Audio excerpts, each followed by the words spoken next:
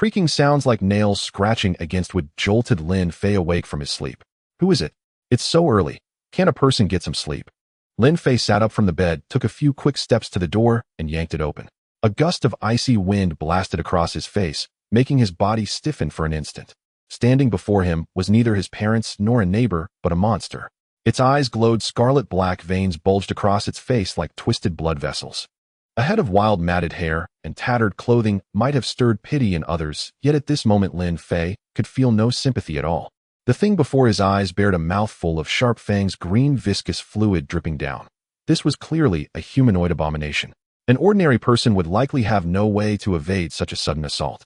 A crisp chime rang beside his ear at that moment. Modifier successfully activated. Invincibility, auto-activation successful. One-hit kill, auto-activation successful. Bang. Just as the clear mechanical voice faded, the zombie pounced onto Lin Fei, its fanged mouth snapping toward his neck. Yet it was as if it had slammed into solid steel. Its teeth shattered and flew in all directions. Lin Fei instinctively threw a punch. With a deafening boom, the entire zombie exploded into fragments that scattered like dust on the wind. He stood rigid in the doorway. Everything that had just happened had taken place in the span of a lightning flash. Less than a second, and he needed a moment to catch his breath. Only then did he truly see the world before him. It was not his familiar living room, but a street outside, deserted with dried bloodstains on the ground and heaps of scattered trash. Cars stood abandoned at odd angles, as if something had happened so abruptly that their owners had no chance to drive them away. The sky was overcast, the wind cuttingly cold, a chill that seemed to sink into the bones. Functions have been automatically disabled. The modifier's prompt pulled him back to himself. After glancing left and right to confirm there was no further danger, he quickly shut the door. This doesn't seem to be the world I came from, he murmured, instinctively realizing he had transmigrated, and into a world fraught with peril. Open Modifier, Lin Fei intoned silently in his heart. Sure enough, an interface appeared before his eyes, filled with lines of gray text. Function 1, Invincibility. Status not activated. Function 2, Infinite Life. Status not activated. Function 3, Infinite Stamina. Status not activated. Function 4, Infinite Carrying Capacity. Status not activated. Function 5, Infinite Items, Infinite Supplies. Status not activated. Function 6, Super Speed. Status not activated. Lin Fei could clearly see that there were dozens of functions listed. Auto-aim, no recoil, wall penetration, even abilities like one-hit destruction and one-hit kill. It really is a modifier, Lin Fei murmured after glancing at the title of the panel. Gazing at the interface before him, he could at last be certain he had indeed transmigrated. Once he calmed down, he tried activating a function. Invincibility activate, he chanted silently. At that instant, a cool sensation surged through his body, a refreshing chill. Lin Fei felt his senses sharpen, his mind incomparably clear. He pinched himself hard, yet felt no pain. Then he threw a punch at the wall. His hand did not hurt, nor did the wall show any sign of damage. So invincibility must mean I cannot suffer any harm, he concluded. He understood at once. He looked at the panel again. The first function had already lit up. Unlimited life, activate, he silently chanted once more in his heart. The second function lit up.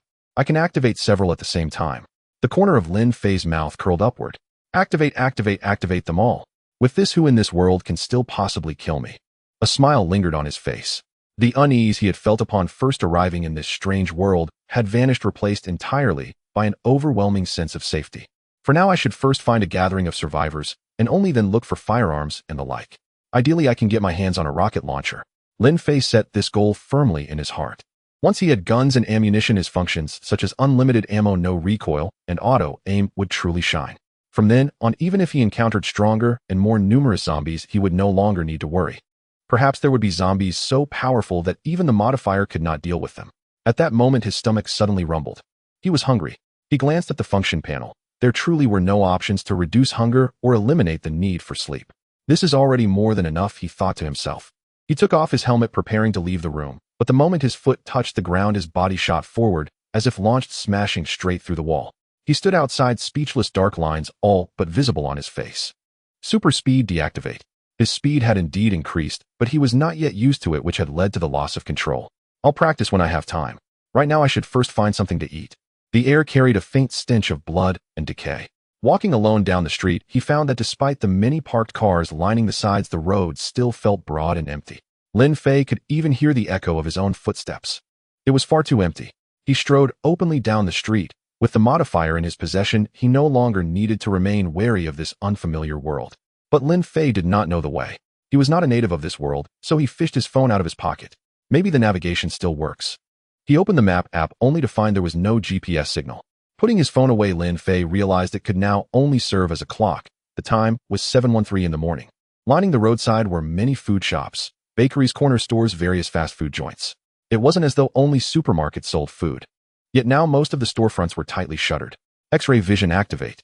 Lin Fei's eyes brightened as his gaze pierced through the bakery's metal roll-up door, taking in everything inside. All the cakes inside had rotted away, and there were zombies shambling within. I wonder how long it has been since the mutation began. I even wanted some yogurt. Lin Fei muttered under his breath and walked toward the next shop. At a crossroads ahead, there was a small supermarket. In the hotel opposite the supermarket, more than a dozen people stood by the windows watching. "We're out of food again," a man in a suit said with furrowed brows. He was just an ordinary office worker.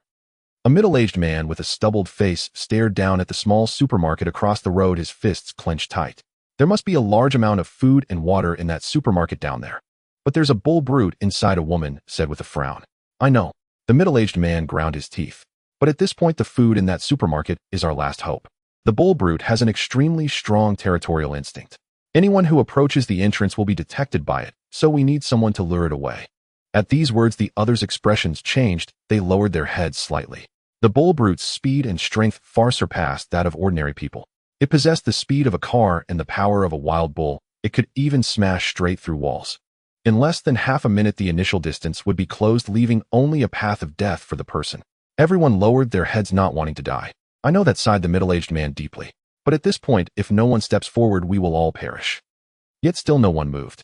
The entire room was enveloped in a deathly silence. The middle-aged man glanced down at the boy beside him, his son, who was already emaciated from hunger. Gritting his teeth, he said, "I will go this time. After I divert the man, you all hurry to take food and water and leave." Several heads lifted, their gazes fixed on the middle-aged man. Though reluctant, no one tried to dissuade him. The middle-aged man didn't complain either. No one was at fault, and being born into this apocalypse was already misfortune. Everyone wanted to survive. But if he didn't venture out today, his son would starve to death. With a creak, the door blocked by a pile of debris slowly opened a small gap, and the thin middle-aged man slipped out, glancing around, but seeing no other zombies. He swallowed hard and strode toward the small supermarket across the road. As he crossed the road, and was still 10 meters away from the supermarket, he slowed his pace. A dozen people in the hotel were peering out of the windows at the middle-aged man. Not only was the middle-aged man tense, but they were also nervous, for this too was a matter of life and death for them. Suddenly, the small supermarket trembled slightly. "It's coming!" Someone in the hotel gasped, and everyone held their breath. The man in front of the supermarket turned and ran. Boom! The entrance of the small supermarket exploded open, revealing a figure nearly 3 meters tall standing before everyone. It was massive, with arms thicker than a human thigh, dark all over, and eyes glowing red. Each step it took caused slight tremors on the ground. This was the man Nyo. Among the hordes of zombies, it was an incredibly powerful being. Its crimson eyes fixed on the fleeing middle-aged man, and with a roar it charged forward. In that moment, the man Nyo was like a rampaging tank swatting aside a car that stood in its way, sending it crashing into a wall. Boom! The man Nyo used both hands and feet to chase after him rapidly. Hearing the sounds approaching from behind, the middle-aged man's heart raced wildly. "Turn ahead." The middle-aged man's eyes lit up as he saw that the intersection ahead was a turn. The man Nyo, charging recklessly, would surely struggle to navigate the corner. But as he turned the corner, he suddenly collided with something. The middle-aged man rolled 4 or 5 times on the ground before stopping, having fallen at a speed that could have stunned a person. He still remembered he was being chased. Just as he was about to get up, he saw what he had just collided with, and his face turned pale as paper. It was a zombie. Damn it, why now? He thought, scrambling awkwardly to rise, but suddenly felt a heart-wrenching pain in his knee. Looking down, he saw blood pouring from his knee, clearly injured from the fall. As the zombie drew closer, despair filled the middle-aged man's heart, and he instinctively began to crawl backward. "Don't come any closer," he shouted desperately. "I beg you, don't come. Don't touch me." Yet the zombie didn't understand his words. The middle-aged man watched as green viscous liquid dripped from the zombie's mouth, and his heart finally broke. He cried out, "Is anyone there to save me? Anyone will do. Please come save me." Just as his voice fell, a zombie lunged at him. The middle-aged man tightly shut his eyes, expecting the anticipated tearing sensation, but it never came. Slowly he opened his eyes. Upon seeing the scene before him, his pupils trembled, for he clearly saw a figure standing in front of him, reaching out to grasp the zombie's head. Fortunately, I arrived in time. With a firm squeeze, Lin Fei crushed the zombie's head, then casually tossed it aside. The zombie flew horizontally, rolling several times before lying still over 10 meters away. He turned around looking down at the disheveled middle-aged man, saying, "I heard your cry for help, you are safe now." Then he noticed the wound on the man's leg. "Can you still get up?" The middle-aged man finally regained his senses and hurriedly replied, "I'm fine, and my partner is in the small supermarket just around the corner." A supermarket? Lin Fei's eyes lit up. Without hesitation, he said, "I'll go get your partner." He turned and left. However, before he could take a step, he felt his right foot being grasped. Looking down, it was the middle-aged man. "I can't let you go." The middle-aged man finally recalled the bull that had been chasing him. "There's a bull ahead, you can't go there. You are my benefactor, and I can't just watch you walk into danger." What the hell? Lin Fei felt confused. "I'm going to find someone to save you." Of course, he couldn't mention that his main motive was food. "Benefactor, you must flee. The bull is hunting me down and am doomed, but I can't let you be dragged down with me." "What bull?" "I'm very strong." Lin Fei stopped, turned around to face the middle-aged man, and said, "Weren't you just shouting for help?" This middle-aged man was truly strange. "I know you're strong, but the bull is stronger. If you encounter it, you will surely die." Strong? Could anything be stronger than a mutated bull? As the middle-aged man was about to continue persuading Lin Fei to leave, his pupils trembled again, for he clearly saw the bull approaching from around the corner, not slow at all, already behind Lin Fei. His entire body began to tremble violently. This was the bull, the king among zombies. Just standing before him made his soul shudder, as if an invisible hand had grasped his heart. How could humanity possibly be a match for such a presence? He had seen someone shoot at the bull with a gun, but it couldn't even pierce its skin, and it was harder than steel. The heavens are about to destroy humanity. The middle-aged man could see clearly that there seemed to be a hint of a smile on the bull's face. What was it laughing at? It was laughing at the two humble humans beneath its feet, as if they were mere ants. At that moment, Lin Fei felt as if something was behind him. Turning around, he saw a dark mass of muscle. Chest muscles. He looked up again. A 3-meter-tall figure stood before him, resembling a tall wall. This creature emitted a disgusting stench. It surely wasn't human. Perhaps it was some kind of mutated zombie. "Brother, you couldn't have come at a worse time." Lin Fei threw a punch. Boom. The bull, like a mountain, suddenly exploded as if hit by a train traveling at 500 kilometers per hour. Its massive head thudded to the ground. The sinister smile on his face could not be retracted in time, forever frozen. The middle-aged man opened his mouth wide, and the words "run" were stuck in his throat. Was the barbarian bull killed by just one punch? At that moment, Lin Fei crouched down and asked the middle-aged man, "What did you say about the barbarian bull? Is it powerful?" After all, he was unfamiliar with this world. What if the barbarian bull spoken of by this man was something even the Modifier could not handle? The middle-aged man finally came to his senses and looked up at Lin Fei, swallowing hard, unable to see his face. Because Lin Fei was backlit, the middle-aged man could only make out a silhouette, which appeared to be a young and handsome youth. "It's all right." He spoke with difficulty. "Was the barbarian bull strong? The one you killed with a single punch was the barbarian bull." He didn't know how to express this. The tank-like barbarian bull, which struck fear into countless people, was so fragile before this man. Was he a deity? "You are truly strange." Lin Fei stood up and turned to leave. "Benefactor." The middle-aged man suddenly shouted, "Can I become powerful like you?" Lin Fei paused his steps, but did not turn around. He replied, "I don't know, but if I can become this powerful, you should be able to as well." A slow smile appeared on the middle-aged man's astonished face. He raised his head, watching Lin Fei's departing figure. Feeling the light was so dazzling. Other survivors. A dozen people busy stocking items in the small supermarket froze upon seeing Lin Fei, instinctively halting their actions. Did he have companions? Were they good or evil? Were they here to rob them of food? Or were they here to join? "Your companion is injured and waiting for you at the corner ahead," Lin Fei said. "Our companion." They were taken aback and immediately thought of the middle-aged man who had drawn away the barbarian bull. What nonsense is this? Several of them glared at him and said, "No one has ever survived from the hands of the barbarian bull." Lin Fei replied, "I just came from that direction, and I did not see the barbarian bull you mentioned." He had somewhat hoped for a moment. After all, it might be a being that even the Modifier could not deal with, but he had encountered nothing and felt disappointed. The survivors exchanged glances. They had indeed seen Lin Fei come from that corner, and he did not seem anxious, plus he knew about one of their companions. Thus what he said might be true. "Someone come with me to check it out," said the suited man. "The rest of you continue to gather items while keeping an eye on him."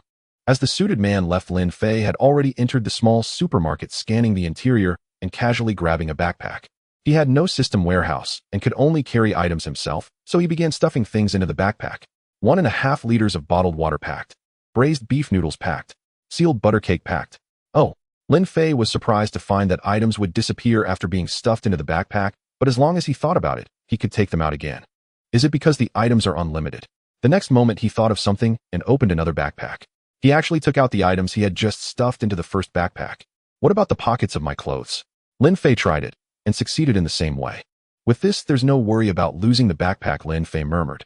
At that moment, a woman grabbed his hand, glaring at him fiercely. The food in this supermarket is all ours. You better let go, Lin Fei said coldly. Although he had intervened to save the middle-aged man, it did not imply he was a good person. Being new to this world, he understood that this was the apocalypse. Seeing the chill in Lin Fei's eyes, the woman's body trembled instinctively, taking 2 steps back. Wait for them to return. A man next to her came over and pulled her away while keeping a wary eye on Lin Fei. The others said nothing. No one knew if Lin Fei had any companions nearby. Moreover, with his audacity in coming here, he must have some backup. In the apocalypse, if one is not cautious, they wouldn't survive a day. What time is it now? Lin Fei suddenly asked as he glanced at the production date on the food, March 17, 2048. The 3rd month after the catastrophe, the man replied. Lin Fei nodded, said nothing more, and silently packed the food, taking one of everything. At this moment, he had already made a decision. After gathering food, he would go to the hospital, search for medicine, and then head to a clothing store for clothes. Do you know where the hospital is, Ellie? Lin Fei asked. To the north of the city, the man said, just to your left. Did you come from another city? More than 10 people were staring intently at Lin Fei. Surviving the journey from another city was not to be underestimated. One could not make it without solid skills.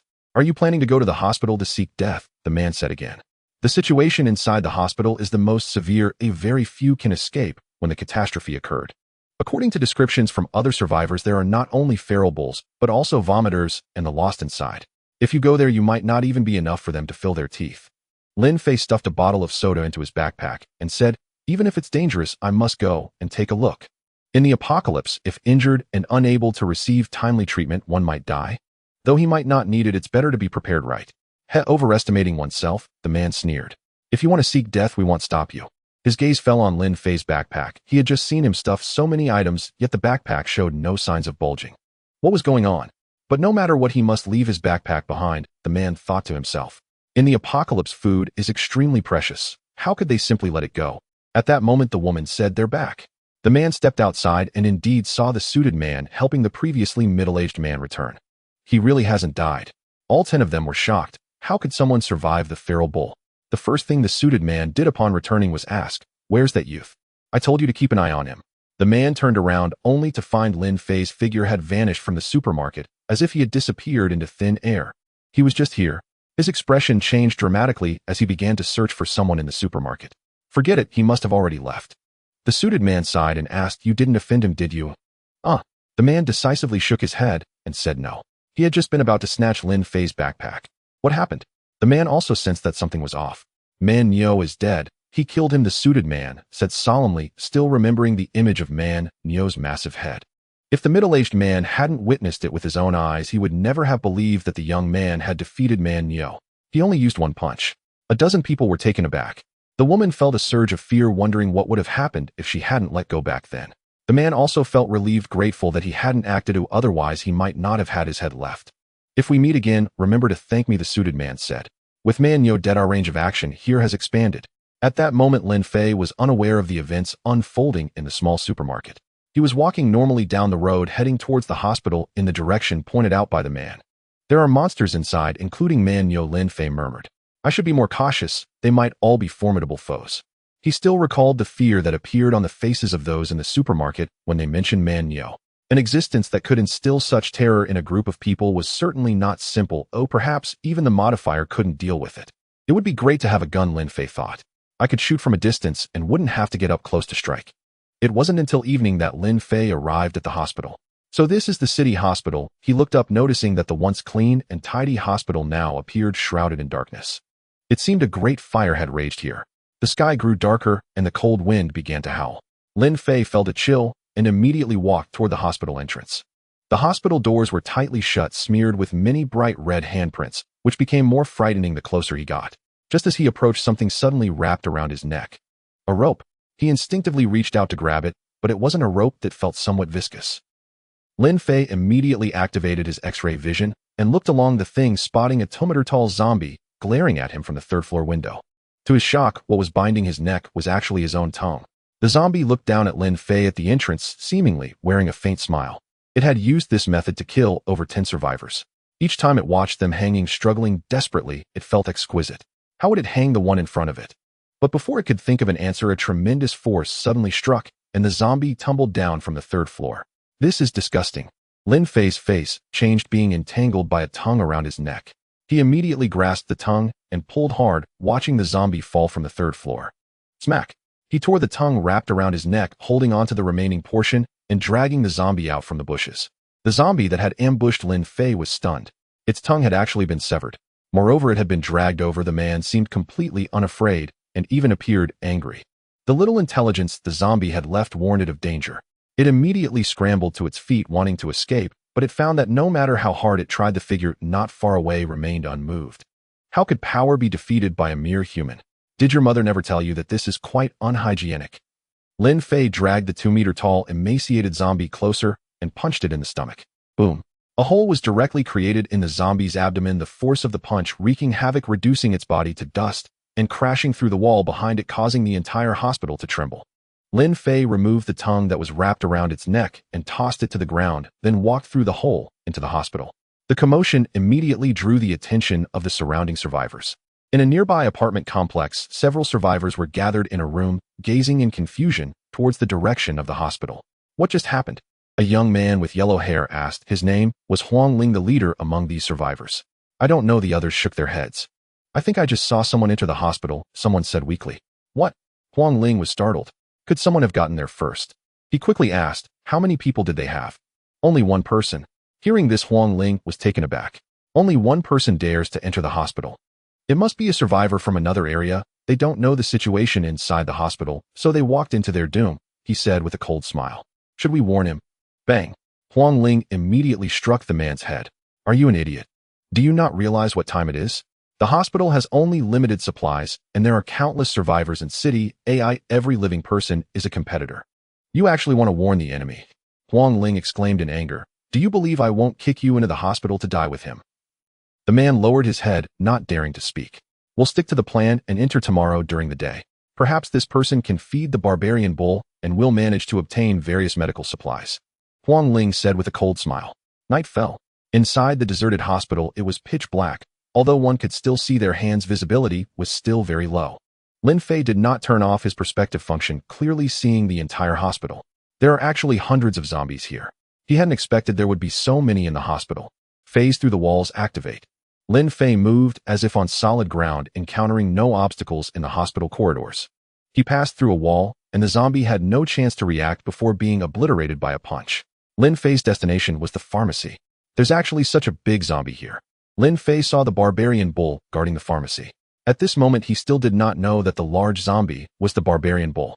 So he muttered, I wonder how this zombie compares to the barbarian bull. While pondering, he stepped through the wall, giving the barbarian bull no chance to react, and sent it away with a punch before starting to gather medicine. Naturally, he took basic cold medicine and also grabbed fever reducers. Most importantly, he sought medications for treating infections. Lin Fei only took one of each, never more, because he possessed the function of infinite items. A box of cold medicine placed in his backpack could yield countless packets of cold medicine. After collecting everything from the pharmacy, he turned to leave. Is it going too smoothly? Lin Fei felt puzzled. The people outside said the hospital was dangerous, yet it doesn't seem to be the case at all. He had expected a fierce battle with the barbarian bull. Puff! At that moment, Lin Fei suddenly heard a strange sound behind him and quickly turned around to look. A mass of green viscous liquid was rushing towards his face. Smack! The liquid burst open, instantly corroding the surrounding walls and the ground beneath his feet. Lin Fei took 2 steps back, fortunate to be in an invincible state, preventing the sticky liquid from adhering to him. Looking again at the corroded walls and floor. Is this sulfuric acid? The zombie, seeing its attack miss, did not linger and turned to disappear into the darkness. You vomited and still want to run. Lin Fei clenched his fist and gave chase. The zombie seemed to retain some intelligence, deliberately running towards areas dense with other zombies. However, bang! A common zombie was kicked away by Lin Fei, its body shattering in midair. An unconventional chase unfolded in the quiet hospital at night. Suddenly, the zombie stopped. It turned back and opened its mouth to spit out a green liquid poison arrow, causing Lin Fei's expression to change slightly due to the overwhelming disgust. He raised his hand to catch the zombie lunging at him, using it to shield himself. After spraying the sulfuric acid, the zombie turned and ran. So it can kite. Lin Fei's eyes narrowed slightly. It seemed that the zombie was quite intelligent, and he would need to show some real skills. He had infinite stamina, so he wasn't afraid of running further. Even if he ran the zombie to exhaustion, he wouldn't face any problems, he just didn't want to run. Lin Fei activated his super speed. In the process of passing through walls, he didn't have to worry about destroying the hospital. Whoosh. With a movement of his foot, Lin Fei was already over 100 meters away. This was still at a regular walking speed. Just like this, he had already reached the speed of sound. The zombie, not hearing any sounds behind it, turned around to look only to see nothing, thinking Lin Fei had not caught up. However, upon turning again, it was startled. Lin Fei was standing right in front of it. When did he get there? It opened its mouth and spat out another green poison arrow before turning to flee. Under the function of super speed, Lin Fei felt everything in front of him was incredibly slow, and he sidestepped to avoid the poison. Can you outrun me? He sneered coldly and continued to pursue.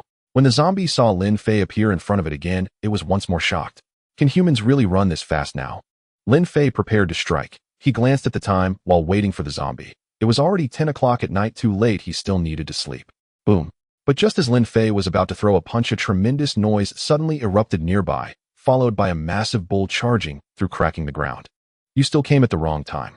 Without even glancing, Lin Fei swung his hand, and the 3-meter-high bull was sent flying backwards, spinning through the air and disintegrating. It's your turn now. His gaze fell on the zombie in front of him. The zombie, witnessing this scene, felt the virus controlling it to flee. Oh, was this still a human? With a swift motion, even the strongest bull was shattered. Lin Fei casually picked up a stone from the roadside and lightly tossed it. Boom. This stone actually flew with the sound of an explosion. A whirlwind swept through the entire corridor, the walls cracking under the force, and the zombie, no matter how fast, could not outrun the speed of sound, having no chance to react before being crushed by a fist-sized stone. What was this? Clearly it was a cannonball. I didn't know anything. Lin Fei looked at the wrecked corridor, pretending nothing had happened, and turned to leave. Woo woo woo. But in the hospital lobby, he heard a faint sound of weeping. A girl's cry. Lin Fei felt puzzled, wondering who would dare to cry in the hospital at such an hour. He glanced around and quickly located the source of the sound. It was not a girl at all, but a zombie. Have zombies become this intelligent now? Like a rattlesnake, they can attract their prey to them. Lin Fei walked over, stepping through the wall, suddenly appearing before the zombie. The zombie paused momentarily, forgetting its cries. It truly failed to react. Why didn't this person just come in through the door? Lin Fei struck out with a palm, and the zombie was instantly reduced to mincemeat, leaving the hospital in silence. Time to go back to sleep, he said. He had gathered quite a bit today. He had food and water, albeit dry rations, but he wouldn't starve, and he had obtained some medical supplies as well. Tomorrow I will look for clothes, Lin Fei murmured. If possible, I still need to find some staple foods. Rice, flour, these are staples. Eating only bread and instant noodles would get tiresome. I also need pots and pans, and I must find a way to get hot water for bathing. Thinking of this, Lin Fei suddenly felt that surviving in the apocalypse was incredibly challenging. He wondered how others managed to get through these difficult days. The next day, as dawn broke, Lin Fei woke up. Without air conditioning, he had awoken from the heat, and only remembered afterward that he had crossed over. I miss home a bit. After getting up, washing up, and having breakfast, he set out with his backpack. He recalled the goal he had set the night before. There were many clothing stores along the roadside, and he wasn't worried they would spoil like food, which was a relief. Lin Fei picked and chose as he walked. He didn't need many clothes after all, as a man 2 outfits could last him half a year. However, he still needed to grab some winter clothes. At that moment, he stopped in his tracks, suddenly seeing a large sign. A city, clothing city. Looking up, he noticed the sun was high in the sky and realized he had been walking for quite a while. He decided to take a look inside. Lin Fei swiftly made up his mind. The gates of the clothing city were open, and the area near the entrance was chaotic, with clothes smeared in various bloodstains. But as he walked further in, it became much cleaner. Suddenly, a zombie lunged out from the corner, but Lin Fei caught its head with one hand and tossed it outside effortlessly. Boom. The street trembled slightly. The zombie was embedded in the cement pavement, unable to be extracted. Don't dirty the clothes here, Lin Fei said. At that moment, across the street in the apartment complex, several survivors emerged from their rooms. Do you all remember your tasks? Huang Ling said in a low voice. Yes, we do, several people nodded. A smile appeared on his face as he led them toward the hospital, saying, since we didn't see that person come out yesterday, he must have perished inside. Perhaps he lured the zombies inside to a dead end and fed them well. All the supplies in this hospital are ours now. The smile on his face grew more intense, and his lips curled into a grin. With medicine, we can trade with other survivors for goods, beautiful women, and food. Whatever we desire. The others began to laugh along, starting to dream of that day. However, just as they reached the entrance, they sensed something was off. Was there originally a large hole beside this entrance? They looked at each other in surprise. Then he thought of something, feeling a chill run down his spine. Could it be that a savage bull has escaped? Look, there's a piece of a tongue here. Someone looked at the ground in shock. Be careful, Huang Ling said, his expression changing slightly, becoming more vigilant. The hospital must be extremely dangerous. The hospital was incredibly bright during the day, yet a group of people stealthily entered through a large hole, each step light afraid to make even the slightest noise. It's so quiet, someone couldn't help but say. There were no zombies to be seen in the hall and corridor. Perhaps they really have been lured away. Huang Ling felt a surge of joy and said, let's go to the pharmacy immediately. Their arrival had been very smooth. When they broke open the pharmacy door, the smiles on their faces could no longer be contained. We've hit the jackpot, Huang Ling exclaimed excitedly. Woo! But just as they prepared to grab the medicine, they suddenly heard the sound of a girl sobbing not far away. A girl? Huang Ling's eyes lit up, and he said, you all take the things, I'll go take a look. The others did not say anything. Oh, women. After all, Huang Ling was the eldest brother now. He just hoped that after Huang Ling had his fill, he would have a bowl of soup to drink.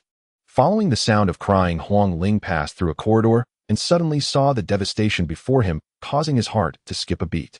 It seemed as if some monster had passed through here. The surrounding walls were cracked, and on his side of the wall there was a lot of green liquid emitting a foul odor. This must be the savage bull, he thought. It must be because a group of zombies was chasing that person last night. Huang Ling continued forward, the crying growing closer. Sister, don't cry, your big brother is here to save you. He couldn't hide the smile on his face. The sound of crying was so pleasant, surely it was a very beautiful girl. But when he opened the door to the room, he was immediately stunned. Following that was a scream that echoed throughout the entire hospital. The people inside the pharmacy were startled, but before they could understand what had happened, their bodies suddenly stiffened, because they clearly saw. More than 10 zombies were approaching the pharmacy from all directions. They must have caught our scent. A chorus of screams suddenly erupted from the hospital, piercing and chilling, scaring some nearby survivors. Meanwhile, as Lin Fei was picking out clothes in a clothing store over in the building across the street, more than a dozen people were watching this place. Someone just went in. They clearly saw Lin Fei walk into the clothing store openly. Another person has gone in to seek death. A man chuckled lightly and asked, how many people have gone in to seek death now? Who can remember? Someone replied, just yesterday a team of 5 went in and they never came out again. They were all fed to the zombies inside. Are these people out of their minds? Why choose clothes at a time like this? They'd be better off thinking about how to survive. Everyone laughed. Perhaps this is nature's selection. Fools cannot live to the end. They did not believe Lin Fei could walk out alive, because they had already witnessed more than 10 people go into this room and none of them had ever come out. Let's guess how long he can survive. Half an hour, someone immediately said. How could half an hour be enough? A man replied. Yesterday's 5-person team didn't even last 3 minutes before they screamed, and the sound disappeared in less than 5 minutes. He will start screaming in no more than 2 minutes, the man said with a slight smirk, his tone filled with certainty. As Lin Fei walked inside, he noticed numerous bloodstains on the floor that had yet to congeal. They were left recently, he murmured. It seems someone has been here recently and was attacked. Just as Lin Fei reached this conclusion, a tall, slender figure suddenly appeared more than 10 meters behind him. It was a zombie. It opened its mouth and its tongue shot out over 10 meters long, attempting to wrap around Lin Fei's neck. However, before it could touch him, Lin Fei abruptly turned and seized the incredibly sticky tongue. You again, come here. With a strong tug, the zombie was pulled directly towards him. Recently, after being ambushed in the hospital, Lin Fei had developed the habit of activating his X-ray vision when entering buildings. He saw this creature as soon as he entered. The same trick won't work on me, Lin. He flicked his wrist, and the tongue wrapped around the zombie's neck, and with a powerful pull he yanked it. Thud! The zombie's head fell to the ground, isolated and alone. It had always been the one ambushing and choking others, but today it met its demise. Lin Fei didn't even glance at the zombie, casually discarding the tongue he had held. With his invincibility activated, the slime on the tongue couldn't touch him at all. He continued deeper inside, walking casually, as if he were shopping. Chirp! After stuffing a dozen outfits into his backpack, Lin Fei heard a strange sound coming from around the corner ahead. If others had heard it, they would have kept their distance. But Lin Fei walked over with a curious expression. Getting closer, a shadow suddenly darted around the corner like a predatory tiger, catching him off guard. However, this ambush was ineffective against Lin Fei. You're already dead. He had already raised his hand, waiting for the zombie to pounce, and struck down with a punch when it was less than half a meter away. Bang! The zombie's head immediately smashed into the ground, its legs sticking up with its head buried in the ground like a scallion planted in the soil. Just as Lin Fei was about to turn and leave, he suddenly noticed some uncoagulated blood on the ground. Could there still be survivors? With this thought, he walked deeper into the clothing store. Using his X-ray vision, Lin Fei indeed spotted a survivor. He was in the basement of the clothing store, which seemed to be a warehouse. phase through activate. He passed through wall after wall until he arrived in the warehouse where he saw the survivor. But when he clearly saw the survivor, he involuntarily paused, instinctively halting his steps. The survivor before him was a boy. Looking no more than 6 years old, he leaned against the wall, covered in blood, his clothing tattered. But what truly made Lin Fei stop was the boy's belly, which had already been pierced through. Nearby, 2 cold corpses lay. The boy was not dead, yet Lin Fei could feel his weak breath. Lin Fei quickly approached, and as he got closer, the boy slowly opened his eyes. Lin Fei could see clearly that a glimmer of light suddenly ignited in the boy's dim eyes. "Big brother, run away," the boy said, using all his strength for just that one sentence, and his voice was very faint. "Run away?" Lin Fei asked. "Why should I run?" "There are zombies outside," the boy said with difficulty. "They eat people." Lin Fei knew that the boy before him might not last even a minute, so he took a deep breath. He said, "We don't need to escape because the zombies have already been eliminated. Humanity has triumphed." The boy's eyes sparkled with excitement. "Really?" "Yes, really." Lin Fei turned and strode toward the tightly locked door of the warehouse, saying, "Open your eyes and witness the power of humanity." Hearing Lin Fei's words, the boy instinctively widened his eyes, watching Lin Fei's departing figure. He had 1 minute left. Boom. The 10-centimeter thick steel door was shattered by Lin Fei's punch, and he forcefully yanked it, pulling the entire iron door out of the concrete. The scene outside immediately came into Lin Fei's view. Hundreds of zombies were gathered in a corridor less than 100 meters long and 3 meters wide. No wonder it was so quiet when he entered. Oh, all the zombies were here. The loud noise attracted the attention of the zombies, and as the door was flung open, 3 zombies pounced toward Lin Fei. "Get lost." Lin Fei raised his hand and slapped out. Boom.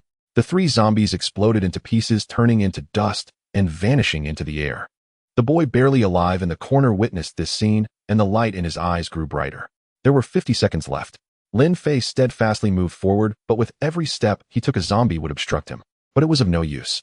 He merely waved his hand, and the attacking zombies would explode. Some would crash into the walls, their bodies half-embedded, lifeless. There were 30 seconds left. In the 100-meter-long tunnel among hundreds of zombies, Lin Fei traversed through more than half with ease. Behind him lay heaps of flesh and countless zombie corpses embedded in the walls and ceiling. Moo! A massive bull charged from the darkness, but Lin Fei simply raised his hand. Boom! The entire corridor trembled. The boy clearly saw that the powerful bull was held back by Lin Fei with just one hand. Even after charging for more than 10 meters, Lin Fei did not retreat a single step. Lin Fei stepped forward. The bull staggered back a large step. It couldn't withstand it. It truly couldn't withstand it. "Die." Lin Fei spoke, his voice incredibly cold, as he seized the bull's arm and threw it aside. Boom. The bull's massive body crashed violently into the adjacent wall. A vibrant spray of blood erupted, and the wall dented 2 meters deep as a result. The bull's corpse was embedded in the wall, unable to be removed. The final second. Lin Fei had reached the end, where a zombie wearing a hard hat stood.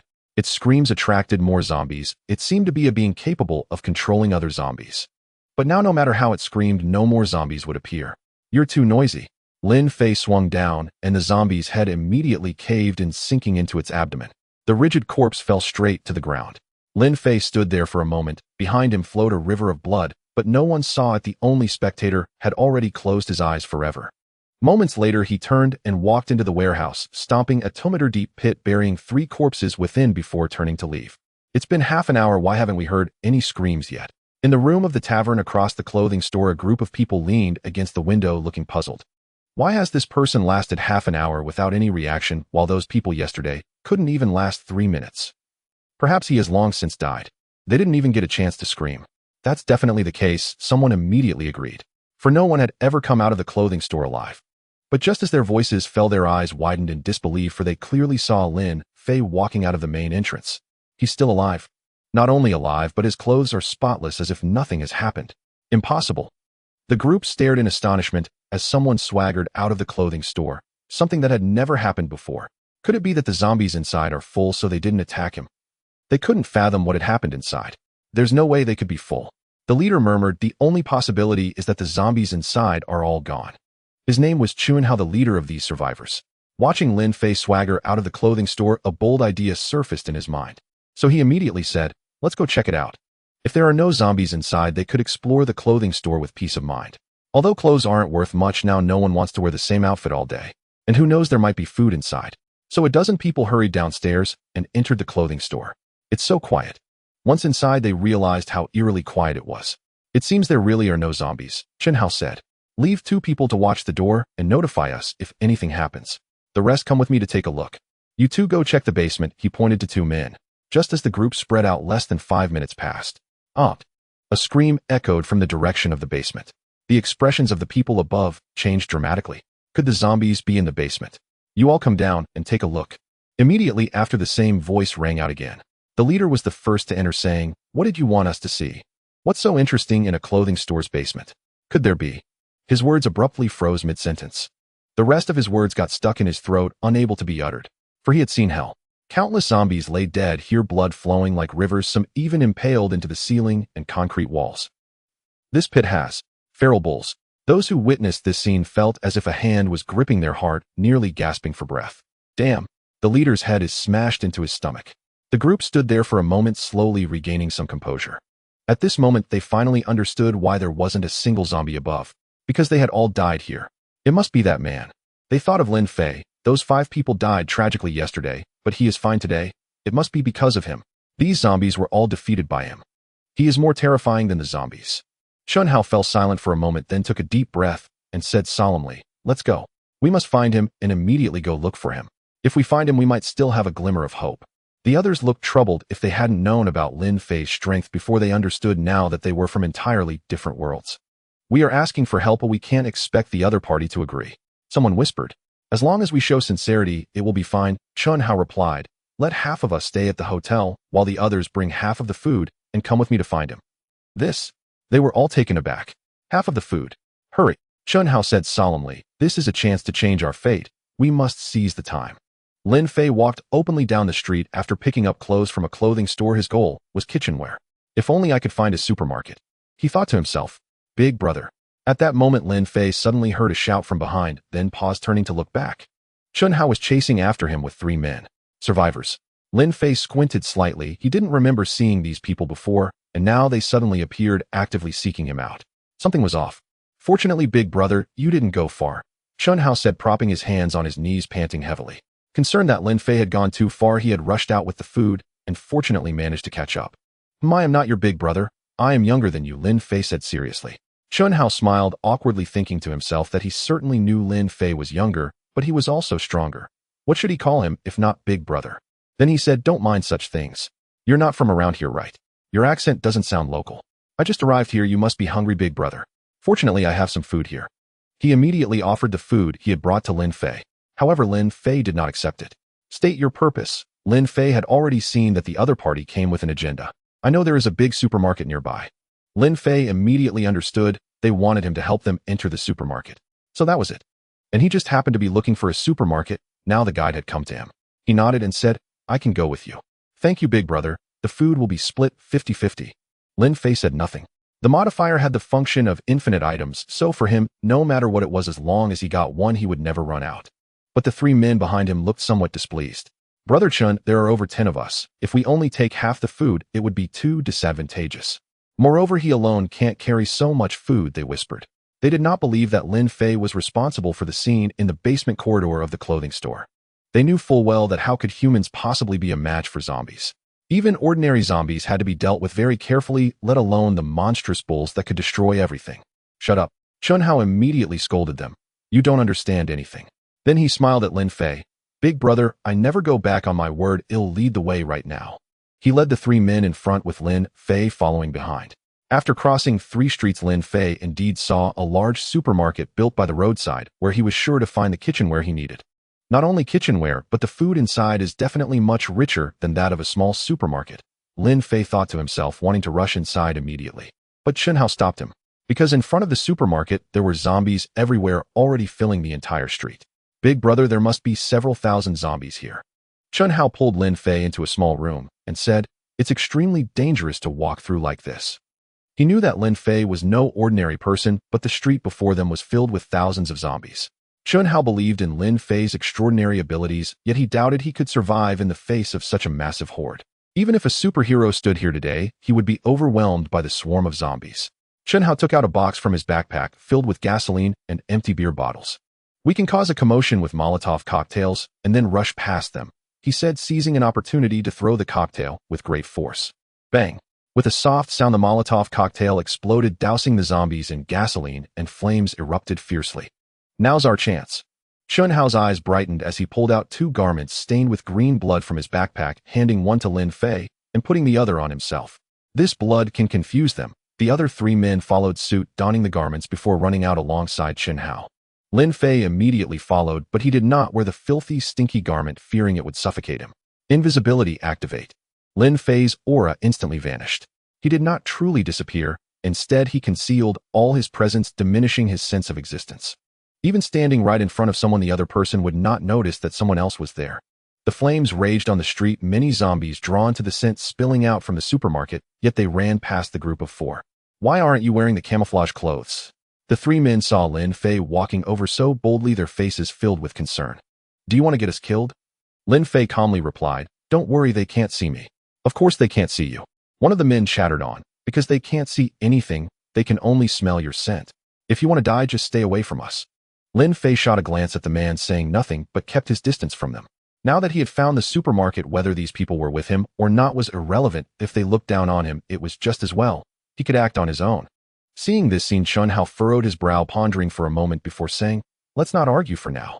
He then turned to Lin Fei and said, bro, don't take it to heart. His wife and child were killed by zombies attracted by others, so he's a bit. Chun Hao did not continue, and Lin Fei understood. I'm fine, he replied. Bro. The man wanted to say more, but was silenced by a glare from Chun Hao, and he immediately lowered his head. The 4 finally entered the supermarket. Countless zombies stood scattered throughout the supermarket on each floor, first, second, and third. Every floor had the silhouettes of zombies. When the mutation occurred, many people didn't have time to escape. Chun Hao said, we need to grab some food now. However, when they reached the snack aisle, they found all the food had vanished, with many torn packaging scattered on the floor. Could it be that someone got here before us? Chun Hao frowned. He then went to the section selling rice and vegetables, and indeed, it was completely empty. It seems someone arrived here ahead of us. He glanced around and continued. Let's head to the basement. There are bound to be fewer zombies there, and it's the safest place. Moreover, that place is usually used for storing food. Lin Fei noticed the marks left by teeth on the wooden barrel that originally held rice, fearing that other creatures had come by. On the way to the basement, Lin Fei asked, what happened during the mutation? He still did not know how the apocalypse had begun. The sky suddenly turned a bloody crimson, and then many people began to mutate, while others collapsed and died. Lin Fei nodded, saying, so it's not just humans that have mutated. Yes. Chun Hao nodded, saying, monsters from the zoo have already emerged, so no one dares to come out of the house. Being caught means death. These mutated creatures carry a virus. As long as they injure you, even if it's just a small scratch, you will be infected and eventually turn into an identical monster. Lin Fei nodded, gaining a rough understanding. In this supermarket, there are not only ordinary zombies, but also mutated animals. He hated the unknown.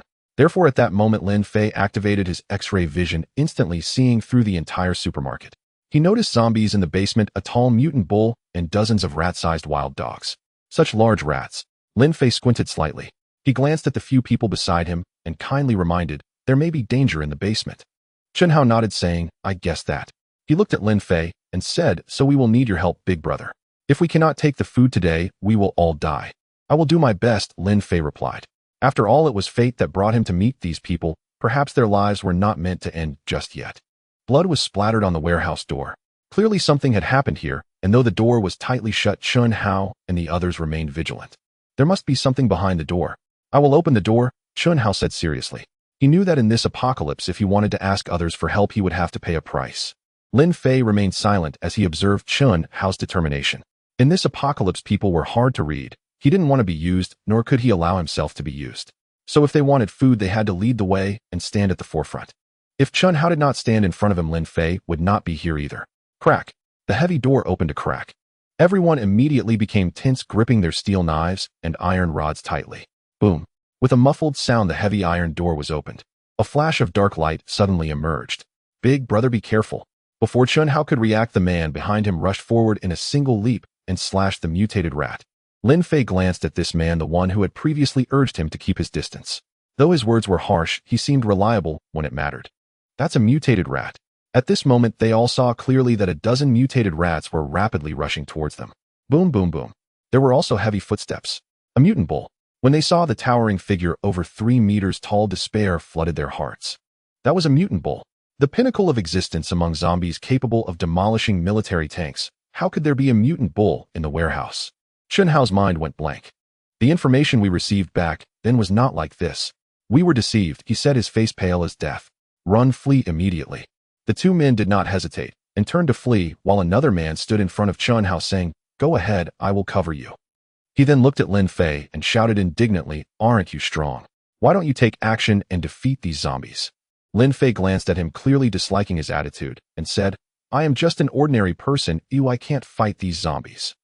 "I knew it." The man sneered coldly and said, "You lack the strength. In the future, do not lie in front of others. Because in the end, you are not just putting yourself in danger, but also those who believe in you. Big brother, hurry and go." He shouted. I knew this person could not be trusted. I will buy time. Chunhao looked at Lin Fei with a complex expression, struggling within himself. Lin Fei remained unfazed, even stepping back. Could it be that he was truly mistaken? Could the tragedy of the past be replayed? "Big brother, hurry and go," the man yelled. Chunhao trembled in his heart, finally coming to his senses, looking at Lin Fei with a complex expression before turning to flee. The man looked at Lin Fei and said, "You should leave too." The bull drew closer and the rats were closing in. The man knew that his time was running out. His face was oddly calm. "Perhaps this is the price. We have seen many people walk into the clothing store to die without stopping them. We did not warn you back then, but now I can warn you. Hurry and escape. Return the way you came." The man looked at the approaching bull, let out a loud roar, and charged forward. "You die?" He raised his long knife high and swung it at the bull, but with a clang the knife could not even penetrate the bull's skin. "What?" The man's pupils contracted, but before he could process it, bang. The bull swatted him against the wall. He lay on the ground, violently coughing up blood, quickly staining the area around him red. Lin Fei remained standing, surprised that this unpleasant man was so decisive. Facing an enemy several times stronger than himself, he dared to charge forward. Lin Fei could see that the man seemed to want to get up, but that punch had apparently dealt a severe blow, rendering him unable to use his limbs. "I can't do it. I am unable to move anymore." His voice carried a hint of helplessness. "It's impossible. I can't do anything. All I will bring is trouble to others.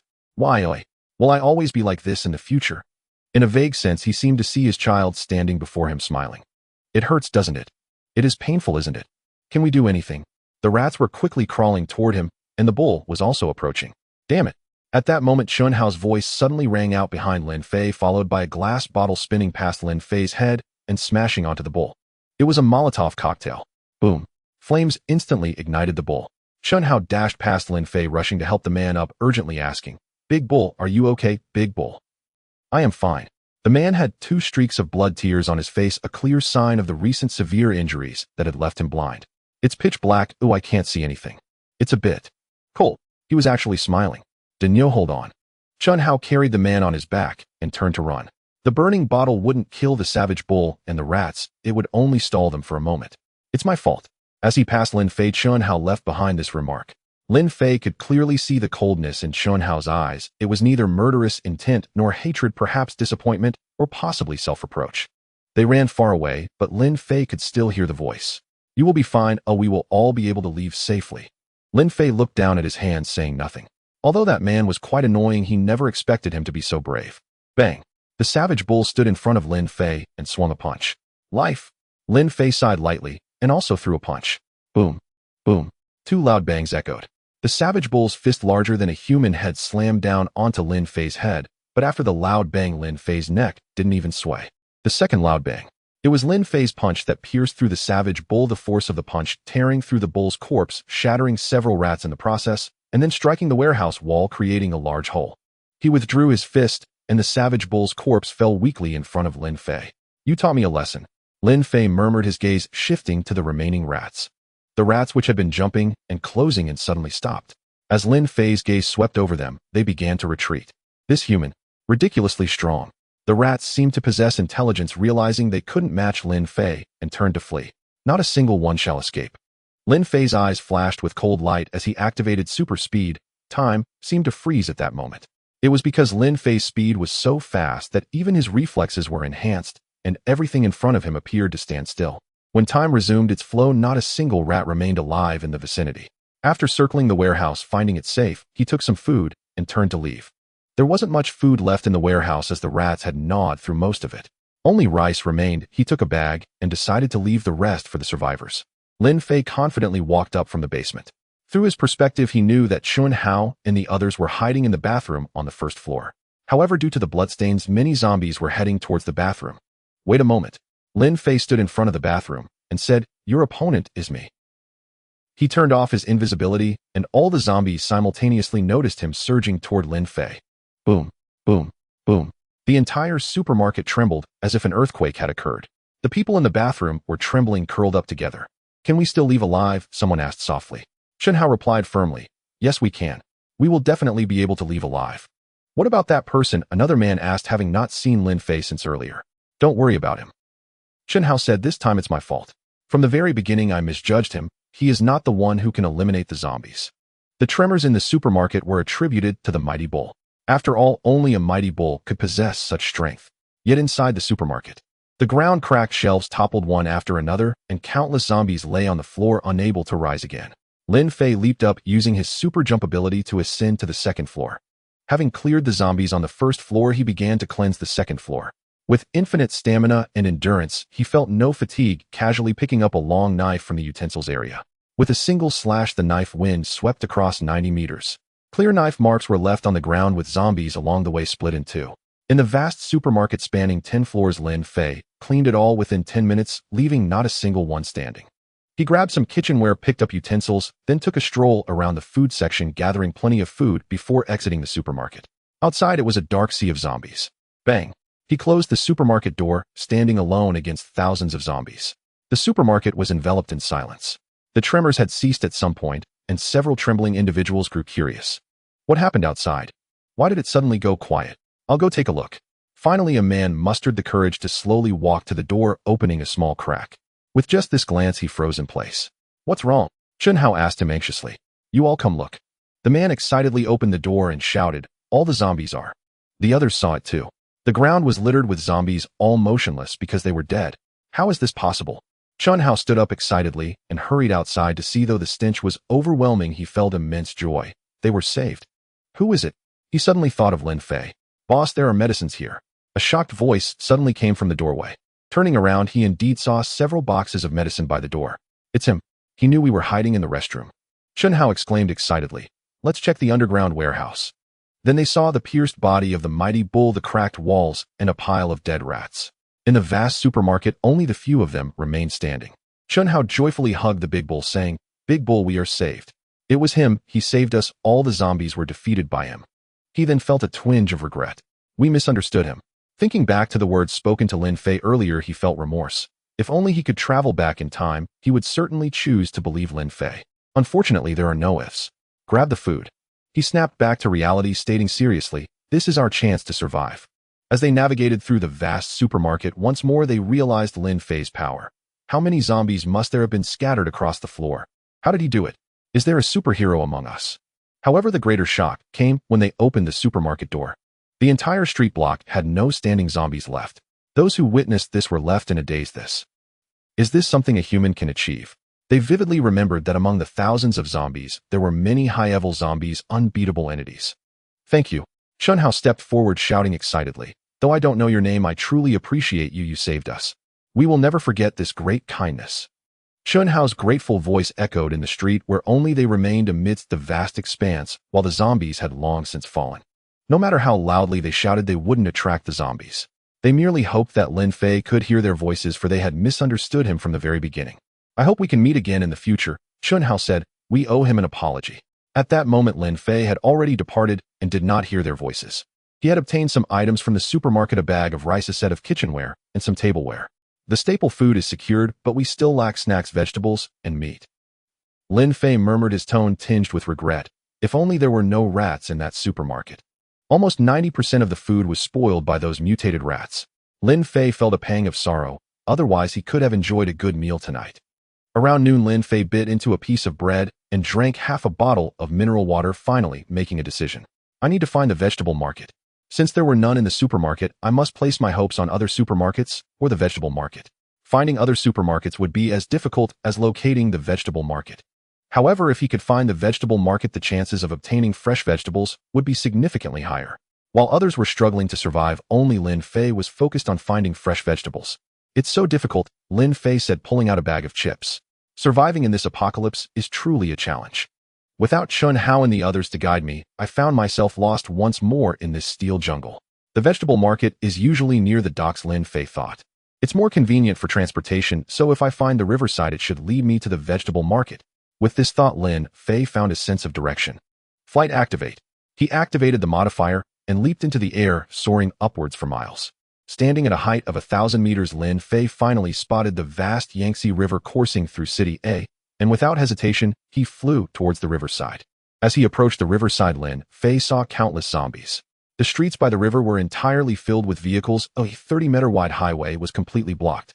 When the disaster struck, these people had desperately tried to flee City A. However, they had failed. As a result, many became zombies, and the abandoned vehicles completely obstructed the road.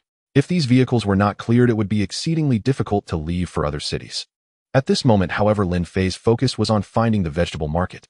In superspeed flight mode, Lin Fei was like a bolt of lightning moving too fast to be seen. The docks. Lin Fei finally made a discovery. There should be a vegetable market nearby the docks. He searched carefully and indeed saw a massive canopy about 100 meters away. That was the vegetable market. Lin Fei immediately descended and walked towards the vegetable market. He activated his invisibility. Although he wasn't afraid of zombies, being swarmed by a group would still be quite troublesome. However, as he walked along this stretch of street, he noticed something unusual. It was too quiet here. Although there were bloodstains on the ground, there were no zombies in sight.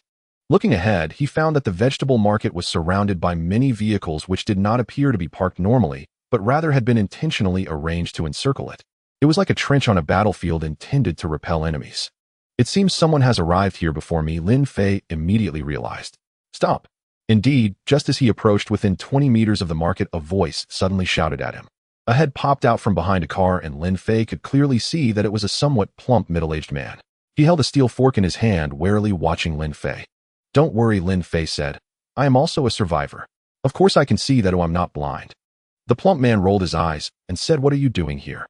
Exchanging for food, Lin Fei replied straightforwardly. Given the special circumstances, if he said he wanted food, the other party would definitely refuse. However, if he mentioned an exchange, the chances of success would be much higher. What do you have? Seeing this, Lin Fei guessed that the other party's water resources were likely limited, so he immediately said water, mineral water. He indeed noticed the plump man's eyes light up. When the plump man heard this, he instinctively almost agreed. But he gritted his teeth and said, wait here, I'll go inform our leader. Let me in first, Lin Fei said. What if a zombie comes out and attacks me while I'm out here? If I tell you to wait, then you wait. The plump man said coldly, secretly scoffing, wishing Lin Fei would die outside. If that happened, all the water in his backpack would belong to them. Lin Fei looked at the plump man, leaving with some exasperation. In the market, there were dozens of survivors, mostly men, who were gathered in a room discussing how to find water resources. Although we have plenty of food here, we are short on water, Li Bo frowned. He was the leader of these survivors and had originally been a butcher in the market. After the disaster struck, he had managed to chop down 4 zombies with a kitchen knife, becoming the strongest among these survivors. The water we have left can only last us 1 day at most. Someone reported to him. I understand. Li the butcher felt a headache coming on. He only knew how to slaughter pigs, while he had some skills in dealing with zombies. Looking for water resources was truly a blind spot for him. If only someone could deliver water to our door, he thought to himself. Just as this thought crossed his mind, the plump man hurriedly squeezed in. Boss, good news. A person has come from outside claiming he wants to exchange our food for mineral water. Hearing this, Li the butcher's eyes suddenly brightened, and he immediately sat up from his chair. Is that true? Of course it's true. The plump man patted his chest in assurance, more real than pearls. Good, let's go out. He was excited in his heart, wondering if heaven had heard his previous thought, and indeed someone had been sent to deliver water to him. Under the guidance of the plump man, he saw Lin Fei. Is it just you, eh? Li the butcher asked. Yes, it's just me, Lin Fei nodded. Li the butcher immediately revealed a look of disappointment. With only one person, how much water could he possibly bring? He glanced at Lin Fei's backpack, which was not bulging, and guessed that it contained at most a box of mineral water, just enough for their daily needs. But it's better than nothing, Li the butcher thought, then waved his hand, signaling Lin Fei to come over. Lin Fei arrived at the vegetable market, glancing around, surprised to find the vast market surprisingly clean and tidy. The butcher, Li said, all the supplies have been stored in the underground cold storage, including vegetables and meat. He slowly continued. To be honest, we are not short on water, so you need to exchange 2 bottles of mineral water for a bundle of greens and 10 bottles for a piece of meat. Lin Fei chuckled inwardly. If it weren't for seeing their lips already chapped and peeling, he might have believed them. So he remarked with some regret, since you don't lack water, I guess I won't exchange after all. With that, he turned to leave. Seeing this, Li the Butcher became anxious. They were definitely short on water, and he felt his throat burning, only deceiving Lin Fei. However, before Lin Fei could take a step, he was blocked by a group of people. Trying to leave, someone laughed. Do you really think this is a vegetable market before the disaster where you can come and go as you please? If it weren't for the boss being a butcher with his own rules and not preying on survivors, we would have raided your things long ago. Lin Fei glanced at them. There were dozens of them. If there weren't rules in place, they would indeed act. Lin Fei smiled to himself. These people were somewhat interesting. 1 bottle of water for a bundle of greens, 2 bottles for a pound of meat, Lin Fei stated. This was a relatively reasonable exchange condition. That works, Li the Butcher nodded. They weren't short on this amount of food. How much water could Lin Fei's backpack hold? Bring me the counting board. The fat man immediately approached with a pen and a board covered in white paper to record what Lin Fei wanted to exchange. Lin Fei placed his backpack on the ground and began to take things out in front of them. 1 bottle of mineral water, 2 bottles, 3 bottles. At this point, they were still calm. But when they saw 30 bottles of mineral water on the ground in front of Lin Fei, they could no longer remain calm. This is too slow. Lin Fei murmured, then took out a large 1.5-liter bottle of mineral water. Everyone around was stunned, staring wide-eyed as Lin Fei continued pulling out more mineral water from that seemingly small backpack. The fat man froze, his recording halted. Wait, can a backpack hold this much mineral water? Li the Butcher was dumbfounded. This can't just be 2 boxes, right? Lin Fei glanced at them and said, I use mineral water to take baths at night. They were astonished. Hearing this, Li the Butcher and others were once again taken aback. You take baths with mineral water? How much mineral water do you have? This is wasteful. Li the Butcher lamented in despair.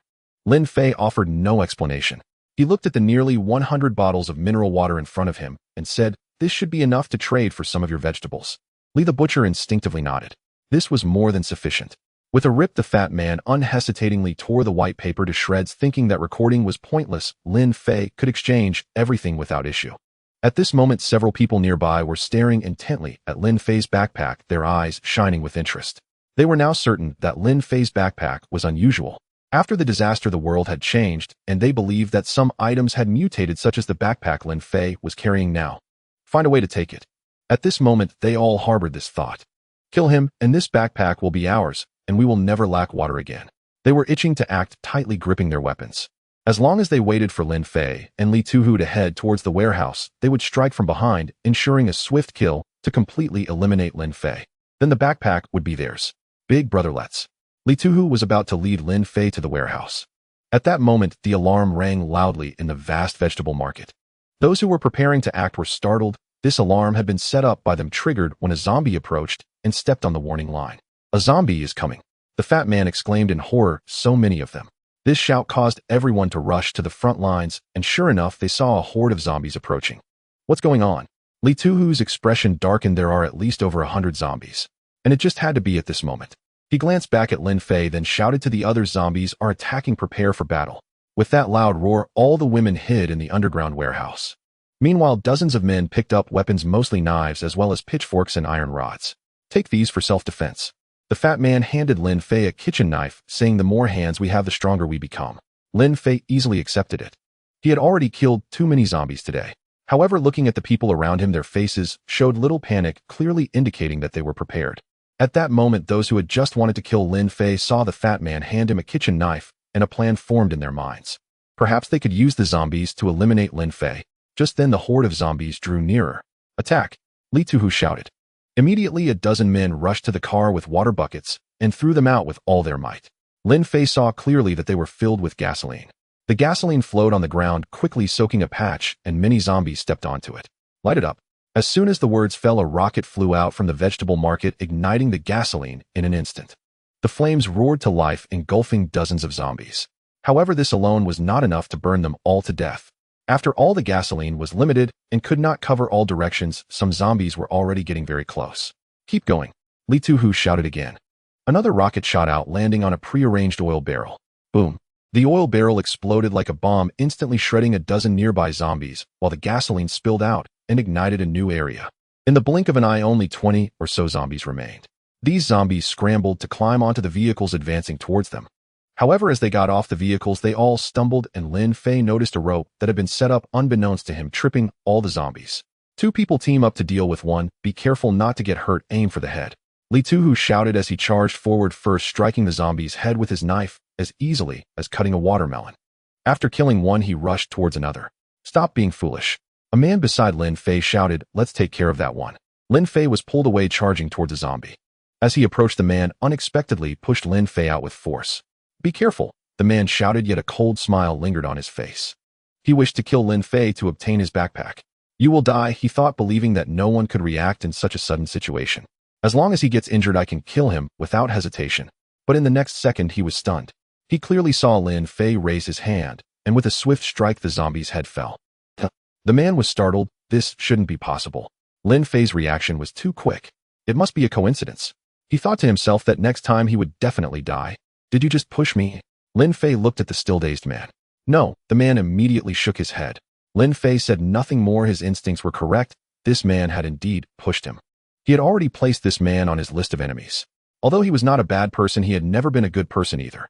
As the last zombie was slain, the alarm was finally lifted, and Li the Butcher let out a long sigh of relief. Everyone has worked hard. He smiled. Others joined in the laughter. But in the next moment, their smiles faded as the alarm blared once more. They turned around, their faces pale, for they clearly saw a horde of zombies rushing toward them. Moreover, they also spotted some special zombies, among them the brutal bull, the vomiter, the leader, and the long tongue. And there was not just one of each. Upon witnessing this scene, everyone present turned pale, uttering two words in a daze. Zombie tide. The zombie tide refers to a phenomenon where zombies gather like a tide. It signifies a massive number of zombies. This was a significant offensive. Damn it. Li the Butcher turned pale. We just used up all the traps. In the next moment, he gritted his teeth and said, no matter how we escape its death, since we are doomed, let's fight back. The brutal bull, moving at the fastest speed, had already approached. The barricade of cars that had previously blocked countless zombies crumbled before the brutal bull, being directly knocked aside. Then countless zombies surged through the gap into the market. The scene was chaotic. People screamed. Many were too frightened to retaliate upon seeing the zombie tide. However, there were also brave souls willing to pick up weapons and fight back. The brutal bull stood before Li the Butcher, ready to crush him with a single punch. From the moment he saw the brutal bull, despair filled his heart. It was an existence that humanity could not contend with. In fact, when this horde of zombies appeared, everyone present felt hopeless. They were just ordinary people, not soldiers lacking powerful weapons, and in the face of such a zombie tide, there was only one path: death. Especially with such powerful high-level zombies among the tide. They felt as fragile as ants in front of this overwhelming force. However, at that moment, a figure flashed and appeared before Li the Butcher. It was Lin Fei. He stood in front of Li the Butcher and raised his hand to block the brutal bull's punch. Boom. The force of the brutal bull's punch spread in that instant, shattering the floor beneath Lin Fei's feet, while Li the Butcher was thrown aside, rolling twice on the ground. At that moment, he seemed to be oblivious to his own pain, hurriedly looking up with a face full of terror at the scene before him. He could see it clearly. Lin Fei actually blocked a punch from the bullman with just one hand. Li the Butcher rubbed his eyes and looked again. It was still the same scene. Lin Fei stood there, raising one hand to hold back the bullman's massive fist. It felt like a painting etched into Li the Butcher's memory, one he would never forget. At that very moment, all eyes were on Lin Fei. Everyone was stunned, because someone had actually caught a punch from the bullman with their hand. Lin Fei's hand looked so small before the bullman's fist, like a tiny boat before a tsunami. This was something that had never happened throughout history, for it was simply impossible. Now this impossible scene unfolded before them, leaving them in shock. Not shocked. You came at the wrong time. Lin Fei said, I finally found this place, and was about to trade items. Don't interrupt me. Upon finishing his words, he struck out with a punch. Boom. A loud explosion erupted, and the upper half of the bullman's body was instantly obliterated, vanishing from sight. Only the lower half of his body remained standing. As the wind blew, bang. That half fell backward, never to move again. Go behind him. Someone shouted, and all the onlookers reacted, scrambling to crawl behind Lin Fei, seeking his protection. Originally, they had all felt despair in their hearts. But now they saw hope in Lin Fei, the hope to continue living. Even the man who had previously tried to kill Lin Fei couldn't help but swallow hard after witnessing this scene. He shattered the bullman with a single punch. Is this still human? He couldn't believe that he had wanted to kill Lin Fei earlier. Was that really possible? At this moment, he scrambled to hide behind Lin Fei, wanting his protection. Lin Fei had become the guardian of all. These people had drawn all the zombies over to Lin Fei. Today you'll kill until I vomit. Lin Fei complained, having just slaughtered a street full of zombies, and now another wave was coming. With a swing of his kitchen knife, boom, the blade sliced through the wave of zombies, killing countless undead. A knife mark over a meter deep was left on the ground, and the cars along the way were split in half by the strike. Damn, everyone was startled by the sight. Is this still a person? Another bullman charged in, and as it approached it exploded loudly, just like the one before. Its upper body was gone as if Lin Fei had punched it, but no one had seen him actually throw a punch. What exactly just happened? It's you again, disgusting freak. Lin Fei saw the vomiter and remembered how it had spewed acid at him in the hospital, making him sick. It was particularly fast, running away after vomiting. As the vomiter approached ready to spew acid again, Lin Fei unhesitatingly threw his kitchen knife. The knife spun through the air, slicing the vomiter in half along with a large group of zombies behind it. At that moment, a tongue shot down from the canopy, wrapping around a man behind Lin Fei and yanking him up. "Help!" came a scream of despair. Lin Fei looked up and saw the man who had been captured was the one who had previously tried to kill him. He pretended not to see. The man hung in the air, struggling continuously, seemingly having completely forgotten about his earlier attempt on Lin Fei's life. Seeing Lin Fei's indifference, the man strained to shout, "What are you doing? Hurry and save me." Lin Fei merely cast him a cold glance. Still he made no move. "You bastard, I told you to save me. What are you waiting for? Are you deaf?" The crowd shook their heads in disappointment. This man was born with a rebellious nature and had conflicts with many. Now faced with danger, he still dared to command Lin Fei. Not to mention Lin Fei, everyone else felt disgusted. "Do you want me to save you?" Lin Fei finally spoke. "Do I look like I'm joking?" The man's face was turning purple. "Hurry and save me, don't just stand there. Are you an idiot?" "Why should I save you?" Lin Fei asked leisurely. "Give me a reason to save you. Are you an idiot?" The man yelled angrily, "Hurry up and save me." Lin Fei shook his head and said, "If I remember correctly, you pushed me earlier intending to kill me, right? You wanted to get my backpack." Upon hearing this, the man trembled internally, not expecting Lin Fei to have figured it out. But even at this moment, he still shouted, "Yes, I admit it, but you ended up fine, didn't you? You are so powerful, how could anything happen to you? So you should save me now since you are unharmed." Hearing these words, a cold glint flickered in Lin Fei's eyes, and he finally fell silent. He raised his hand, and a stone flew up, piercing through the man's head, causing him to crash down to the ground. "Consider yourself lucky." The man gasped for breath, celebrating his survival. "Don't get it wrong."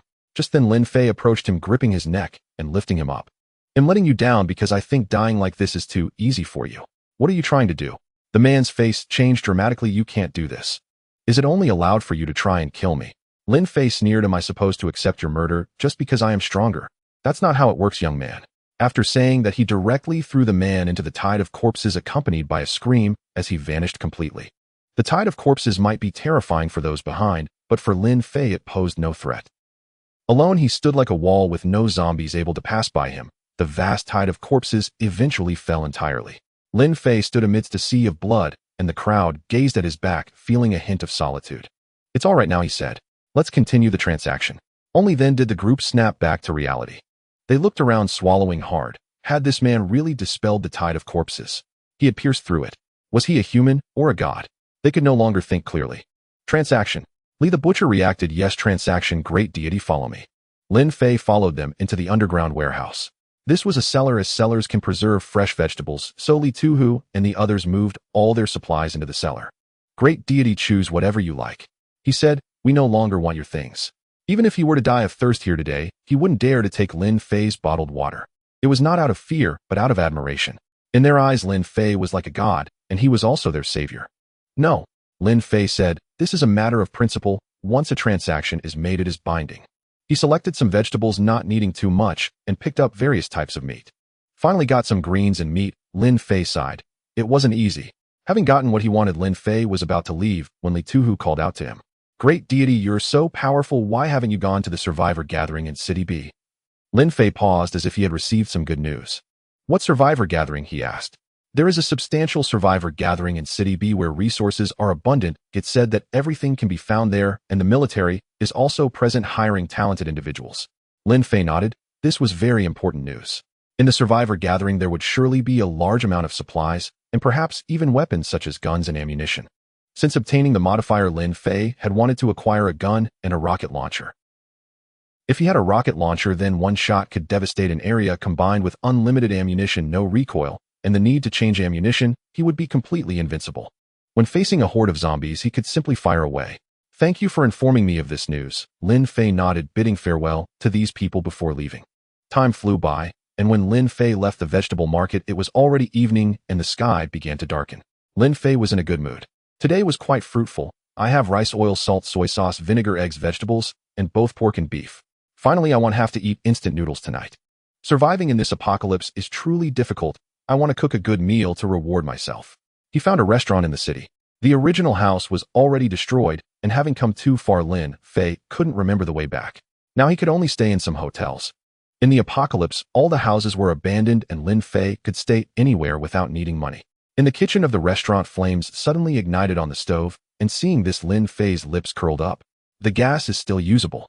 He glanced at the half-percent high gas cylinder beside him, pondering whether he should stuff it into his backpack. A spare gas cylinder. Just as he made up his mind to stuff the gas cylinder into his backpack, he noticed a large box next to him. Upon opening it, he found a spare gas cylinder. This was a small liquid gas cylinder about the size of a water bucket, but less than half a meter tall, making it easy to carry. Lin Fei unhesitatingly discarded the larger gas cylinder and put the smaller one into his backpack. How awkward would it be to pull out a large gas cylinder from the backpack?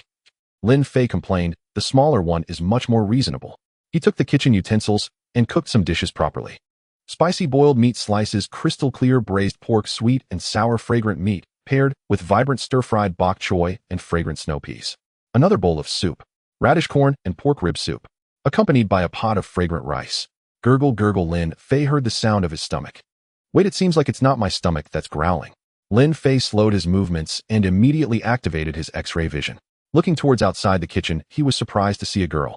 Clearly the growl from earlier had come from the girl. Lin Fei could see clearly that she had a pair of bright, large eyes.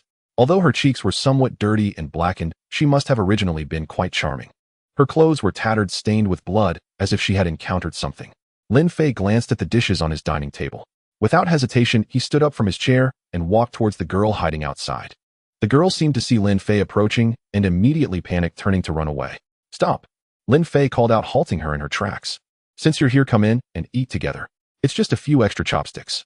Hearing this, the girl indeed did not leave, partly because she had been hungry for too long and partly because she smelled the delicious food, making her stomach ache with hunger. At that moment, Lin Fei walked up to her side and said, let's go. The girl strangely followed him back. Sit down. Lin Fei pulled a chair for her and took out bowls and chopsticks from his backpack, serving her rice. He thought to himself that the girl must have been hungry for a long time, and it wouldn't be good for her to eat dry rice directly, so he poured soup over the rice to soften it.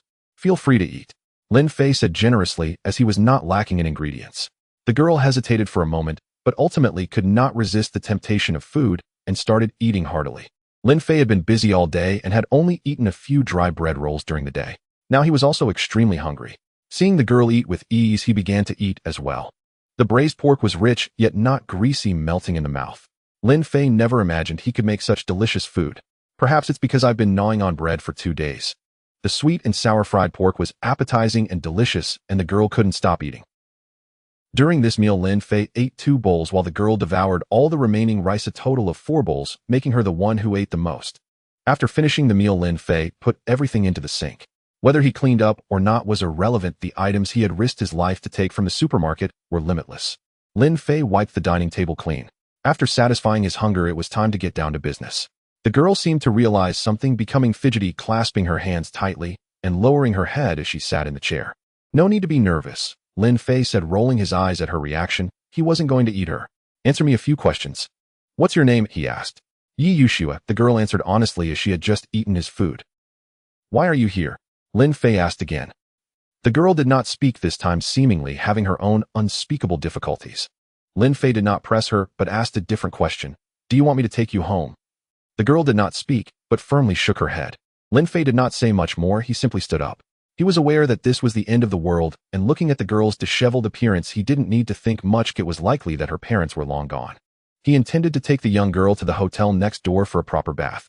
But at that moment, sudden voices from outside interrupted. Did you really not see it wrong? She came here. This was the voice of a man. Lin Fei immediately activated his perspective ability and looked outside, where he indeed saw 2 middle-aged men standing outside the restaurant. That's right, another man said. I saw a guy come out and take her inside. Bang. In the next moment, the 2 kicked open the glass door and walked in. The girl seemed to have heard the voices of the 2 men, standing up abruptly and hurriedly hiding behind Lin Fei. It seemed these 2 men were here to find the girl. Sure enough, she's here. The 2 quickly located Lin Fei and the girl. Who are you? The 2 stared at Lin Fei, wary of this unknown survivor. Isn't it basic etiquette to introduce oneself before asking someone else's name? Lin Fei replied indifferently. Forget it. The man waved his hand and said, hand over the girl behind you. Why? Lin Fei asked. Give me a reason. He could clearly sense the girl behind him nervously clutching her clothing. She is one of us. What reason do you need? The man shot a glare at the girl. If you don't believe me, ask her. The girl quickly shook her head. It seems she doesn't recognize you, Lin Fei said. The man's expression suddenly turned grim. I advise you not to interfere. This is our business. This isn't about meddling. It just means that I happened to encounter her today, which indicates she needs my help. You intend to oppose us. The man's eyes narrowed slightly. Just then the other man suddenly wrinkled his nose and exclaimed, this guy has food on him. Oh, I can smell the aroma of cooked dishes. Hearing this, the other man's eyes also lit up. Wonderful. He looked at Lin Fei and commanded, hand over the food on you. We can pretend nothing happened today. Lin Fei smiled indifferently and threw his backpack onto the ground. Take it. Good to see you understand your situation, the two men chuckled. Then they reached for the backpack, but it nearly caused them to fall as they simply couldn't lift it. Even together, the two couldn't lift the backpack by even a millimeter. What the hell is this so heavy? They were incredulous and tried to pull the zipper only to find they couldn't budge it. What is this? They couldn't move it or open it. My belongings cannot be taken without permission, Lin Fei said with a slight smile. Leaving aside the fact that the backpack was locked by a modifier, just considering the infinite items inside, who could move it without resetting the weight limit. You're toying with us. A grim expression appeared on the faces of the two men. Seeking death, the leading man charged forward, throwing a punch towards Lin Fei's head. However, before he could even touch Lin Fei's face, he was sent flying back. Oh. He crashed heavily against the wall, then fell to the ground, rolling in agony, his arm twisted in a horrific manner with bones protruding. Lin Fei had activated the one-hit kill. This was the result of a destructive strike. Any defense at the point of impact was rendered useless and would be destroyed outright. Get lost, Lin Fei said. I'm in a good mood today and don't want to make a move. Another man witnessing this scene was drenched in cold sweat, his pupils trembling. He had just seen nothing when that man flew out, his entire arm rendered useless. Was this even human? I'm sorry. He quickly helped the man up and shrieked as he fled. The restaurant returned to silence. He glanced at the girl, who was also in a daze, and without saying anything walked straight out. Only then did the girl come to her senses and hurriedly follow Lin Fei. She dared not get too close nor too far, trailing him into a nearby hotel. Lin Fei took out a gas canister and boiled water on the balcony. The girl stared in bewilderment as Lin Fei retrieved the gas canister from his backpack. How could such a large canister fit into that backpack? Moreover, after putting in the gas canister, the backpack showed no signs of bulging. Sit, Lin Fei gestured to the sofa. The girl hesitated.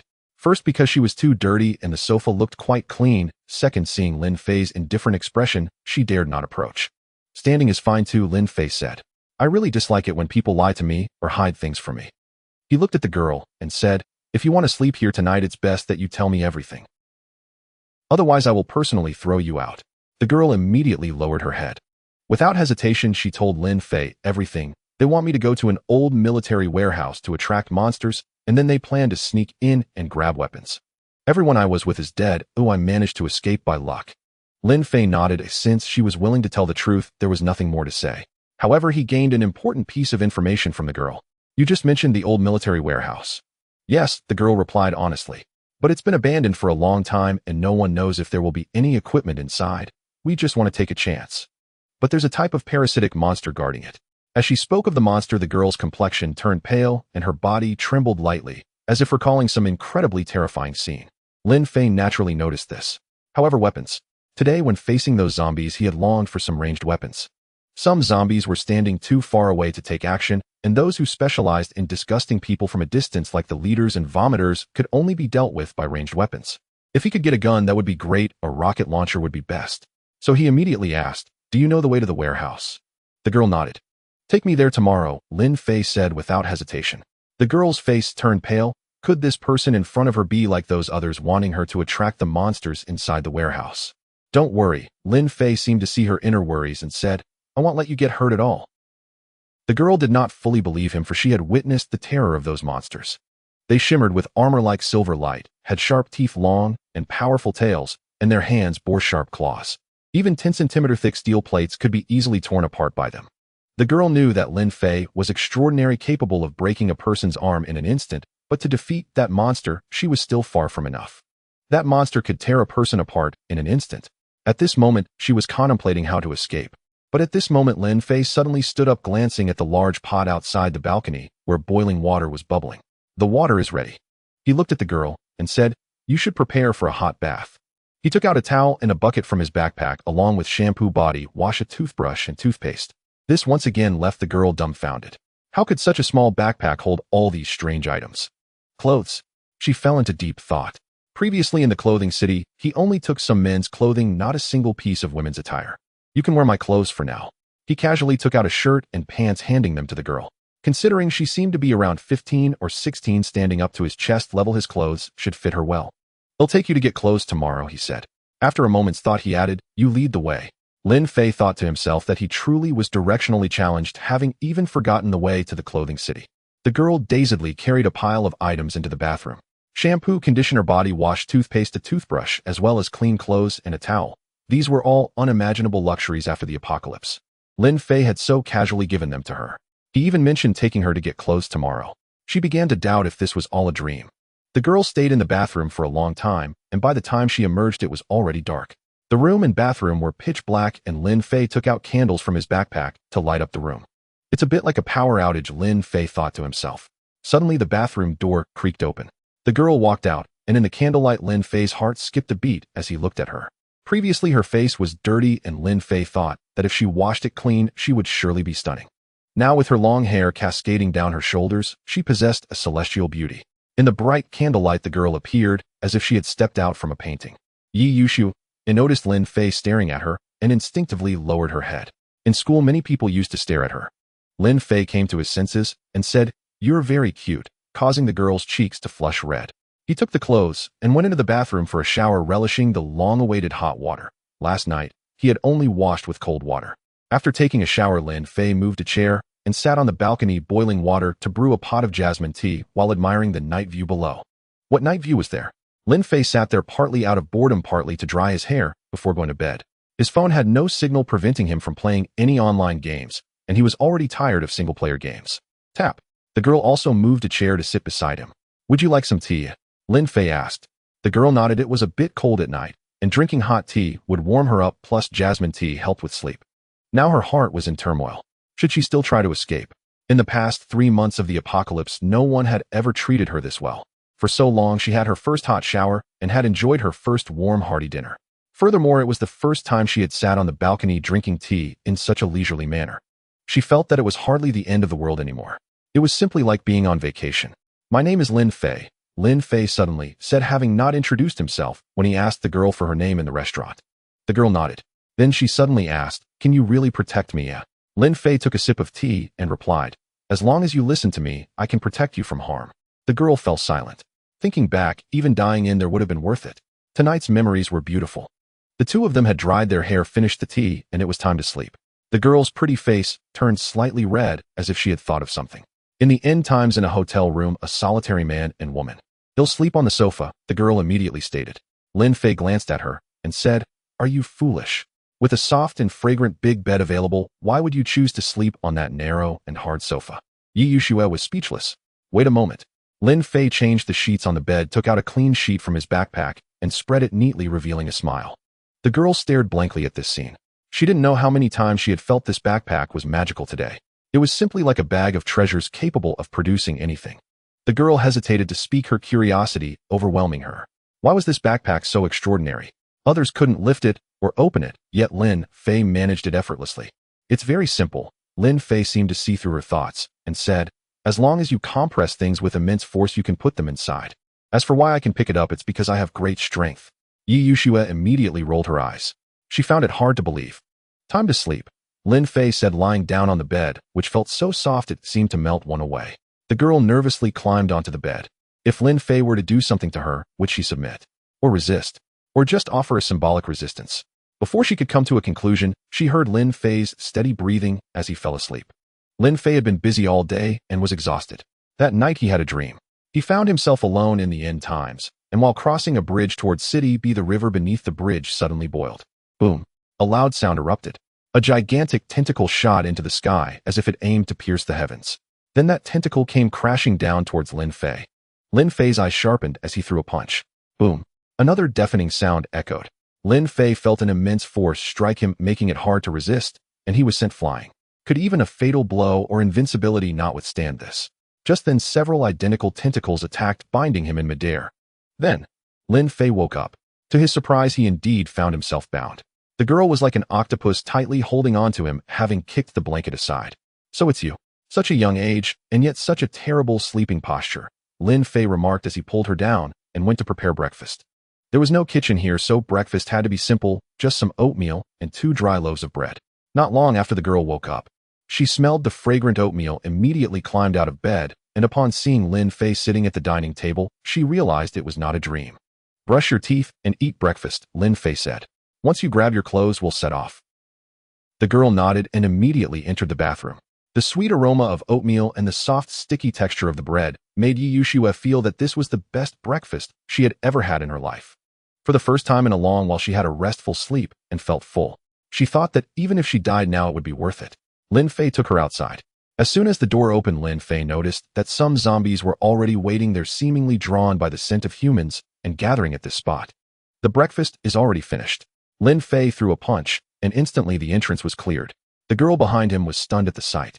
He punched a zombie to death. Let's go, Lin Fei said. You lead the way. Oh, I don't know where there's a clothing store. The girl came back to her senses and nodded vigorously. Perhaps he could indeed ensure her safety in the abandoned warehouse. After witnessing Lin Fei's strength, the girl felt a sense of joy in her heart, pointed out the direction for Lin Fei, and closely followed him. Instead of taking Lin Fei to the clothing city, she found a nearby clothing store. She picked out some clothes for herself, an entire set, and shyly handed them to Lin Fei. He casually stuffed them into his backpack. He wasn't interested in the girl's clothes. His mind was focused solely on that military warehouse. Weapons. Following her lead, they walked for over an hour and finally reached the outskirts. From a distance, Lin Fei saw a dilapidated military base with thick smoke continuously rising from it. Returning here once more, the girl grew nervous, leaning tightly against Lin Fei, trying several times to grasp his arm. Lin Fei noticed and took her hand, saying, "Don't worry, I keep my promises. You lead the way." The girl felt much more at ease. Then she led the way. "Strange, there used to be a lot of zombies here, but now I don't see any," Yi Yushue remarked as they crossed the square. But she didn't think too much of it. After more than 10 minutes of walking, they finally arrived at the entrance of a cave. "It's right inside," the girl said seriously. The cave was pitch black, and even in broad daylight it was hard to see anything. Lin Fei took out a flashlight and handed it to the girl. As for himself, he had the ability to see through the darkness, so even in the pitch-black cave, he could still see clearly. The cave's terrain was complex, and Lin Fei felt that if it weren't for the girl leading the way, he would definitely get lost.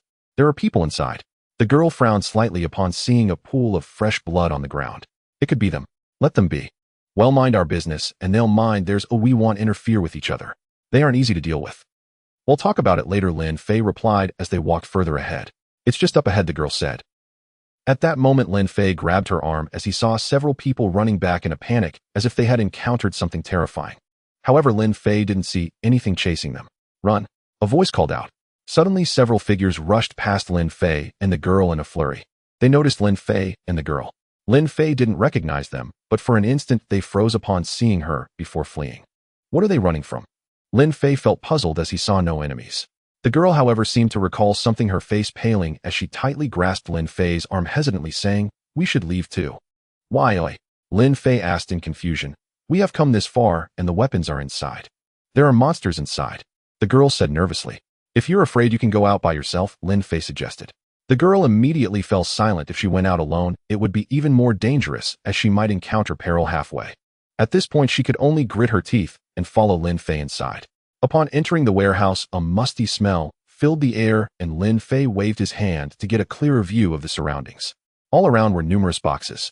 Presumably these were originally meant for storing weapons, but unfortunately most had already been opened, revealing empty interiors. Lin Fei examined carefully and finally discovered one box that was still locked. It was the only box left unopened at the scene. "I hope it's a gun." Lin Fei did not use his X-ray vision to inspect the box, relishing the thrill of a lottery-like anticipation. But after taking just 2 steps forward, he felt the girl pulling him back, seemingly not allowing him to proceed. "What's ahead?" he immediately asked. He only saw a corpse. The body appeared to be freshly fallen, obviously belonging to one of their companions. "The monster is inside that corpse," the girl said, her face pale. She clearly remembered how when the monster burst forth, no one could stop it. It was as if it had emerged from hell. Just as her words fell, a sharp crack echoed through the silent warehouse. Her delicate face turned as white as paper, nervously staring at the corpse as the sound had come from it. Lin Fei's gaze fell upon it as well. A monster crawling out from a human body. It was his first time witnessing such a sight. Could it be a being even the modifiers could not handle? Crack! Another sharp sound echoed. It was as if some creature was breaking out of its shell. In the next moment, a claw pierced through the corpse's chest, ripping it open. A half-meter-tall monster slowly crawled out. Its body was drenched in human blood, resembling a creature emerging from the depths of hell, and a wave of putrid odor instantly filled the warehouse. "Ugh, that's disgusting," Lin Fei remarked. The monster seemed to notice him, but did not charge forward. Its body rapidly grew, instantly expanding from half a meter to 1 meter, then 2 meters. In just a few breaths, it had reached the height of the warehouse. It even had to bend its body slightly. Its skin turned black as if a layer of shell was forming, glistening with silver. The girl's face was pale, hiding behind Lin Fei, her body stiff with fear. "Don't let it grab you, it will lay eggs inside a human body." "That's terrible," she said fearfully. "It's fine," Lin Fei replied. "This thing really defies biology, growing so fast and so large." At that moment, the monster finally moved. As it ran, the warehouse trembled slightly, like a small vehicle crashing towards Lin Fei. The girl was terrified. However, at that moment, Lin Fei raised his hand to block the rushing monster. With a swish, the monster swung its claws towards Lin Fei. Yet a cold glint flashed in Lin Fei's eyes as he pushed with his right hand. Boom! The monster flew back as if it had been hit by a truck, crashing into the wall and exploding on impact, black blood splattering all over the warehouse. "Is it dead?" The girl was stunned by the scene before her. How could the thing she had always feared be so fragile in front of Lin Fei? It exploded with just a gentle push. Yi Yushua watched in shock. That creature truly vanished with just a slight nudge from Lin Fei. Was this really the monster that was immensely strong and could easily tear apart steel plates? At this moment, the girl felt dizzy as if in a dream. Yet holding Lin Fei's hand, the warmth reminded her that this was indeed not a dream. The prize has been revealed. Lin Fei pulled the girl to the box. As for the monster from before, he felt nothing, as it was no different from ordinary zombies, unable to withstand even a single strike from him. Perhaps the only differences were its appearance and height. He activated a destructive strike, breaking the lock on the box, and slowly opened it. "Bring me the gun." The box opened. Inside lay a quietly resting bow. It's actually a compound bow. Although he didn't get a gun, Lin Fei still felt a bit regretful. However, a bow was also a ranged weapon, which was acceptable. He reached out and pulled it. It was strong and powerful. This compound bow seemed to be made from special materials, not heavy in his hands, adorned with exquisite patterns that emitted a faint metallic sheen. Even the string was made of special material, not worried about being snapped. The bow could strike silently, which was an advantage. If it could trigger a lethal shot, one arrow might pierce through an entire street. In the same box as the bow were arrows. Lin Fei picked them up and counted. There were only 20, all made from special materials. The arrowheads sparkled with silver light, appearing very sharp. Lin Fei put the bow and arrows into his backpack, now possessing an endless supply of them. "Let's go." He had already used his perspective to scan around in this abandoned warehouse. The only weapon was this compound bow, while the others had presumably been relocated long ago.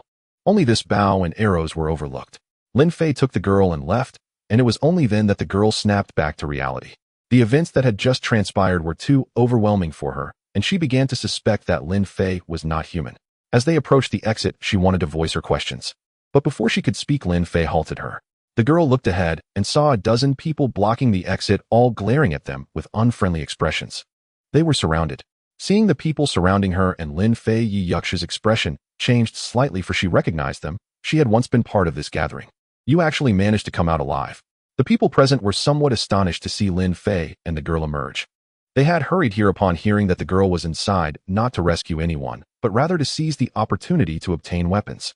This is also why they forced Yi Yushua into the abandoned cave. However, they never anticipated that she would emerge from the cave now. "Ah, she's out." Lin Fei glanced at the group and asked, "Are you here to pick us up?" "Pick you up."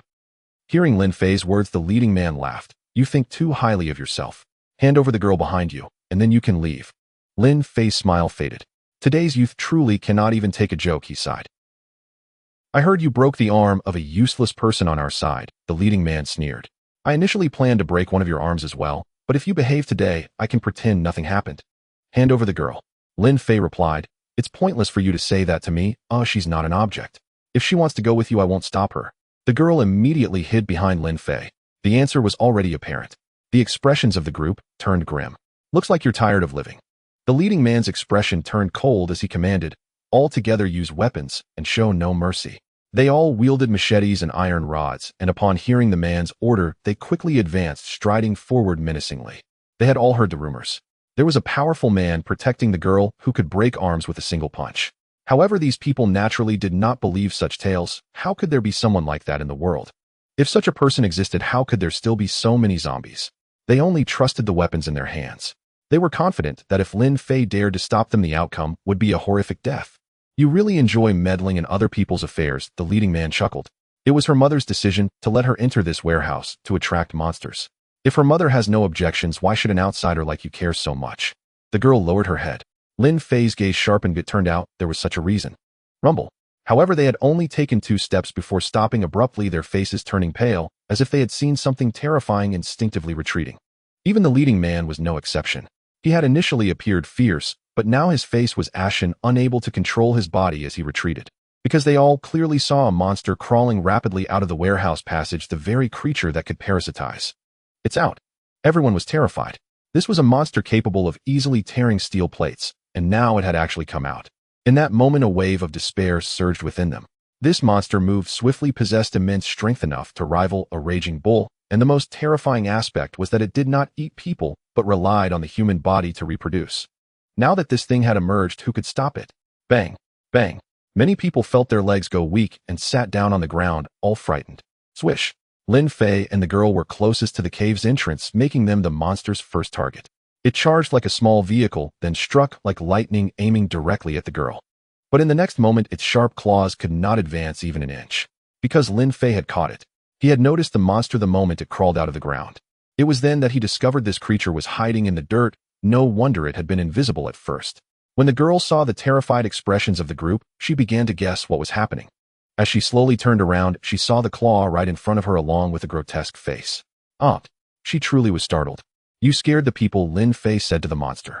However, the creature couldn't understand Lin Fei's words. Upon seeing one hand caught, it immediately swung its second claw. Yet Lin Fei merely raised his hand and caught it again. Not far away, the group that had just intended to attack Lin Fei now stood dumbfounded, their heads filled with question marks. Wasn't this creature immensely powerful, capable of rivaling a wild bull? How could this man easily hold it back? The monster finally looked at Lin Fei. It opened its enormous mouth, seemingly attempting to intimidate Lin Fei, who felt utterly disgusted by it. But in the next moment, swish! From the monster's mouth, a pipe suddenly shot out, aiming straight at Lin Fei's mouth. Lin Fei's eyes widened. Super speed activated immediately. Everything before him slowed down 1,000,000 times, and he released the monster's claws, delivering a punch to its face. He had already found this creature disgusting. Little did he expect it could be even more revolting, attempting to do such a thing. Time resumed its flow. Boom. The monster's upper body exploded, leaving half of its body standing in place, just like how Lin Fei had shattered that wild bull last time. Fortunately, my hands are clean. Lin Fei glanced at his hands. Then his gaze fell on the girl as he asked, "Are you all right?" The girl instinctively shook her head. She had truly been frightened just now, but thankfully she was fine. How is this possible? A scream echoed in the area. It was the previously aggressive man. Now his face was filled with horror. What had he just witnessed? That invincible monster had actually exploded right in front of Lin Fei. What could this mean? Lin Fei was even more monstrous than the monster itself. The bodies of the group began to tremble. They had thought of attacking Lin Fei moments ago. Could this person truly be defeated? When Lin Fei's gaze fell upon them, everyone was terrified, their souls nearly escaping their bodies. Just moments ago, many had been weak in the knees, and now, with a glance from Lin Fei, they all became utterly limp. Thud, thud, thud. Everyone fell to the ground, swallowing hard. Lin Fei had killed the monster. Surely he wouldn't come to kill them next. Don't kill me. Someone immediately cried out in fear, using all his strength to kneel on the ground, repeatedly bowing to Lin Fei. Seeing this scene, the others quickly followed suit, bowing and apologizing to Lin Fei. Previously, they hadn't believed that Lin Fei could break a person's arm with one punch, but now they were completely convinced. Even if someone said Lin Fei could kill with a single punch, they would have absolutely no doubts. Even the man who had shouted the loudest just moments ago had now knelt down. Lin Fei walked over and kicked him to the ground, then asked, "Did you just say it was Yi Yuxu's mother who sent her to this cave?" The man coughed up a large mouthful of blood, but didn't dare to complain. Upon hearing Lin Fei's question, he immediately nodded and said, "I wouldn't dare to hide this from you. It's true. That woman is simply inhuman, allowing her own daughter to do such things." Lin Fei glanced at him. That kick had been quite powerful, and it seemed the man would need some time to recover. "Take me to see your mother," Lin Fei said to the girl. Yi Yuxua looked at Lin Fei, their eyes met, and she nodded vigorously. It was only when the two of them had walked far away that the man dared to cough violently. His voice was hoarse as he said, "What are you all standing there for? Hurry up and take me back. I feel like my body is falling apart." The girl brought Lin Fei back to the city where she had once stayed, which was not in the suburbs. Compared to the city, the suburbs were far more dangerous. Outside there were not only zombies, but also many unknown mutated creatures, just like that monster from earlier. No one knew what had caused their mutations. Yi Yushua brought Lin Fei to a hotel. They are inside, the girl said. Lin Fei nodded, and then kicked open the hotel door, leading her upstairs. He had activated his X-ray vision and saw that these people were on the top floor. There was no need for the girl to guide him anymore, she just needed to follow. In the living room, many people were gathered, all waiting for those to return. If they could come back with weapons, it would be the best, as it would change their status. As long as they had weapons, they could deal with the zombies more easily, and then they could obtain more resources. Sister Huang, that is your daughter. There was only one person sitting there, a woman who looked to be in her 40s. She's not my biological child, the woman said nonchalantly. She's from her father's ex-wife. Upon hearing this, the people here realized why this woman had sent the girl to the warehouse, knowing it was a one-way trip, yet showed no concern. After all, she wasn't her real child. I've disliked her for a long time. Even at such a young age, she looks like a vixen. She'll be a disaster sooner or later. It's better to get rid of her now. Many men present felt it was a shame. Although the girl looked dirty, she was still a girl. In this apocalypse, women were scarce, and finding one was already difficult. Why haven't they returned yet? The woman frowned, growing impatient. But just at that moment, boom. The living room door suddenly exploded open, startling everyone present. What happened? Everyone's gaze turned to the doorway, where two figures slowly walked in. A male voice then sounded. They didn't bring anything back. It was Lin Fei. Want to know why? He said coldly.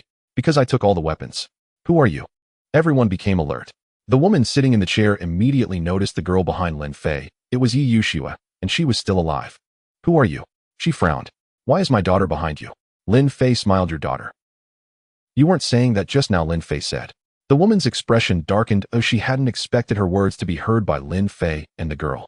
After hearing this news, the girl didn't feel sad. Instead, she showed a relieved expression, feeling much lighter. What are you doing bringing her here? The woman asked. I had a lot to do, Lin Fei replied. But now that I know you're not her mother, I have nothing more to say. He slowly walked over and smashed the table with a slap. I'm taking her with me. If you want to come and take her, think about whether your life is as tough as this table. Lin Fei's words resonated powerfully, echoing through the vast room. The young girl was momentarily lost in thought, gazing at Lin Fei's retreating figure, a faint glimmer sparkling in her beautiful eyes. The woman's expression was incredibly grim. How could she be threatened like this? Yet the strength Lin Fei displayed left them in shock and filled their hearts with dread. With a single slap, he shattered the table. Is this the power a human can wield? All eyes turned to Lin Fei, feeling as if they were facing a monster. But with such power on display, they could only swallow their anger in silence. As Lin Fei spoke, the room fell into a hush, and no one dared to oppose him. Let's go. With no one opposing him, Lin Fei said no more, turning to leave with the young girl. Once outside the hotel, the girl slightly lowered her head and said, Thank you. You're welcome, Lin Fei replied. What are your plans for the future? The girl paused slightly, her mind racing with thoughts. Did Lin Fei's question imply he wanted her to leave? She bit her red lip and said, I need some time to think. Lin Fei nodded and said, To live one must have dreams, otherwise one becomes a salted fish. The girl did not know how to respond. At this moment, upon realizing that Lin Fei might let her go, she felt a pang of sadness. However, upon reflection, she understood that this was the apocalypse. For anyone, survival was incredibly difficult. Food, water, and other resources were exceedingly precious, and no one would want to share. What should I do from now on? At this moment, Lin Fei was oblivious to where the girl's thoughts had wandered. He had merely asked out of curiosity.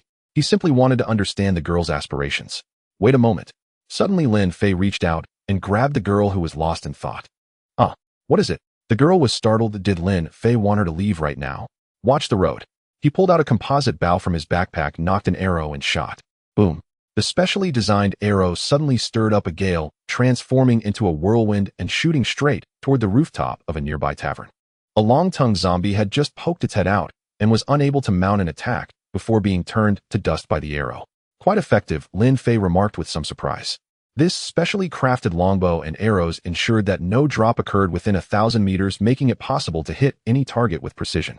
This was far more accurate than throwing stones. With stones, Lin Fei could only guarantee a hit within 5 or 6 meters, but this longbow ensured hits even at 100 meters. At this moment, the girl realized that Lin Fei had detected the zombie. How did he see it? She found it strange. The zombie was on a rooftop 10 stories high, and she only saw it when it exploded. Yet Lin Fei had already noticed it. Let's go. Without waiting for her to figure it out, Lin Fei moved forward. He glanced at his phone and realized it was already 4 in the afternoon. He had been busy for quite a while. It's getting late, let's find a place to rest nearby. Eventually, the two entered a villa. The unfortunate homeowner had already turned into a zombie, and Lin Fei personally sent him on his way as a form of requiem. The villa was quite clean, not inferior to those deserted tavern rooms. Lin Fei prepared a delicious meal in the kitchen here. Having missed lunch in the warehouse, he now felt his stomach grumbling with hunger.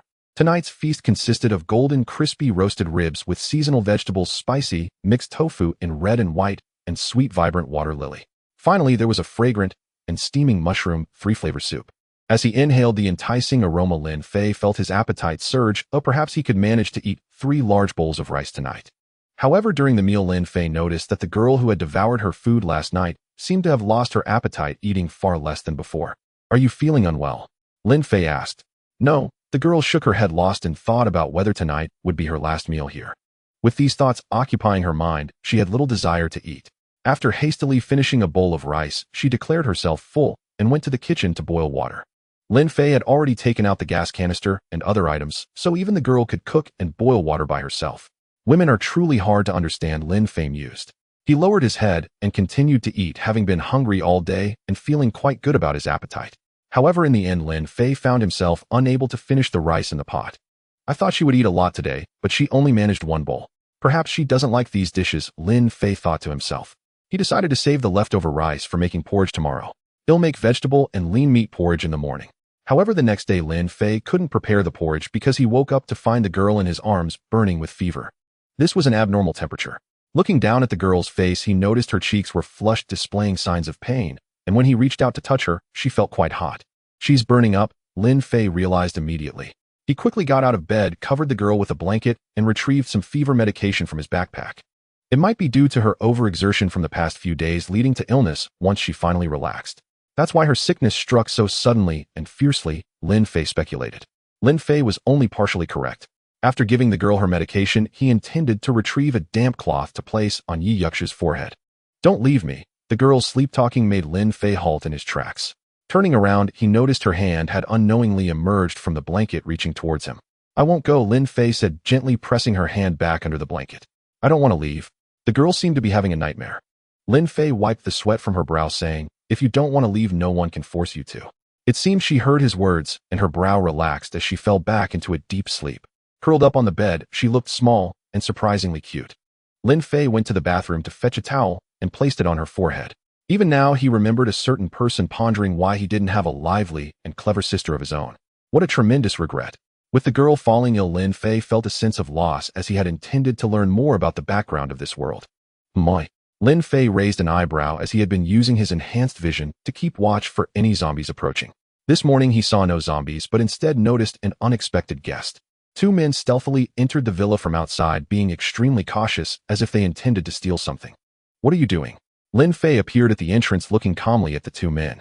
When they saw Lin Fei, they surprisingly did not show any signs of shock. Instead, they let out a sigh of relief.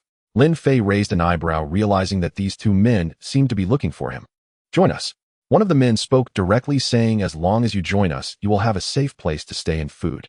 Without a second thought, Lin Fei replied, "But what you offer, I do not lack." The 2 men were momentarily taken aback. "What time is it now?" "But it is the apocalypse."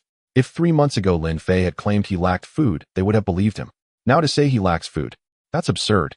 They thought Lin Fei was merely trying to maintain his pride. But before they could continue speaking, Lin Fei asked, "So who are you? Have we met?" The 2 men suddenly stiffened, a dark line appearing on their faces. Just yesterday they had stood beside Sister Huang. How could they be forgotten after just 1 day? Or did Lin Fei not even notice them back then? "We are Sister Huang's subordinates," they truthfully replied. Upon hearing this, Lin Fei's expression turned cold. If they were anyone else, he might have been a bit polite, but these people before him were different. "You should leave," Lin Fei said. "There's no need to invite me again, because the answer is only one: impossible." "Don't be so absolute," one of the men said. "No one can escape the law of true fragrance." Lin Fei sneered, "A woman who can betray her own kin, how could you expect loyalty from outsiders like you? Instead of discussing the law of true fragrance with me, you should worry about yourselves. You might wake up one day and find yourself sold out." Hearing Lin Fei's words, the 2 men's brows furrowed slightly. Bang! At this moment, Lin Fei closed the door. The expressions of the 2 men instantly turned ugly. To be so unceremoniously rejected outside the door. "Let's do as Sister Huang said. If he refuses, we will kill him," one of the men said in a deep voice. The other man nodded in agreement. They were well aware that they were no match for Lin Fei, vividly recalling the scene where Lin Fei shattered a table with a single slap. So from the very beginning they came with a plan.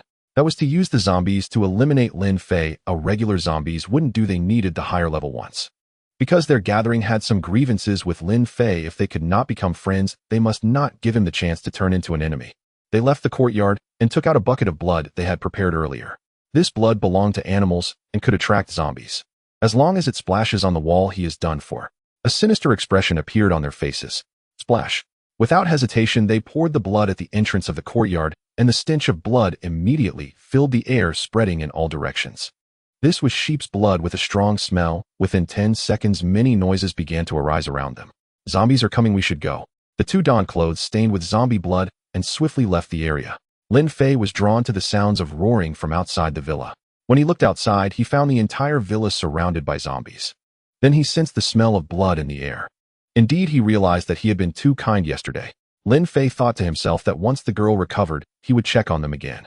However, for now, he needed to deal with the hundreds of zombies surrounding the villa. Just a casual glance revealed a familiar figure to Lin Fei. Once again, there were the high-level zombies, the long-tongued, the vomiters, and that large one whose name he still did not know. In truth, he did not care what they were called or what special abilities they possessed, as these extraordinary zombies were no different from the ordinary ones. None could withstand his single strike. He took out his compound bow from his backpack and shot an arrow. Boom. The arrow feathers stirred up a storm, instantly creating a 3-meter-wide passage. The horde of zombies, thickly packed for over 30 meters inside and out, was directly pierced by this arrow, causing the high-level zombies along the way to explode. They merely burst apart from being caught in the gale. Lin Fei leaped down. With his stealth function active, no zombie attempted to attack him, allowing him to draw his bow and knock an arrow. In under 3 minutes, nearly 1,000 zombies were annihilated. This bow is indeed effective. In the past, it would have taken at least 5 minutes. Lin Fei, satisfied, stowed the longbow. He picked up the girl. The area around the villa was littered with zombie corpses, making it impossible to stay here, so he would have to find another place. After flying for a moment, Lin Fei found another villa. Once he settled the girl, he swiftly eliminated all the zombies within a kilometer radius. Just as he was pondering what to have for lunch, a loud noise suddenly echoed from the sky. Boom. It felt as though the earth trembled. Immediately afterward, the sky turned a deep crimson. Lin Fei stood by the window, looking up in confusion at the scene before him. He had heard that when a mutation occurred, the sky would turn blood red. Now the sky is blood red as well, Lin Fei murmured, sensing something. This is the second mutation. Just then he heard the girl on the bed struggling. Turning around, he saw a red light enveloping the girl completely. Lin Fei immediately recognized that she too was undergoing a mutation. The first mutation was a selection process. He thought to himself, those who were unqualified mutated, leaving behind a portion of people. Now this second mutation is to enhance this portion. Lin Fei felt as though he had stumbled upon something significant. Would he be silenced? He glanced down at himself. There was no red light surrounding him. So he looked at the sky and said, why do they all have it, but I do not? No sooner had he spoken than a flash of red light came towards him, but before it could reach him, it vanished in an instant. You are too weak, Lin Fei commented, pathetic. At that moment, the world was drenched in blood red, resembling hell. Lin Fei found it amusing and took out his phone to snap dozens of photos. Ultimately, this mutation lasted for an hour. The girl lay on the bed, her clothes drenched in sweat along with the sheets and blanket. She murmured, her brows twitching before she slowly opened her eyes. The fever is gone, she remarked, examining her hands. How do you feel? Lin Fei asked curiously, having witnessed the mutation firsthand, but still unsure what effects it would have on the human body. I feel better than ever before now, and it seems I can control ice. As she said this, the bed was instantly covered in frost. The girl was taken aback, and Lin Fei was momentarily at a loss for words. Freezing my own bed with my powers, this is a first. I'm sorry. The girl quickly stood up, hastily dispelling the ice while saying, this is my first time, am not very skilled yet. I understand. Lin Fei nodded and said. Looking at the wet bed, he thought to himself, just after moving to a new place, and now he had to change again after less than half a day. Can you not drive me away? The girl bit her lip and tentatively said, I now have powers that can be of use. Lin Fei nodded and said, actually, I wasn't planning to drive you away. If you leave, no one will talk to me, and he'll feel bored. He said this, but mainly he wanted to understand the background of this world. He was truly unfamiliar with this place. Really? The girl revealed a look of joy, feeling for the first time that she was needed, her heart filled with happiness. Since you are awake, we should go out for a bit. Lin Fei said, are we going to find food? The girl immediately replied, I feel like my strength has increased a lot. I can help you carry things. Then help me with this. Lin Fei casually tossed the backpack in front of the girl. The girl looked at the backpack before recalling how 2 men had exerted all their strength, but could not lift it even a little. Could she lift it now? Okay. She took a deep breath and said, from now on, I can help you carry things. She reached out to lift the backpack. She exerted all her strength, but could not lift the backpack. I can't do it. The girl said disappointedly. I still can't lift this backpack. Don't be disheartened, no one can lift this backpack besides me. Lin Fei consoled the girl, but his words only seemed to discourage her further. The girl, unwilling to accept this, waved her small fists. I will definitely be able to lift this backpack in the future. Lin Fei smiled and turned to jump off the balcony. The girl reacted quickly and immediately followed. She jumped down as well, and nothing happened to her. It seems that the red light not only granted people powers, but also enhanced their physical abilities. However, in front of the modifier, this red light still seemed rather useless. It didn't even qualify to appear. Trash. What are we going to do? The girl asked, her mood much improved since learning that Lin Fei would not drive her away. We're going to settle some scores, Lin Fei said. He had refrained from pursuing before due to the girl being ill, but now that she had recovered and even grown stronger, it was time to seek retribution. Take me to find those people, Lin Fei said, believing the girl understood what he meant. I understand. The girl understood Lin Fei's intent, although she did not know why he wanted to find them. She knew all she had to do was obey. On the way to the hotel, Lin Fei noticed that there were even more zombies on the street. There are more zombies now. The girl also noticed this change and said, there are twice as many as before. It's fine, Lin Fei said. Just then the zombies noticed Lin Fei and the girl and immediately charged at them. In the past, these ordinary zombies would stumble and stagger towards us. But now they are utilizing all their limbs, crawling like spiders. Their speed has increased significantly. It seems that the mutation has made these zombies stronger, Lin Fei murmured, truly feeling as if he had discovered something extraordinary. Watching the rapidly crawling zombies, a cold light flashed in the girl's beautiful eyes as ice shards began to coalesce around her, and with a wave of her hand, a dozen fist-sized ice shards flew out, all striking the zombies' heads and piercing through them. These zombies fell dead on the spot.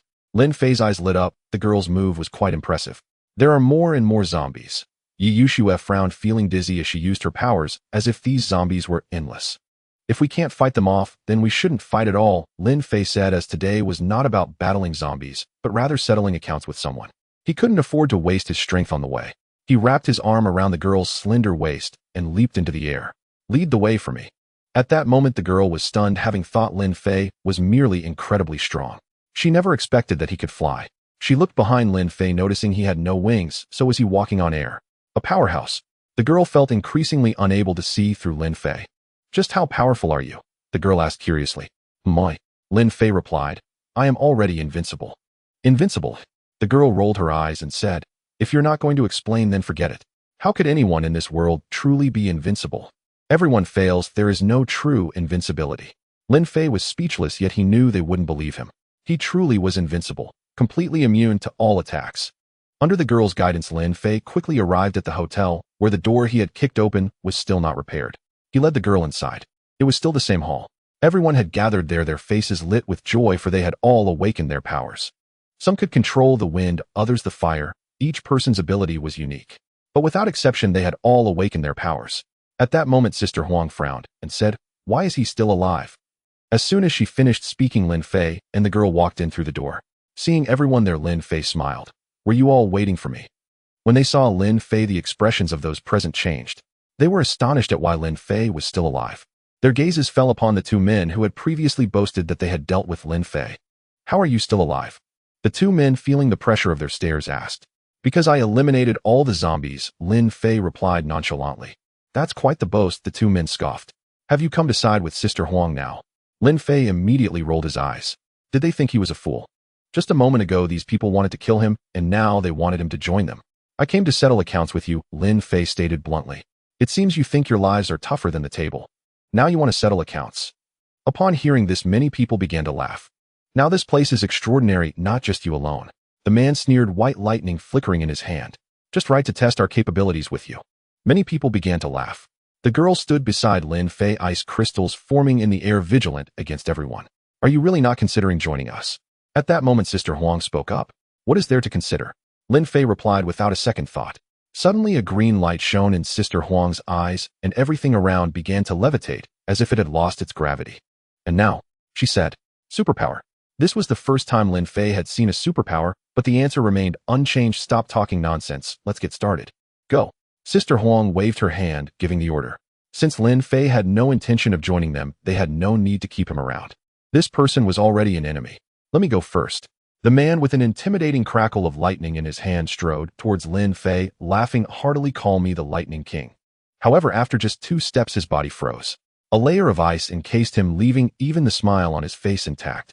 It was Yi Yuxue who made her move, coldly gazing at everyone present, saying, "Let's see who dares to act." Interesting. A man stepped forward, flames blazing in his hands. "Let this Fire Emperor test you." He wore a confident smile, as there has always been a saying that fire overcomes ice. Now facing the girl who wielded the power of ice, he felt extremely confident, believing victory was assured. But after just 2 steps, the smile on his face also froze. Because he too was encased in ice. The surrounding crowd was equally speechless, shocked that this was the outcome. With no chance to act, they were simply frozen. Waste. Sister Huang spoke coldly, then raised her hand. Boom. The ice binding the 2 men instantly exploded, showcasing the superpower that could control everything from afar, a very rare ability. The girl frowned slightly, her heart moved, and more than 10 ice shards shot out from her side. Pointless. Sister Huang raised her hand, and those ice shards all exploded a meter in front of her, as if they had collided with something. Did you see that? This is my power. You have no way to resist. She displayed an air of superiority. In her eyes, Lin Fei and Yi Yuxue were mere ants. Back then, Lin Fei could shatter a table with a single palm, and now she could too without lifting a finger. Just a thought, and the table would explode. Lin Fei was speechless. This kind of power seemed weak, didn't it? It was far inferior to those flashy elements of wind, fire, and lightning, which, although trashy in his eyes, at least had some aesthetic appeal. Aesthetic appeal is all that matters. If you offend me, go to hell and repent. Sister Huang was about to act, intending to use her superpower to snap the necks of the 2. But at that moment, the living room window suddenly exploded and a dark figure rushed in from outside. Who? Sister Huang's mind instantly locked onto the intruder, and her expression changed slightly. She could see clearly that what entered was a strange zombie. At that moment, everyone else reacted as well, turning to look at the shadow. In an instant, they all widened their eyes, because they could clearly see that the shadow moved at incredible speed, instantly reaching the man who controlled the flames. Ah! A shrill and piercing scream erupted, only to be abruptly silenced, for his head was bitten off in an instant. The creature was not large, matching the size of an average human, but its limbs were extraordinarily sturdy, with teeth resembling saw blades, and its face was grotesque and terrifying. The sudden attack startled the group, prompting the one who controlled lightning to act immediately. Crack! A bolt of lightning struck the creature, yet it was ruthlessly repelled. The lightning had no effect. How is this possible? The man stood dumbfounded at the sight. At that moment, the creature's attention shifted to him. Before he could react, a shadow flashed past, and he was knocked to the ground with another abrupt scream. Blood spurted from the man's throat, startling everyone present. The girl beside Lin Fei trembled, her face turning pale. After all, she was merely a girl who had just gained her powers. She had never witnessed such a bloody scene before. This must be a new type of zombie, Lin Fei thought. He had never encountered such a brutal creature before, with skin so tough that even lightning couldn't pierce through. After the creature had bitten down 2 people, its gaze fell upon a new target, a somewhat overweight man. Damn it! Seeing this scene, the fat man felt his heart race. This creature was devouring people, and with its thick skin and tough flesh, ordinary methods were utterly ineffective. Swish! In an instant, the creature leaped again, pouncing toward the fat man. Come on, I'm not afraid of you. The fat man steeled himself and opened his mouth. At that moment, it seemed his head had grown significantly larger, and his mouth transformed into a gaping abyss. With one gulp, he swallowed the creature whole. Witnessing this, the girl immediately hid behind Lin Fei. This man is also a monster. To think he could swallow a creature the size of a person in one bite. Seeing his success, a joyful smile appeared on the fat man's face as he explained to the dumbfounded crowd, "This is my ability. I can eat anything." Initially, he had thought his ability was quite worthless. Now it seemed utterly extraordinary. No matter what monster he encountered, he could simply swallow it, converting it into his nourishment. After hearing the fat man's explanation, the people present let out a collective sigh of relief. For a moment, they had all thought he had transformed into a monster. However, their smiles did not last long, as the fat man suddenly displayed a pained expression, clutching his stomach, his face turning ashen. "Are you all right?"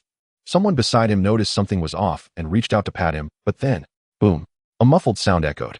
The fat man's stomach exploded, and in an instant blood splattered everywhere along with his entrails as the creature leaped out and lunged toward a nearby man. This scene left everyone present in shock. This creature is also mutated. They finally understood, relying solely on one person's powers cannot combat it. Stay calm. At that moment, Sister Huang spoke, her tone cold, as if everything were anticipated.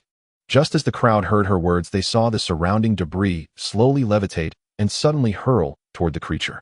The monster let out a roar attempting to evade, but it was as if an invisible hand had grasped it tightly. Like the debris around it, the monster floated in the air, struggling incessantly, yet to no avail. Sister Huang is mighty. Seeing this scene, the onlookers couldn't help but shout out. Just moments ago, the monster had wreaked havoc here, leaving them utterly helpless and filled with despair, especially after witnessing the horrific sight of it bursting forth from its own body. However, now that the monster was restrained by Sister Huang, they saw a glimmer of hope. Perhaps victory was within reach. A smile adorned Sister Huang's face. But in mere moments, her smile froze, gradually fading away, replaced by a struggle. For she realized that the monster was countering her superpower, and its strength was increasing, nearly breaking free. "Watch me." A man laughed heartily as he approached the monster. Seeing it suspended in midair, they believed it had lost its resistance, thus they confidently moved forward.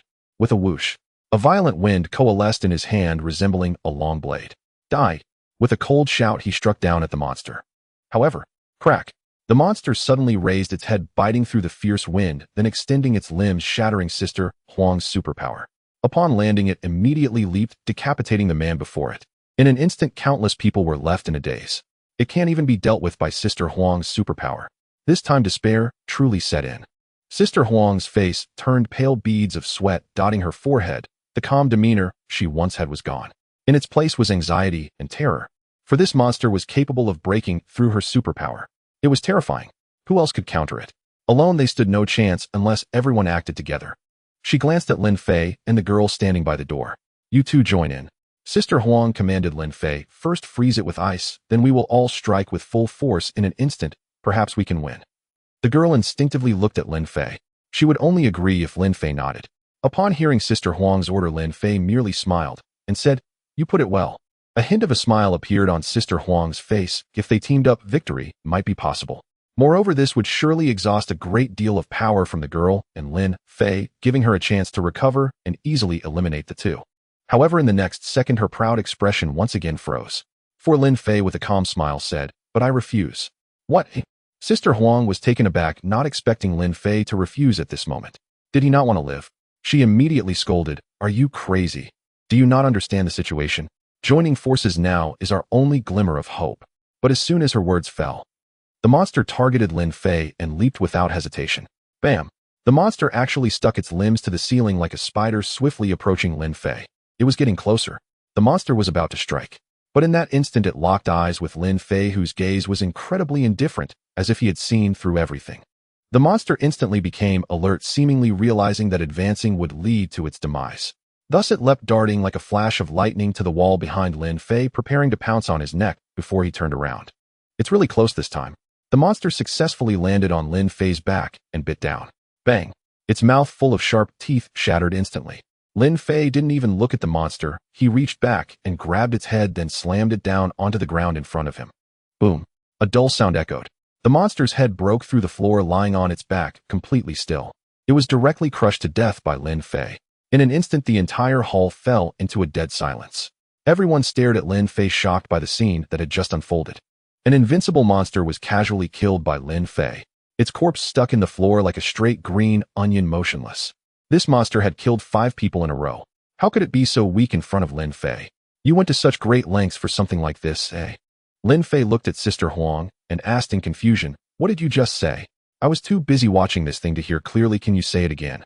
Sister Huang finally regained her senses. Nothing at all.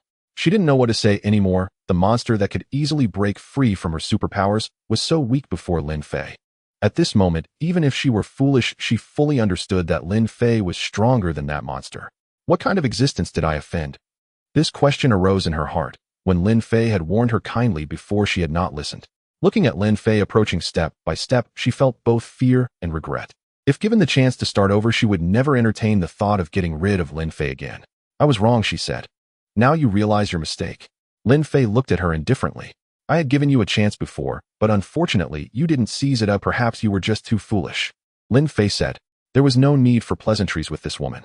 Admitting wrongs now seemed too quick, and she displayed a pitiful expression, but Lin Fei found it utterly insincere. The method of using sheep's blood at the door to attract zombies was certainly her idea. If it weren't for his own modifications, he might have been dead long ago. Remember, don't narrow your paths in the next life. Lin Fei personally sent her on her way. There were still many people around, but at this moment they dared not utter a word, even breathing carefully. Those who participated in the scheme stepped forward, Lin Fei said. They're all dead, a man said quietly, being very cautious, fearing that he would be sent on his way by Lin Fei. Those who took part in the action were all bitten to death by the monster. I see. Lin Fei nodded, then glanced at them and said, don't follow your leader's example, she's too narrow-minded and won't last long on her path. The group nodded like chicks pecking at rice. Lin Fei left with the girl, and on the way out he noticed she was very silent. Was it because of that woman? After all, they used to be family. What are you thinking about? Lin Fei asked. I hope she can be a good person in the future, the girl said. You don't blame me for killing her? Lin Fei asked again. The girl shot Lin Fei a glare. What are you thinking? She almost got me killed. You saved me. How could I blame you? Everything was her own doing. Lin Fei smiled. What are we going to do next? The girl asked. To City B, Lin Fei replied. I heard there is a gathering place for human survivors there. Perhaps we can find some good weapons. The girl glanced at Lin Fei. Others seek survivor gathering places to survive, yet you on the contrary wish to find better weapons. Lin Fei chuckled. I am invincible. You wouldn't understand how lonely it is to be invincible, without even a monster capable of withstanding a single blow. Perhaps only the unknown tentacles in his dreams could challenge him. Yi Yushue fell silent. She had just seen clearly how the monster bit into Lin Fei's neck, shattering its sharp teeth. Such hardness, is he even human? She suspected that Lin Fei was a deity incarnate sent down to save the world during this calamity. However, I don't know the way, Lin Fei suddenly said. I still need you to guide me. The girl immediately smiled, sure. Suddenly she found this deity a bit adorable. However, Lin Fei did not set off immediately. He glanced at the sky, but it was getting late. In the morning the girl had fallen ill, wasting a lot of time, and then there were the changes in the world which consumed even more time. Now calculating, it was already past 4 in the afternoon. Lin Fei felt that the nights here fell particularly fast, unsure if it was due to the disaster. Although he could travel at night, he still needed to eat and sleep. Let's find a villa, Lin Fei said. I have never been in a villa before. Now that I can stay for free, I can't miss it. The girl only wanted to laugh after hearing this. In the end, they found a villa. This time Lin Fei did not need to take action. The girl took the initiative to clear out the zombies here. It seems my ability is not just one, she said. I can sense the hiding places of some zombies. So strong. Lin Fei generously praised. How wonderful it would be if I had this ability too. Although he did not possess such perceptiveness, he had X-ray vision. Zombies simply could not escape his eyes. The girl blushed at the compliment, looking extremely cute. After clearing out all the zombies in the villa, she took the initiative to offer her help. He'll cook tonight. All right. Lin Fei did not hesitate. Cooking was indeed a tiring task, and right now, he just wanted to be a lazy fish. One must have dreams in life, or otherwise what is the difference from being a salted fish? My dream is to be a salted fish. He took out the cooking utensils from his backpack along with many vegetables and meats. We only have pork, mutton, and fish. Lin Fei sighed. The variety is still too limited. Once we reach the survivor gathering place, we must replenish our supplies. The girl pursed her lips. It was fine to say this in front of her, but what if it got out? Wouldn't it make a bunch of people furious? Now in this apocalypse, every bit of food resource is extremely precious. Lin Fei had so much food, yet still felt it was insufficient. Just yesterday, she finally understood where Lin Fei's bathing water came from. It was all mineral water poured out bottle by bottle. In this apocalyptic world where water resources are scarce, bathing with mineral water, could one find another person doing this? When she saw this, she was truly shocked. Her heart ached immensely.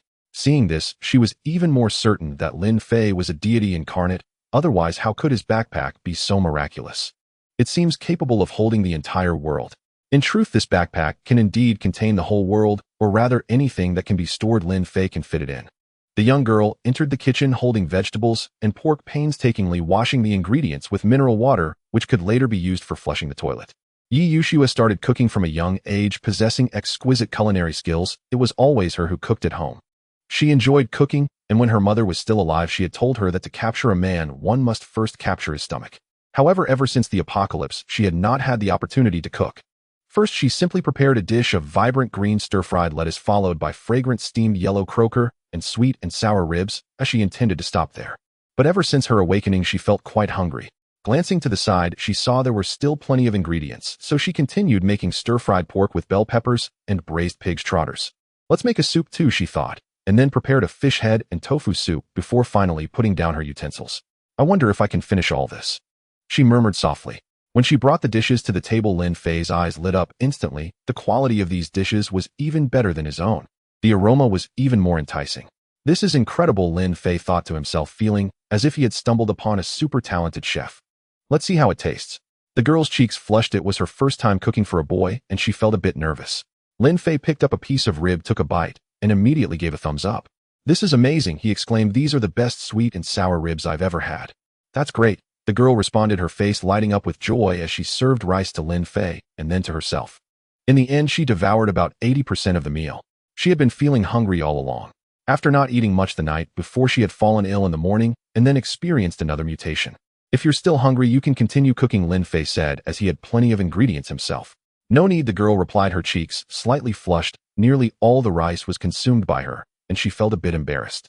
To be able to eat is a blessing, Lin Fei remarked. I truly envy you guys who can eat so much without gaining weight. The girl smiled and quickly said, the water is boiling, I'll go take a shower first. She dashed away. In the bathroom, she glanced at her somewhat flat chest and fell into deep thought. If only I could gain weight. Lin Fei sat on the sofa feeling satisfied. Now he believed that the wisest choice he made since coming here was to keep the girl by his side. No matter how formidable she was, it didn't matter. After all, even monsters couldn't withstand a single move from him. The main point was that her cooking was delicious. I can be a carefree salted fish now, Lin Fei thought, and his thoughts drifted further. Perhaps I could take her home and introduce her to my parents. He shook his head, realizing he was thinking too far ahead. The next day, the girl woke up early to prepare breakfast. When Lin Fei woke up and walked into the living room, breakfast was already ready. Let's wash up and then eat breakfast, the girl smiled. Her cheeks were flushed because upon waking up that morning, she had found herself tightly hugging Lin Fei. This was too embarrassing. How could she have done that? After having breakfast, the two of them stepped out, and Lin Fei planned to leave this place and head to City B to find the gathering place of survivors. Perhaps we can fly there, Lin Fei suggested. Can't we go without flying? The girl said weakly. I discovered last night that if we use our abilities to defeat zombies, our powers will enhance. Lin Fei's eyes lit up. You can actually get stronger. That's right, the girl nodded. That's wonderful, Lin Fei said, feeling invincible as soon as he came out, yet unable to experience the joy of leveling up due to the lack of abilities. I'm truly unfortunate, he sighed inwardly. Nevertheless, he heeded the girl's advice and walked alongside her instead of flying. For ordinary zombies, the girl could handle them easily, but when encountering some higher-level ones, it was a different story. Ordinary ice powers were insufficient to take them down. Some zombies were so fast they resembled the wind, making it difficult for the girl to cope. He'll help you, Lin Fei declared, drawing his bow and preparing to unleash a powerful strike. Super aiming activated. No recoil engaged. An arrow flew forth, shattering the legs of the zombie that moved like the wind, causing it to fall clumsily to the ground, easily dealt with by the girl. Why can you hit it when it moves so fast? The girl asked curiously. Because you didn't pay attention. Lin Fei said earnestly. Sometimes you can't rely solely on your eyes. You must observe with your heart. Observe with my heart. The girl pondered. Lin Fei watched her think without interrupting, knowing he was just making it up. I understand. The girl's eyes lit up. You understand? Lin Fei feigned mystery. I got it. Thank you for your guidance, master. The girl responded with a smile, the term master being a playful jest. After walking down a street, the girl encountered the swift-moving monster once again. This time you don't need to intervene. Ooh, I can handle it, she said as she stepped forward while the zombie rushed toward her. Ice seals the land for miles. Yi Yushue shouted, and the ground within a 10-meter radius instantly froze, trapping the swiftly moving zombie within. Frozen into a statue. The girl shot an ice arrow, shattering it. She turned around, smiling at Lin Fei, and said, I understand now. If my speed can't match it, I can restrict its movement. Lin Fei, is this what you gleaned from my earlier words? The girl nodded vigorously. Perhaps this is what genius looks like.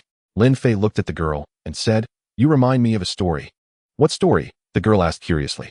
Once there was an invincible sword saint who one day comprehended the true meaning of the sword. Thus, he cast aside his sword and picked up a shield. The girl burst into laughter. Yi Yushue grew rapidly in combat. In just half a day's time, her ice technique, originally capable of freezing only a 10-meter radius, could now freeze 20 meters. Many powerful zombies appeared along the way, but they were all easily dealt with by a single arrow. Super aiming made them invincible. The two finally reached the bridge, only to find many people blocking it. What is going on here? Lin Fei asked, puzzled. He walked over with the girl, only to be stopped. Passage is prohibited here, a man stated. Why? Yi Yushue inquired. Because there are monsters in the river, the man explained.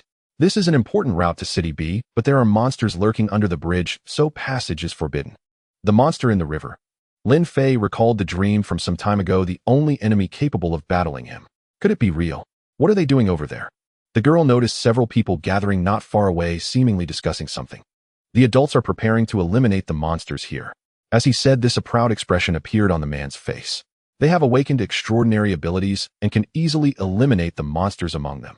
The girl did not ask further.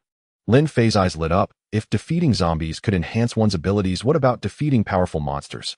Do you want to participate? Lin Fei asked. Off. The girl was taken aback and then replied without hesitation, no.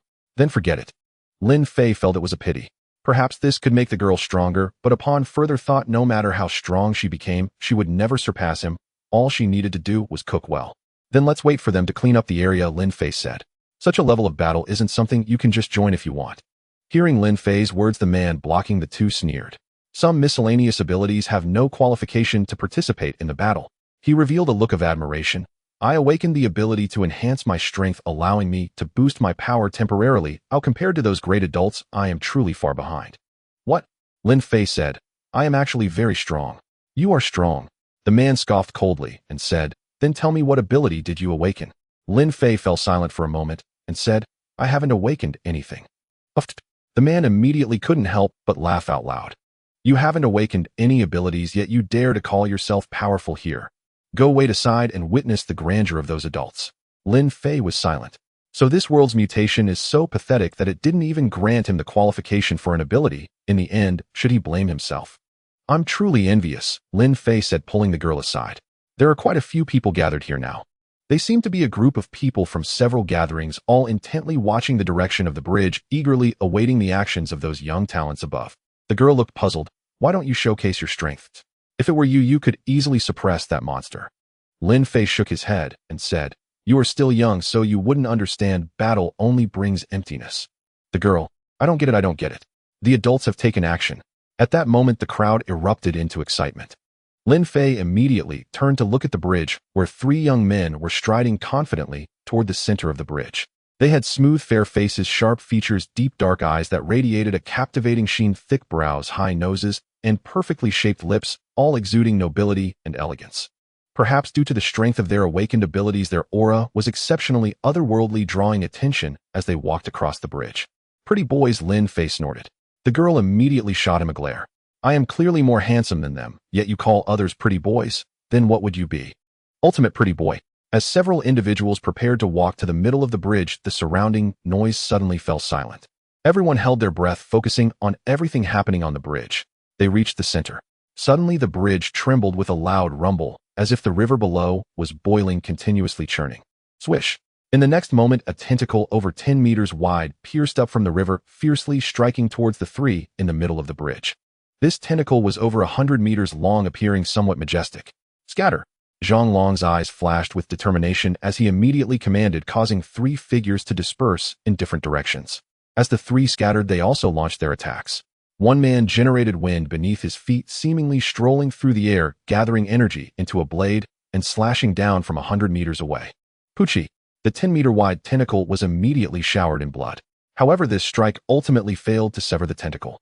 Another man's hand flashed with light as a luminous spear appeared, which he then threw. Pucci! The spear almost pierced through the tentacle. Unfortunately, it still fell short, merely causing an outpour of blood. At that moment, flames erupted from Zhang Long, the intense heat distorting the air. Rise!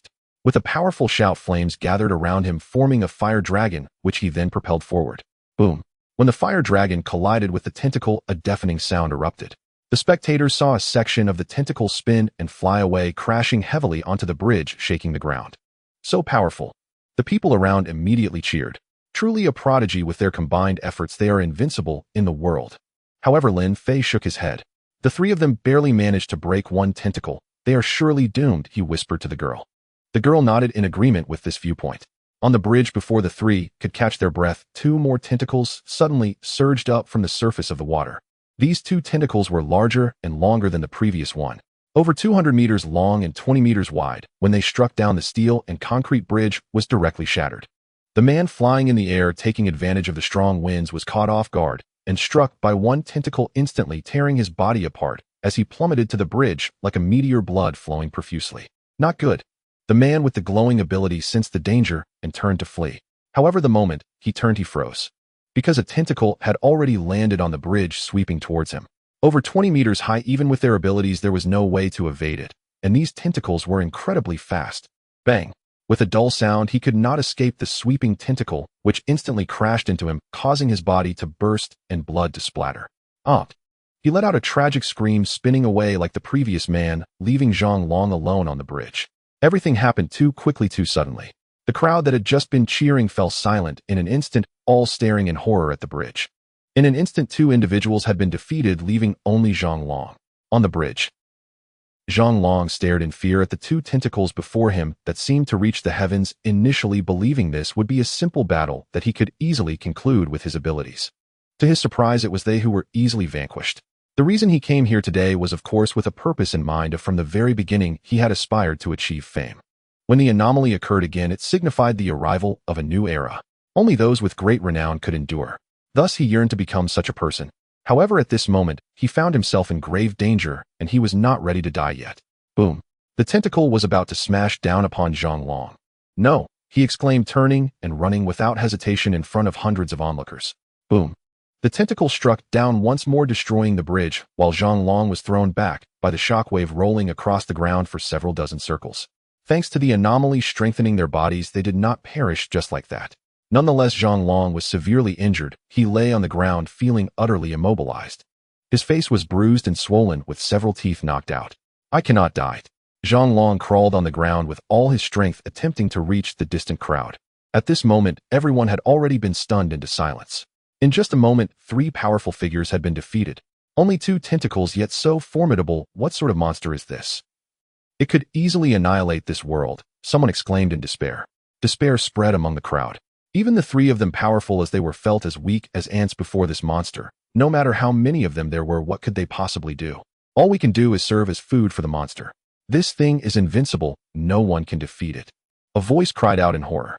Zhang Long struggled to crawl on the ground. Although he did not see it, he could still feel that the tentacle behind him was lifting once more. This time, if it fell, he would undoubtedly be doomed. No, he couldn't control himself and shouted, "Is there anyone who can save me? I don't want to die. Who can come to my rescue?" Zhang Long's voice was filled with desolation. At this moment, who could save him? When the tentacle came crashing down, many people immediately closed their eyes. Zhang Long did the same. But after a moment, the anticipated pain did not arrive. He slowly opened his eyes, suddenly stunned. The people in the distance were also dumbfounded, for they could clearly see a young and striking man standing before Zhang Long. He raised one hand, but astonishingly, it was that enormous tentacle. Everyone gaped, their mouths wide enough to fit an egg. He actually caught that tentacle with one hand. They were all taken aback. At that moment, Zhang Long was equally stunned. Lin Fei looked down at the battered figure before him and smiled faintly, saying, "I have heard your cry for help, so everything is fine now." "Why, you ask?" "Because I have arrived."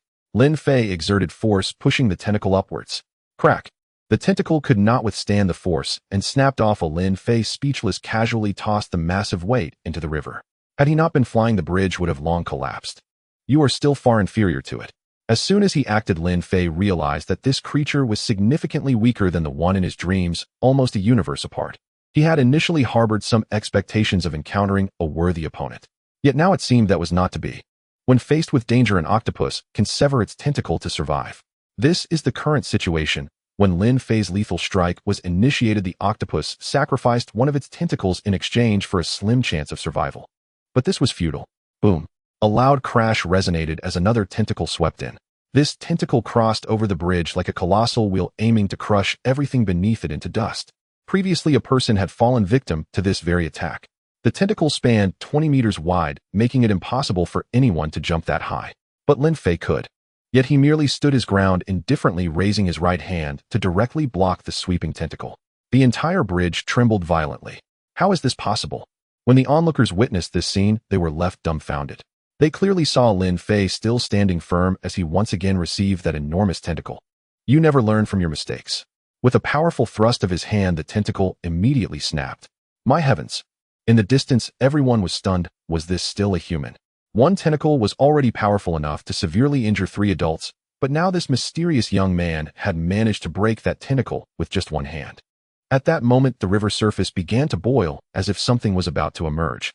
"He'll help you," Lin Fei chuckled lightly, leaping into the river before everyone's eyes. What the hell is he doing? Those who suddenly witnessed this scene were startled. Why would Lin Fei jump in? He can't be going to his death, right? The water is the monster's territory. Isn't he asking for trouble? It's over. He's overstepped his bounds. The hope that had just risen was extinguished in an instant. Everyone believed that Lin Fei jumping into the water was a death wish, as the water was indeed the monster's domain. In the past, the underwater world had been shrouded in mystery, and no one had ever been able to uncover its secrets. Now, after the upheaval, the underwater realm was even more enigmatic. No one knew what had transpired within, perhaps it was filled with such monsters. Zhang Long stared blankly at this scene. When he came to his senses, he shouted, pounding the ground with great force. I should have stopped him. Zhang Long vividly recalled the figure that had appeared in his moment of despair. Lin Fei was truly his savior. But now he could only watch helplessly as Lin Fei jumped into the river. This was no tranquil river, but an abyss of unfathomable depth. He knew Lin Fei was powerful, but the river was the monster's territory. Even with great strength, one would find it hard to unleash their abilities there, while the monster would only grow stronger. Damn it! Zhang Long pounded the ground, filled with regret, wishing he had done everything possible to pull Lin Fei back. Meanwhile, in the river, Lin Fei discovered the water was too murky. Even with his eyes wide open, he could barely see far. Clarity. Only then did he see clearly. A giant octopus loomed 100 meters away, its size reaching a staggering 100 meters. Setting aside how the ocean octopus made its way into the river, what did it eat to grow this big, Lin Fei swiftly approached the colossal creature. At this moment, the octopus discovered Lin Fei, who had jumped down and immediately launched a frenzied attack. As those above had speculated, the water was its domain. 3 massive tentacles lunged at Lin Fei like sharp swords, aiming to crush him here. However, Lin Fei did not dodge or evade, and the tentacles did not manage to knock him away. You are still no match for me, Lin Fei said as he tore the tentacle apart. Indeed, only the octopus from his dreams could contend with him. Just as Lin Fei was about to approach the octopus again, he suddenly heard a clattering sound behind him. Turning around, he saw a swarm of piranhas. These piranhas were as large as cows, their sharp teeth clearly visible even in the murky water. They silently closed in and then bit into Lin Fei. As expected, all their teeth were shattered without exception. Lin Fei took a glance and realized there were far too many to count, at least in the thousands. This was not land, but water, making it difficult for Lin Fei to leverage his strength. Facing thousands of piranhas, he couldn't instantly annihilate them all. Fine, you all wait. I will remember this grudge. Lin Fei snorted coldly and flew out of the river. He's coming out. When he reappeared, everyone who had been anxiously watching the river noticed. He seems to be fine. What about the monster? The river water had not changed color, perhaps it had not found him. What a relief. Seeing Lin Fei appear again, everyone let out a sigh of relief. At that moment, everyone saw Lin Fei land by the bridge where a beautiful young girl stood. However, Lin Fei's focus was not on her. He opened his backpack, took out the compound bow, and leaped once more. With this jump, he reached a spot above the river, several hundred meters away. Die for me. Drawing the bow and knocking an arrow, he shot. Boom. A thunderous roar echoed as the arrow seemed to fall from the sky like a meteor, splitting the Yangtze River apart. A deep pit became clearly visible to all. Along with the falling river water were countless corpses of piranhas. For a full 10 seconds, the parted river water surged and converged again, filling the pit. The river water was blasted up to a height of 1,000 meters, continuously cascading down, making it seem as if a torrential rain had begun. As everyone was still in shock, Lin Fei leaped again and plunged back into the water. This time, however, everyone fell silent. Previously, they were worried about Lin Fei's situation due to their ignorance of the circumstances. But now they felt a bit sorry for the monster encountering such a person who could split a river with a single arrow. Was this something a human could do? Now the river water was even murkier. However, this did not affect Lin Fei's clarity. He immediately spotted the giant octopus, its body already torn apart. It might have been affected by that last arrow. This time there were no piranhas in the water to disturb him. Super speed. Lin Fei moved through the water with the speed of flight, catching up to the fleeing octopus in the blink of an eye, and then gently flicked it with his index finger. Bang! A bloody hole appeared in the octopus head, and it soon lost all traces of life. Lin Fei grabbed the octopus corpse with both hands and hurled it forcefully. The onlookers saw the octopus body fly out of the river, crashing heavily onto the road beside the bridge. The violent tremors of the ground caused everyone to momentarily lift off their feet. My heavens! Upon seeing the 100-meter giant octopus corpse, everyone was left dumbfounded. This terrifying monster was killed just like that. Lin Fei had barely been in the water for 10 seconds. He must be a god. All eyes unconsciously fell upon Lin Fei, who had just jumped out of the river. To instantly annihilate the octopus and toss its corpse aside. Was this something a mere human could achieve? His clothes seemed completely dry. Someone immediately noticed this detail. Goodness, he is definitely a god. They instantly affirmed that it was impossible for an ordinary person to accomplish such a feat. The 3 strongest beings had no power to fight back against the octopus. Is it over? The girl looked up and asked, having been tense just moments before. It's over. Lin Fei picked up his backpack and gazed at the massive corpse, somewhat emotional as he said, life is such a fragile thing. Fighting does not bring joy, only solitude. The people nearby exclaimed, and all took note of these words for future reference. So this is how a great god thinks. Among the crowd, one person was particularly shocked because he had previously blocked Lin Fei from passing. At this moment, having witnessed Lin Fei's strength, he was so nervous that he couldn't speak. I actually mocked him. He swallowed hard, truly afraid that Lin Fei would appear right in front of him in the next second. The invincible monster, which had even suffered a crushing defeat against the combined efforts of three powerful beings, was effortlessly killed by the person before him. It was evident that Lin Fei had acted with ease, not exerting himself fully at all. He was simply like a deity. Thinking of this, the man felt his legs weaken, almost fainting. In fact, Lin Fei had not taken this matter to heart at all. He had never been one to hold grudges, and he had long forgotten about it. Let's go. Lin Fei was unaware of the immense shock his earlier actions had instilled in those around him. He thought it was quite ordinary. To be honest, when I heard there were monsters in the river, I was somewhat looking forward to it, thinking I could find an opponent worthy of a fight. Lin Fei spoke as he walked alongside the girl. Unfortunately, I overestimated it. The girl curiously asked, why do you want an opponent? The loneliness of invincibility, Lin Fei sighed. The girl was even more puzzled. Wait. At that moment, a voice suddenly came from behind them. The two stopped and turned to look. They saw Zhang Long covered in blood crawling toward them. Lin Fei immediately said, brother, stop crawling. You're hurt so badly it's quite tragic. Zhang Long, undeterred, fixed his gaze firmly and said, please, great God, take me as your disciple. The girl's expression instantly sharpened. Moi. Lin Fei thought for a moment and said, I do not take disciples. Why? Zhang Long was taken aback and asked, is it because I ran away earlier? Lin Fei smiled and said, of course not. To be honest, it is quite normal for someone to choose to leave when they know they cannot win, as seeking safety is human nature. As for why I won't take a disciple, it's simply that I won't teach anyone. Upon hearing this, Zhang Long felt somewhat disappointed. But the next moment he still asked, can I become as strong as you? I don't know, Lin Fei said without hesitation. Off. Zhang Long was taken aback. But Lin Fei had not finished speaking. He continued, however, if someone like me can become this strong, someone with your talent should also be able to write. Zhang Long finally showed a smile on his face. I will definitely work hard. In the end, he asked seriously, great one, can you tell me your name? What can't be done? Lin Fei replied calmly, my name is Lin Fei. After leaving this sentence, he walked away, and Zhang Long stared blankly at Lin Fei and the girl as they left, his expression becoming serious. After crossing the bridge, there was a vast plain. It wasn't that crossing the bridge meant arriving at B City, it was still far away with several hundred kilometers remaining. Let's fly over there, Lin Fei suggested again. The girl nodded. In the wilderness, zombies would definitely not be as strong or as numerous as in the city. Lin Fei wrapped his arm around her slender waist and flew towards B City. The howling wind rushed past his ears, yet it was all blocked by Lin Fei, leaving the girl feeling warm. She glanced up at his cheek. Since meeting this person, the apocalypse seemed to have changed, or as long as he was by her side, she felt an infinite sense of security. The apocalypse seemed less terrifying. If the two continued on this path, they would surely end up married someday, right? Unknowingly, the girl began to think far ahead, her charming face suddenly turning rosy like a ripe apple, incredibly adorable. Lin Fei was completely unaware of the random thoughts swirling in her mind. What is that? He suddenly spotted a black dot ahead. It got closer.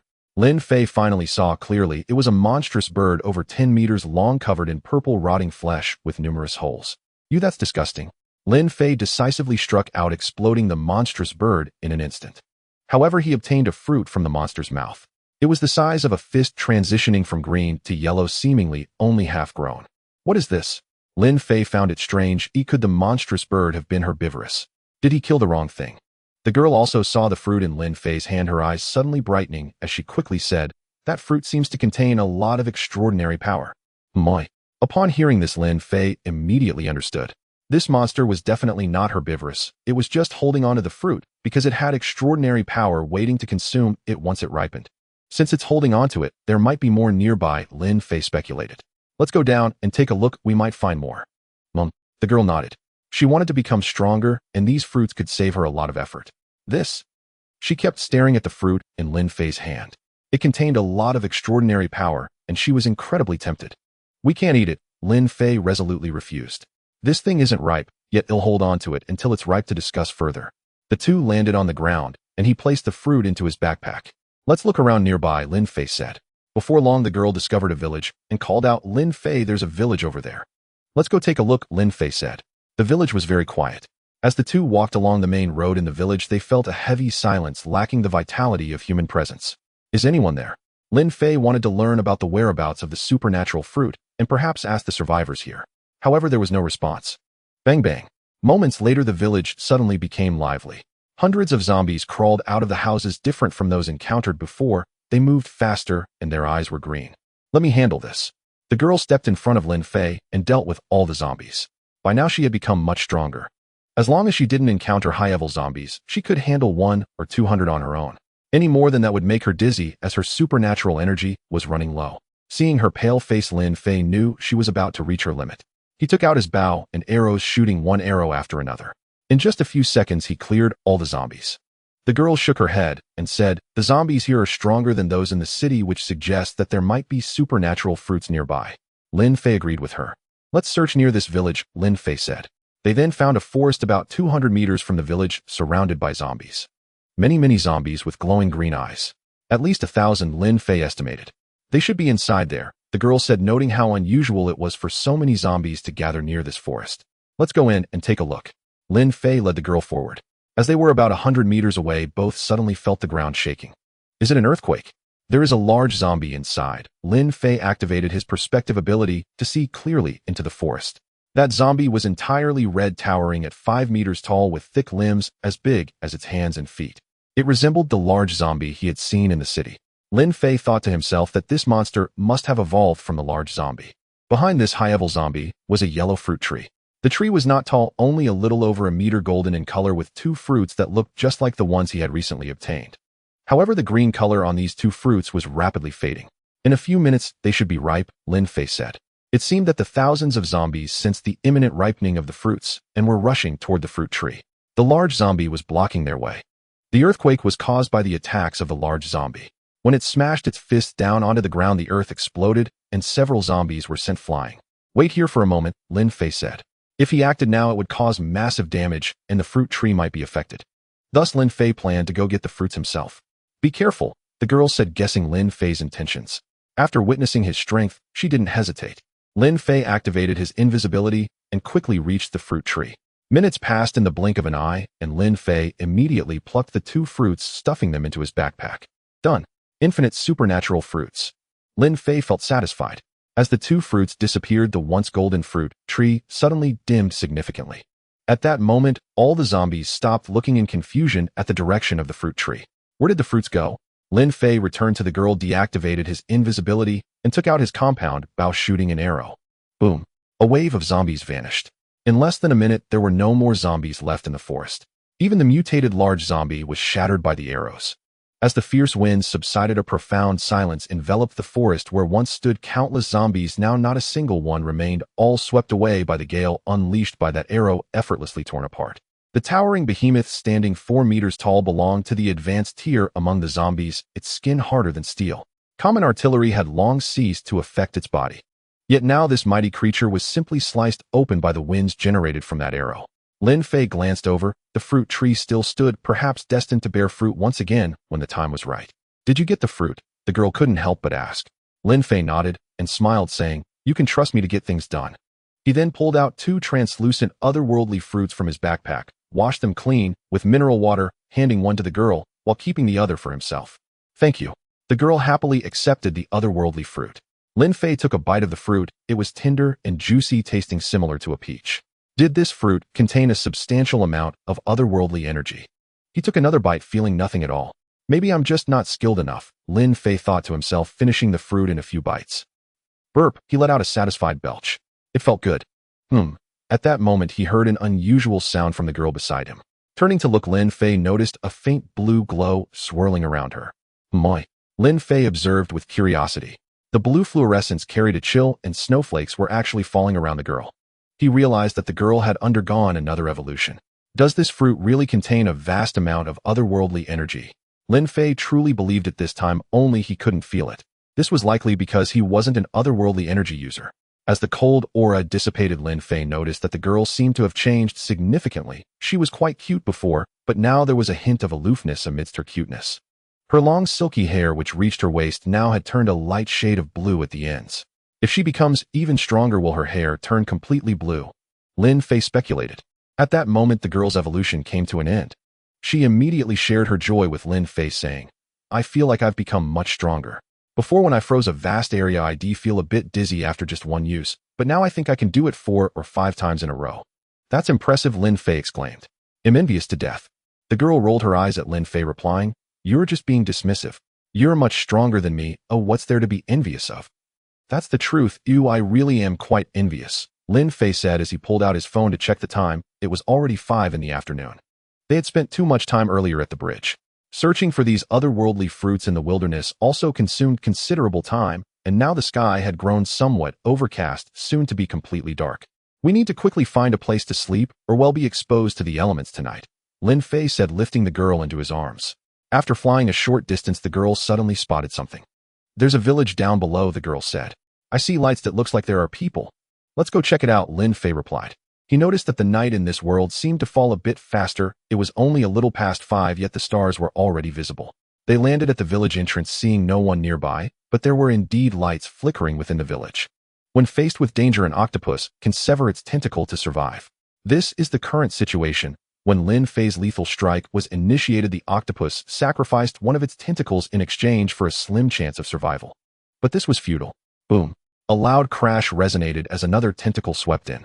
This tentacle crossed over the bridge like a colossal wheel, aiming to crush everything beneath it into dust. Previously, a person had fallen victim to this very attack. The tentacle spanned 20 meters wide, making it impossible for anyone to jump that high. But Lin Fei could. Yet he merely stood his ground, indifferently raising his right hand to directly block the sweeping tentacle. The entire bridge trembled violently. How is this possible? When the onlookers witnessed this scene, they were left dumbfounded. They clearly saw Lin Fei still standing firm as he once again received that enormous tentacle. You never learn from your mistakes. With a powerful thrust of his hand, the tentacle immediately snapped. My heavens! In the distance, everyone was stunned. Was this still a human? One tentacle was already powerful enough to severely injure 3 adults, but now this mysterious young man had managed to break that tentacle with just one hand. At that moment, the river surface began to boil, as if something was about to emerge.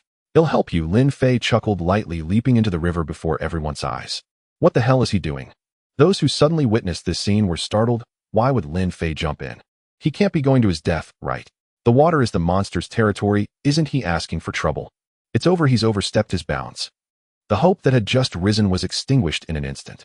Everyone believed that Lin Fei jumping into the water was a death wish, as the water was indeed the monster's domain. In the past, the underwater world had been shrouded in mystery, and no one had ever been able to uncover its secrets. Now, after the upheaval, the underwater realm was even more enigmatic. No one knew what had transpired within. Perhaps it was filled with such monsters. Zhang Long stared blankly at this scene. When he came to his senses, he shouted, pounding the ground with great force. I should have stopped him. Zhang Long vividly recalled the figure that had appeared in his moment of despair. Lin Fei was truly his savior. But now he could only watch helplessly as Lin Fei jumped into the river. This was no tranquil river, but an abyss of unfathomable depth. He knew Lin Fei was powerful, but the river was the monster's territory. Even with great strength, one would find it hard to unleash their abilities there, while the monster would only grow stronger. Damn it! Zhang Long pounded the ground, filled with regret, wishing he had done everything possible to pull Lin Fei back. Meanwhile, in the river, Lin Fei discovered the water was too murky. Even with his eyes wide open, he could barely see far. Clarity. Only then did he see clearly. A giant octopus loomed 100 meters away, its size reaching a staggering 100 meters. Setting aside how the ocean octopus made its way into the river, what did it eat to grow this big, Lin Fei swiftly approached the colossal creature. However, at this moment, the middle-aged man had a different thought. What a lovely girl. I wonder if she's still a virgin. I haven't touched a woman in 3 months. He rubbed his hands together, a strange smile on his face. They can still eat it. Smells so good. The man's backpack must have more food. I need to find a way to get it. Lin Fei was unaware that someone had set their sights on him. After finishing their meal, there was another knock at the door. The girl who was about to wash the dishes immediately said, I'll go check. When she opened the door, she saw an unfamiliar young man. Gather at the small square. The captain will explain tomorrow's plan. Dropping this cryptic statement, the man turned and walked away, leaving the girl perplexed once again. She abandoned the dishes and immediately told Lin Fei about this matter. A bit nervously, she asked, the people in this village can't be problematic, right? Let's go take a look, Lin Fei replied. The people here should not be from this village, they are outsiders. The original villagers must have turned into monsters eliminated by them, which is why this village is so clean. They must have some plan for gathering here. Then why did they come to call us? The girl found it strange. They probably didn't expect us to be outsiders. They saw the lights in the house and came over, Lin Fei said. This also proves what I just said, they are a group.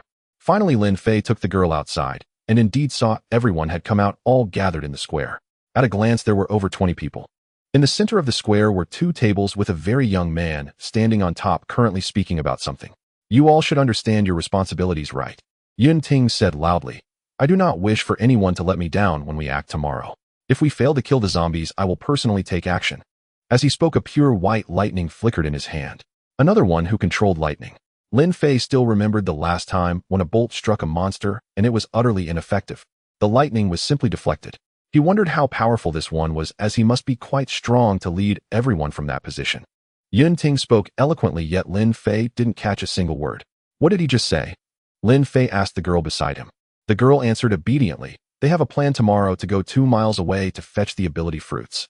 However, those fruits are guarded by a powerful monster, so they have clear divisions of labor to ensure they obtain the ability fruits. I see. Lin Fei finally understood. When Yun Ting called for the meeting to disperse, Lin Fei finally spoke up. Wait a moment. Lin Fei called out. What do you want? Yun Ting frowned slightly, wondering if he hadn't been clear enough. I'm just a passerby here. Since they were going to fetch the ability fruits, Lin Fei became interested. Although he had some now, they might be of a different kind. But as soon as Lin Fei finished speaking, there was a sudden dead silence. All eyes turned to Lin Fei. What did you say?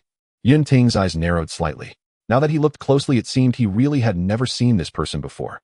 And there was the girl beside him. He couldn't recall when a girl so beautiful had joined their team. I said we were just passing by. Lin Fei said. Then you have heard things you shouldn't have. Yun Ting moved his feet and directly crossed over 10 meters, standing in front of Lin Fei, coldly stating, perhaps you are not just a passerby, but a member of another team here to gather information about me. Lin Fei replied, no, you are overthinking it. However, Yun Ting interrupted him, saying, tomorrow you will join the assault team, and this girl will follow me. I haven't awakened any abilities, Lin Fei said seriously. The previously quiet place suddenly erupted in laughter at his words. He can actually say that with such confidence, does he want to make me laugh to death? Saying the most useless words in the bravest manner, damn, he is a genius. Most of the laughter was mocking. In this world, there are people who can't even awaken their abilities. He must be a waste. If he is so useless, why didn't he turn into a zombie when the mutation occurred? Hearing the ridicule, the girl's expression gradually turned cold. Lin Fei, however, grabbed her and said, everyone is born equal. Perhaps you have awakened abilities, but in my eyes, you are still an ordinary person. After all, it's just a single strike. Ordinary person. Yun Ting laughed, standing in front of Lin Fei with arcs of electricity dancing around him. He joked, if I touch you now, will you die? Before Lin Fei could respond, he continued laughing, just kidding, I won't kill you. After all, you are now one of us. Remember to gather with the assault team tomorrow. With that, he turned and walked away. The others also dispersed, all wearing smiles, and as they left, they couldn't help but say, it's really funny. There are still people who think everyone is equal. Meanwhile, the tall, middle-aged man had an even more sinister smile on his face. So he hasn't awakened any abilities. Soon only Lin Fei and the girl were left in the square. The girl, feeling confused and sorry for Lin Fei, said, you're so strong, why didn't you strike back just now? If they had witnessed your strength, they definitely wouldn't have dared to mock you. Lin Fei ruffled her hair and said, there's nothing to worry about. There's no need to argue with these people, otherwise one day you'll be so angry you'll end up dead. I don't care, the girl said. They went too far. None of them can fight. Ew, I just want to get a good night's sleep tonight and settle accounts with them tomorrow. The girl refused, saying, it is said that a gentleman does not take revenge on the next day. I can't stand it. I'm going to beat them up right now. Lin Fei laughed, it'll flatten this village, and then we can count the stars together. The girl hesitated. Let's go, we need to shower and sleep. We've been fighting monsters all day. As for these people, they are just clowns. Tomorrow they still need to lead us to collect the ability fruits. Lin Fei hoped that this time the ability fruit would be banana-flavored, something they could enjoy as dessert. The girl remained silent. The next day, after they had just finished breakfast, someone knocked on the door again. This time it was Lin Fei who opened the door. We should set off now, said the middle-aged man standing at the door, a smile on his face. After learning that Lin Fei had no special abilities, he was happy for half the night. Until now, he was the only one who knew Lin Fei had food. When the time came to eliminate Lin Fei, that food would belong to him. Then with food available, wouldn't it be easy for this girl? Let's go, Lin Fei said. I want to get the special fruit early, I have other things to do. Seeing Lin Fei's reaction, the man was momentarily stunned before the smile on his face turned cold. He thought to himself, at this point still trying to act tough. When we encounter zombies, the first to be scared will be you. The girl followed him out, casting a glance at the middle-aged man. At this moment, she felt no goodwill towards anyone here. She hadn't slept well last night and had considered going out to beat these people up several times. The group gathered again in the square. You didn't run away. Although you're an ordinary person, your courage is commendable, Yun Ting said with a smile, and the others laughed along. Lin Fei calmly said, if we don't set off soon, the fruit will be eaten. Yun Ting replied, I've calculated the time it will mature by noon today. That's good then, Lin Fei said. Moi. Yun Ting asked curiously, are you really set on getting this fruit? Don't you know we distribute based on labor? I know, Lin Fei replied. Then fine, I won't shatter your illusions. Yun Ting smiled and began to lead the way. The group marched out of the village with great momentum. After walking for a while, Lin Fei felt the surroundings looked somewhat familiar, as if he had been here yesterday. We passed through here before, the girl reminded him. The two had spent considerable effort searching for special fruit yesterday. So that's it. Lin Fei nodded, and as he gazed at the increasingly familiar scenery, a thought suddenly struck him. Could it be that the special fruit they are looking for is the same ones I picked yesterday? When Lin Fei saw that village once more, he was certain of it. Everyone be careful, Yun Ting said, immediately becoming vigilant upon seeing the village. The zombies in this village have absorbed pollen, making them much stronger than ordinary ones, so be very cautious and avoid getting hurt. The assault team will go ahead. Everyone became alert and serious. Only Lin Fei and the girl looked at the group in disbelief. There's no need to be so tense. Lin Fei calmly stated, all the zombies in that village have been dealt with by me. Shut up, Yun Ting immediately reprimanded, everyone be quiet now. He glanced at Lin Fei and scoffed dismissively, you think you can fight against mutated zombies just like that? The unspoken words conveyed his deep-seated contempt for Lin Fei. Lin Fei did not bother to argue with him.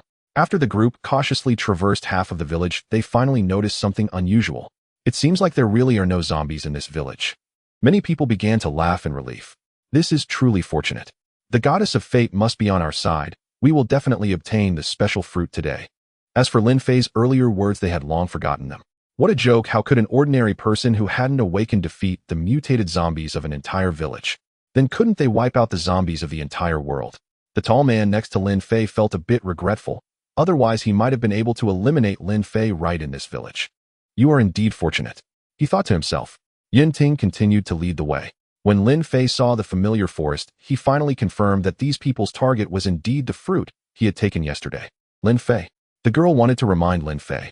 I know, Lin Fei said helplessly, it was a wasted trip. Before him lay the familiar forest.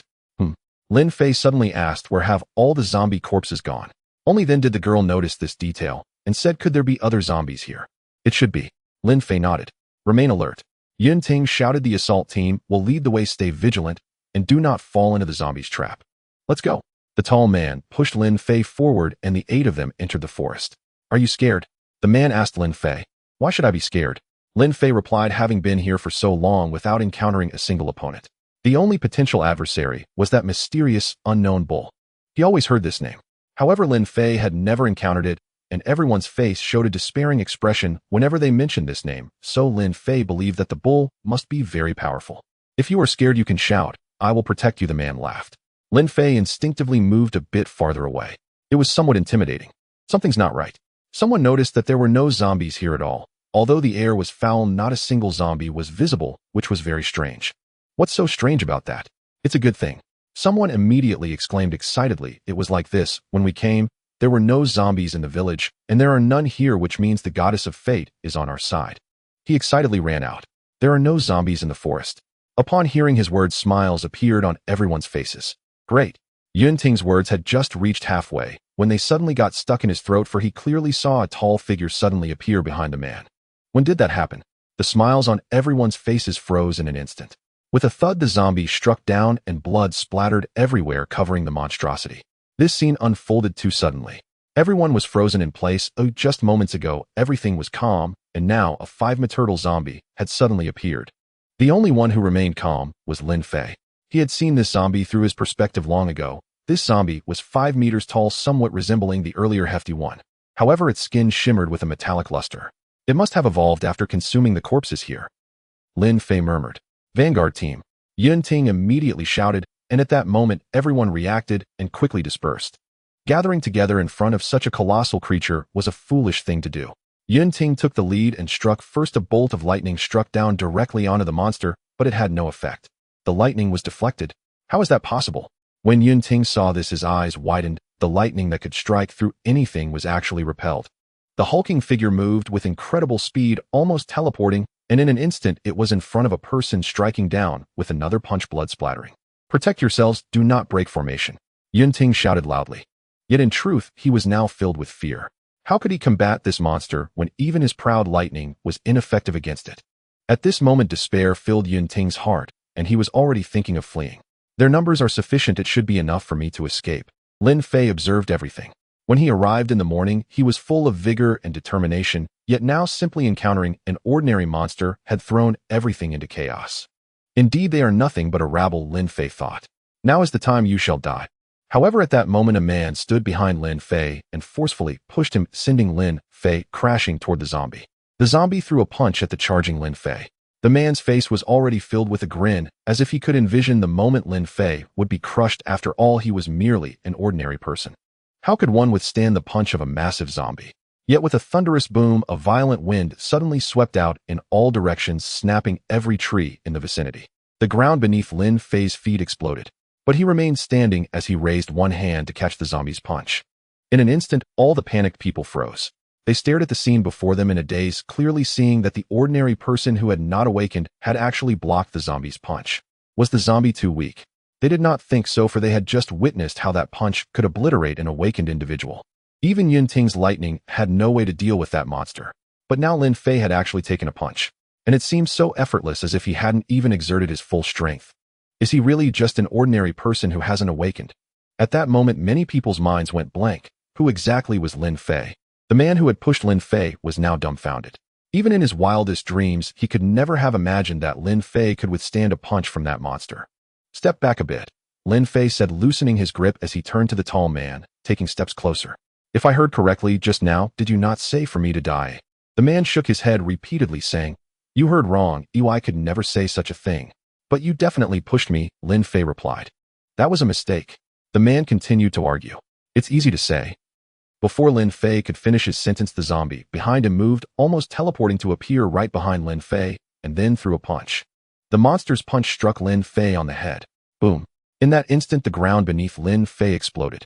Everyone was left stunned, for they clearly saw Lin Fei still standing in place, as if nothing had happened. He had taken the full force of that monster's punch on his head without a scratch. The immense shock left many gasping for breath, feeling as if an invisible hand was squeezing their hearts. How could they have dared to mock such an existence last night? "I forgot you can't understand human speech," Lin Fei said without looking back, his words directed at the zombie. As soon as he finished speaking, he clenched his fist and swung back. Boom. Another thunderous sound. The five-meter monster was left with only a portion of its leg. The upper part completely vanished. It was pulverized into dust by Lin Fei's punch. Bang. Upon witnessing this scene, everyone was so frightened that their legs turned to jelly, collapsing to the ground, their faces pale and struggling to breathe. The man trembled even more, already seated on the ground, having wet himself. "I told you before that everyone is equal, but you didn't listen because you didn't believe it. So I can understand that you are no longer human." Lin Fei looked at the man indifferently. "No," the man shouted. "I am human. I am an ordinary person." "No, you are not." Lin Fei swung a punch down, too lazy to waste more words with him. Boom. This punch left a massive pit over 10 meters wide in the ground, shaking the earth violently. The others witnessing this swallowed hard. The decisiveness of the slaughter was overwhelming. "It's your turn now." Lin Fei turned around, looking at the group of people who had completely lost their nerve. "We never thought of killing you," someone immediately exclaimed. "My," Lin Fei said. "You all claim I am an ordinary person, yet you still let me join the vanguard group. Isn't that an intention to kill me?" No one could find their voice. Lin Fei appeared before Yunting, who was already too weak to stand. He said indifferently, "Last night you asked me what would happen if your lightning struck me. Now I can answer you, I would be completely fine, but you would die? If you don't believe me, here's your chance. Go ahead and try." Yunting was so scared that he couldn't speak, merely shaking his head repeatedly. Lin Fei also shook his head, squatting down and slowly extending his hand. "You said if I touch you, what would happen?" "Don't." Yunting finally screamed in fear. "I know I was wrong." "Now you know you were wrong." Lin Fei smiled faintly. "What did you do last night? Knowing I am an ordinary person, you still assigned me to the vanguard group and wanted the girl to follow you. What is your intention?" Yunting shook his head continuously.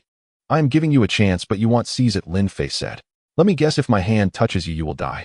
In the eyes of Yunting, filled with extreme terror, Lin Fei ended his life with a punch. I really thought you all knew the whereabouts of other ability fruits. Oh, what a waste of my time. Lin Fei stood up and dusted off his hands. I know I was wrong.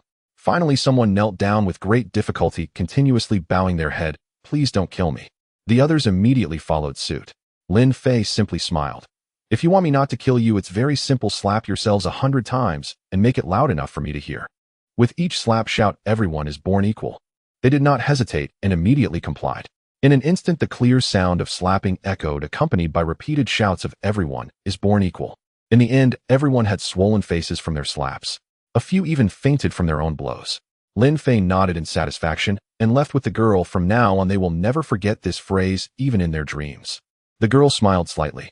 Then she became a bit angry. I didn't expect that guy to be so wicked, actually wanting to harm you.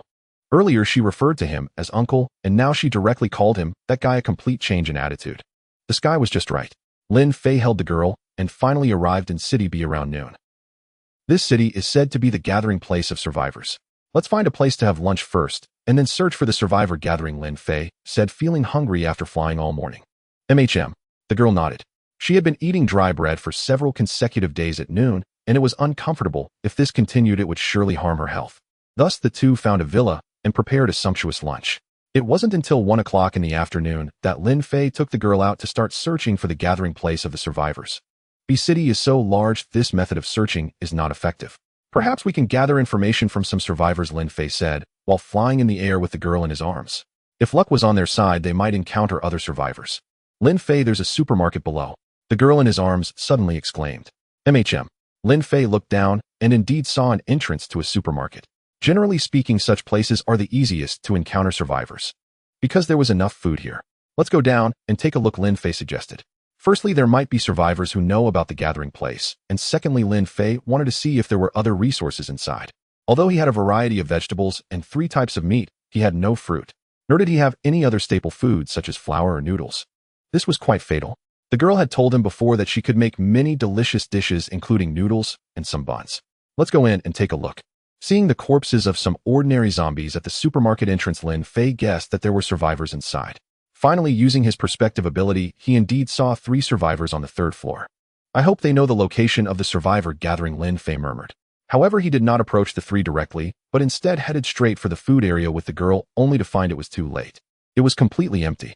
Lin Fei sighed and said, we arrived too late. I was really looking forward to the noodles you would make. The girl smiled and comforted Lin Fei, saying, there's still plenty of time. There will always be opportunities to make them for you, and I won't run off randomly. Lin Fei thought for a moment and agreed, not taking it to heart. Perhaps the survivor gathering would have flour and noodles available for trade. Let's go to the 3rd floor to find people, Lin Fei suggested. How do you know there are people on the 3rd floor? The girl looked surprised and glanced up. Apart from the ceiling, she saw no one. Listening carefully, she also heard no other sounds. Because I saw them, Lin Fei replied. He embraced the girl and leaped up, using his super jumping ability to jump 3 stories high. Lin Fei saw the 3 of them carrying many bags. They must have gathered a lot of supplies in this supermarket. As he got closer, the 3 suddenly stopped. There are footsteps nearby approaching us. It's an adult man and a girl. One of the men suddenly spoke, his ears twitching slightly. He had just heard the information. Be careful. The 3 became vigilant.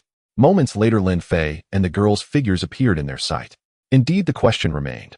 Were they enemies or friends? Stop. The leading man took a step forward, signaling for the 2 to halt. No need to be nervous, Lin Fei smiled and said, we mean no harm. We just want to ask for directions. Do you know where the survivor gathering is located? The wary expressions of the 3 finally eased considerably.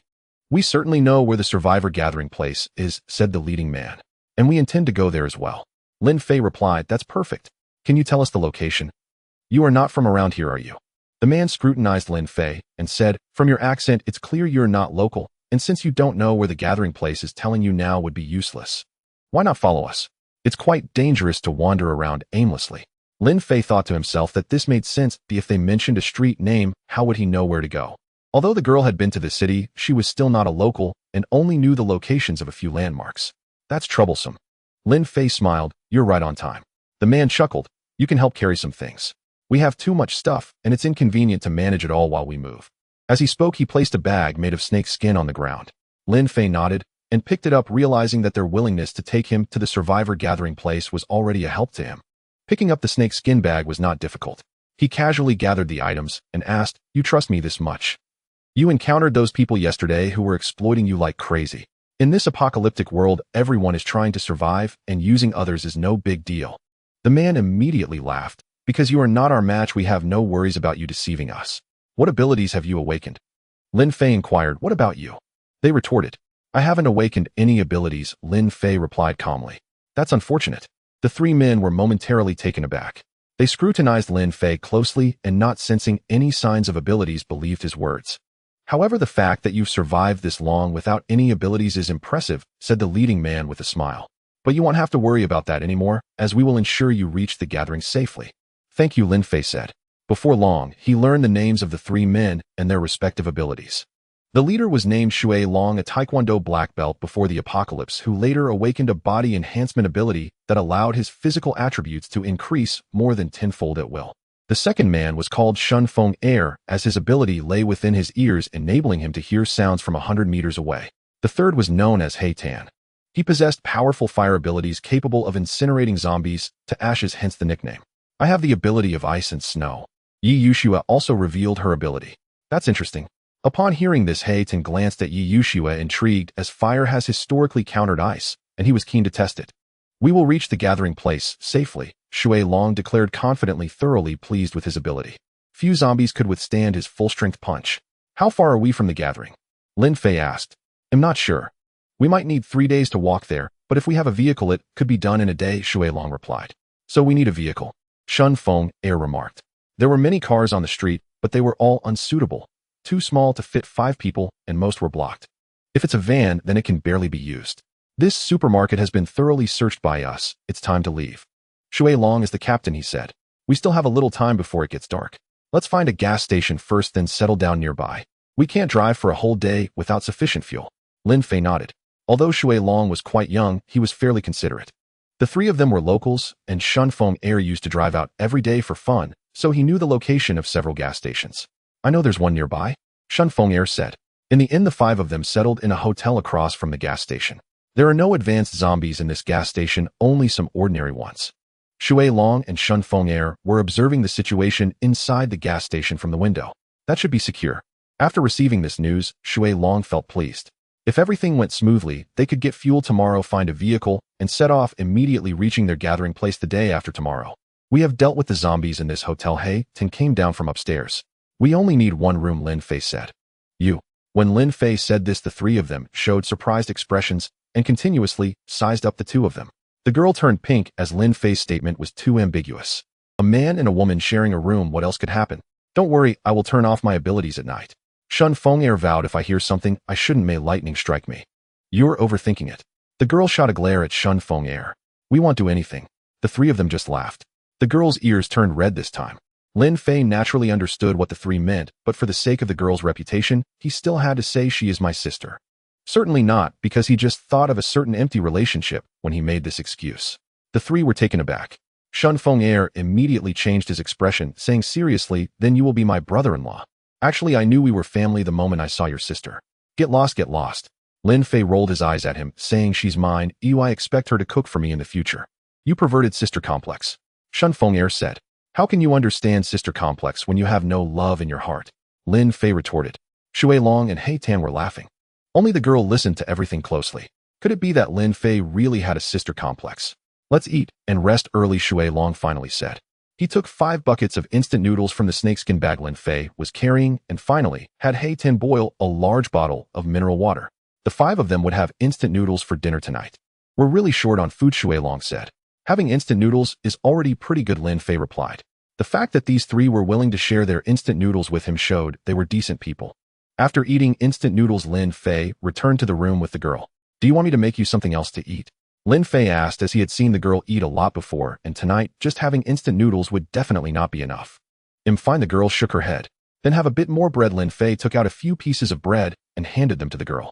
Women could be contradictory. When they said they were fine, they often meant the opposite. The girl did not refuse and accepted it. While boiling water on the balcony and nibbling on the bread, she suddenly asked Lin Fei, "Are you a sister complex?"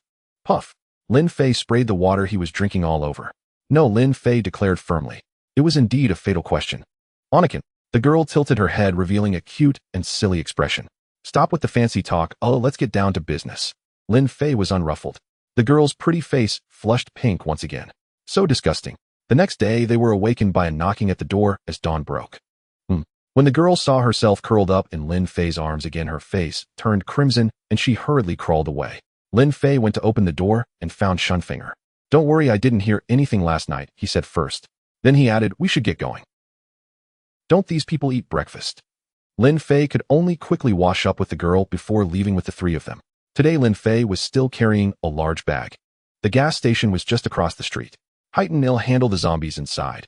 Your powers won't be effective here, so keep an eye outside to prevent any zombies from coming out. Shunfinger, be careful not to let any other zombies sneak up on us.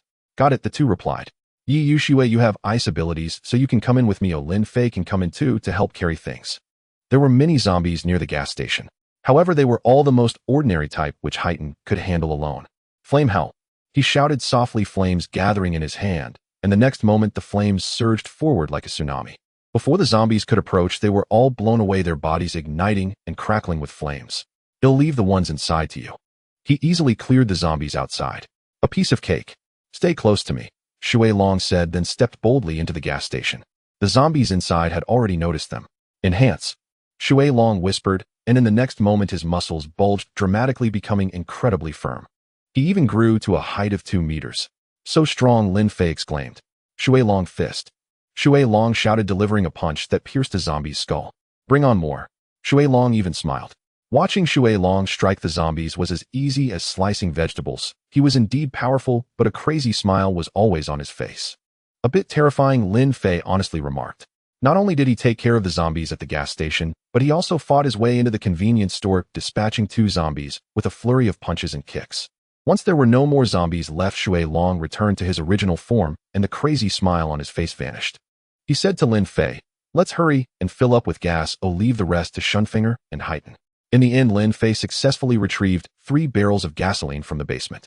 There's still a bottle here, Lin Fei's eyes brightened.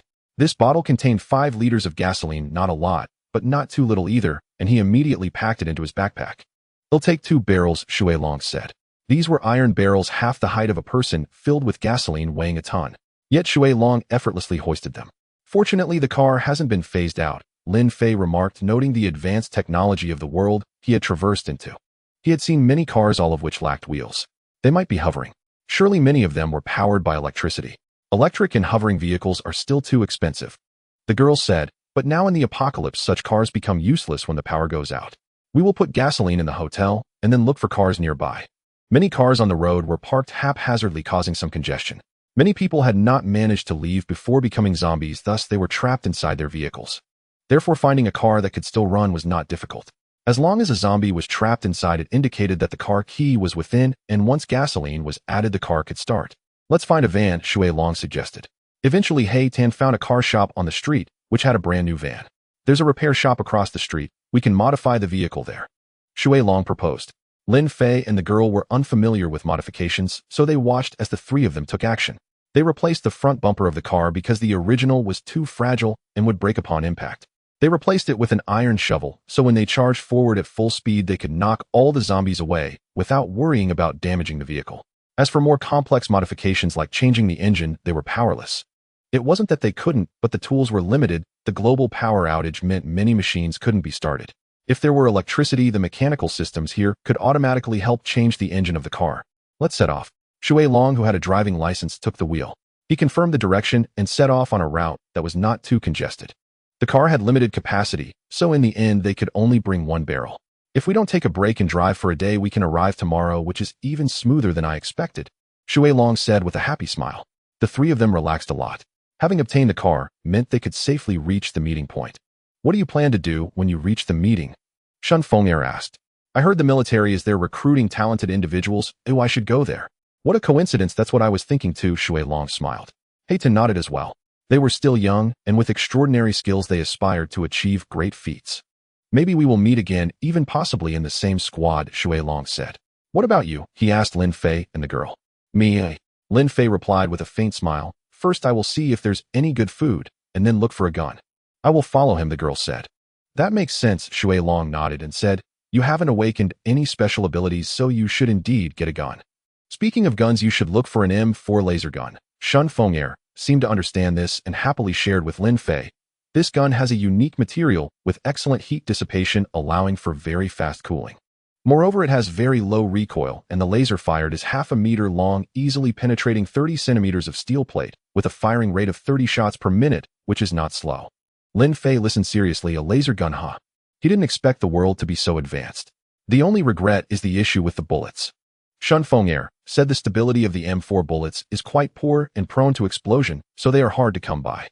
I see, Lin Fei nodded. In fact, he did not have picky preferences regarding guns. After all, each shot would take down an opponent. The only factor affecting the power was the rate of fire. The car had been driving for a long time, and the few people inside could only nibble on dry bread now. They couldn't even have hot instant noodles. The sky gradually darkened. The vehicle was still in the urban area, but now the number of zombies on the streets had gradually increased. Are they all nocturnal? Shui Long frowned as the car continued to jolt violently, with zombies repeatedly crashing into it. There are many zombies chasing us from behind. Shun Feng'er said. I know, Shui Long replied earnestly. We absolutely cannot stop now, or it will be the end. However, in the next moment his expression quickly changed. Because Shui Long clearly saw a pile of cars stopped ahead, completely blocking the road. Not good. He exclaimed in surprise and immediately slammed the brakes, causing the van to skid and spin before finally crashing into other vehicles. Boom. A loud noise erupted. The car shook violently, spilling gasoline everywhere. Lin Fei immediately hugged the girl, protecting her in his arms. Stay in the car, Shui Long said as he jumped out. I'm going to. He Tan said as the number of zombies outside increased, seemingly attracted by the noise from the recent collision. Be careful, Shun Feng'er warned. His ability did not enhance his combat power, so he had always remained in the back, responsible for preventing ambushes.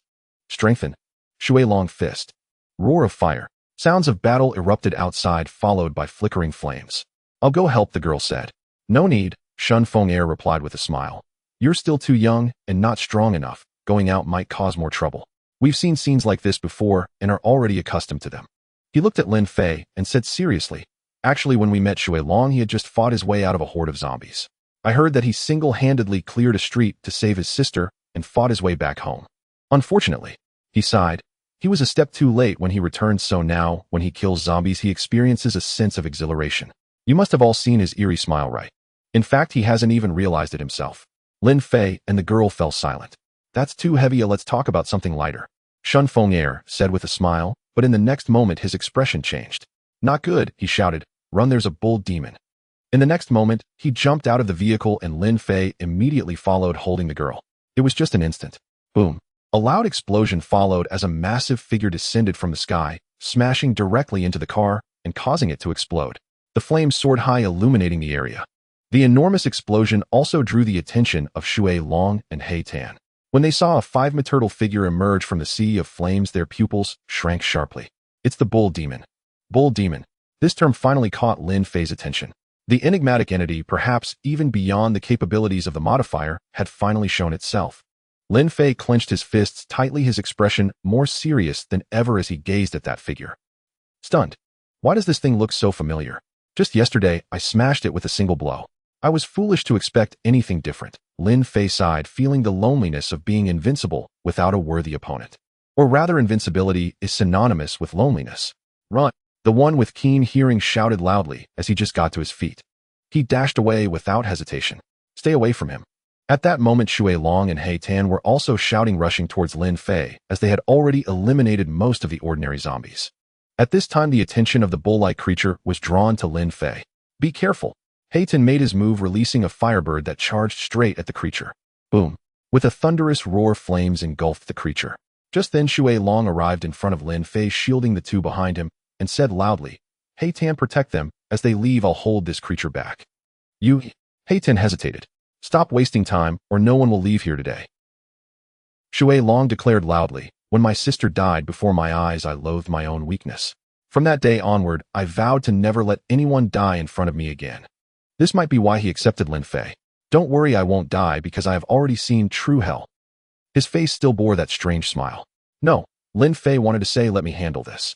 But at that moment, He Tan grabbed his hand, intending to take him and the girl away. Staying here will only hinder Shui Long. Come on. Shui Long watched as the creature emerged from the flames. It shrugged off He Tan's attack without a scratch. Shui Long's underworld body fist. Shui Long shouted, smashing the floor beneath him and darting toward the creature like lightning. Boom. His punch landed on the creature's chest with a resounding crash. The ground beneath the bull cracked open in an instant. However, the creature didn't even sway. What? He looked up and saw the creature wearing an utterly indifferent smile. It was real. The bull was smiling. It bore a cold and unfeeling expression, yet was filled with mockery. What are you laughing at? Shui Long roared. The memory of his sister's death, though long past, felt as if it had just happened yesterday. On that day, he had burst through the door only to find a bull-like creature and his sister broken on the ground. Underworld body, rampaging dragon fist. With a flash of red in his eyes, Shui Long appeared on the creature's shoulder and began to unleash a flurry of punches to its head, delivering 17 strikes in just 1 second. Boom, boom, boom. With each thunderous sound, the creature's head didn't even tilt.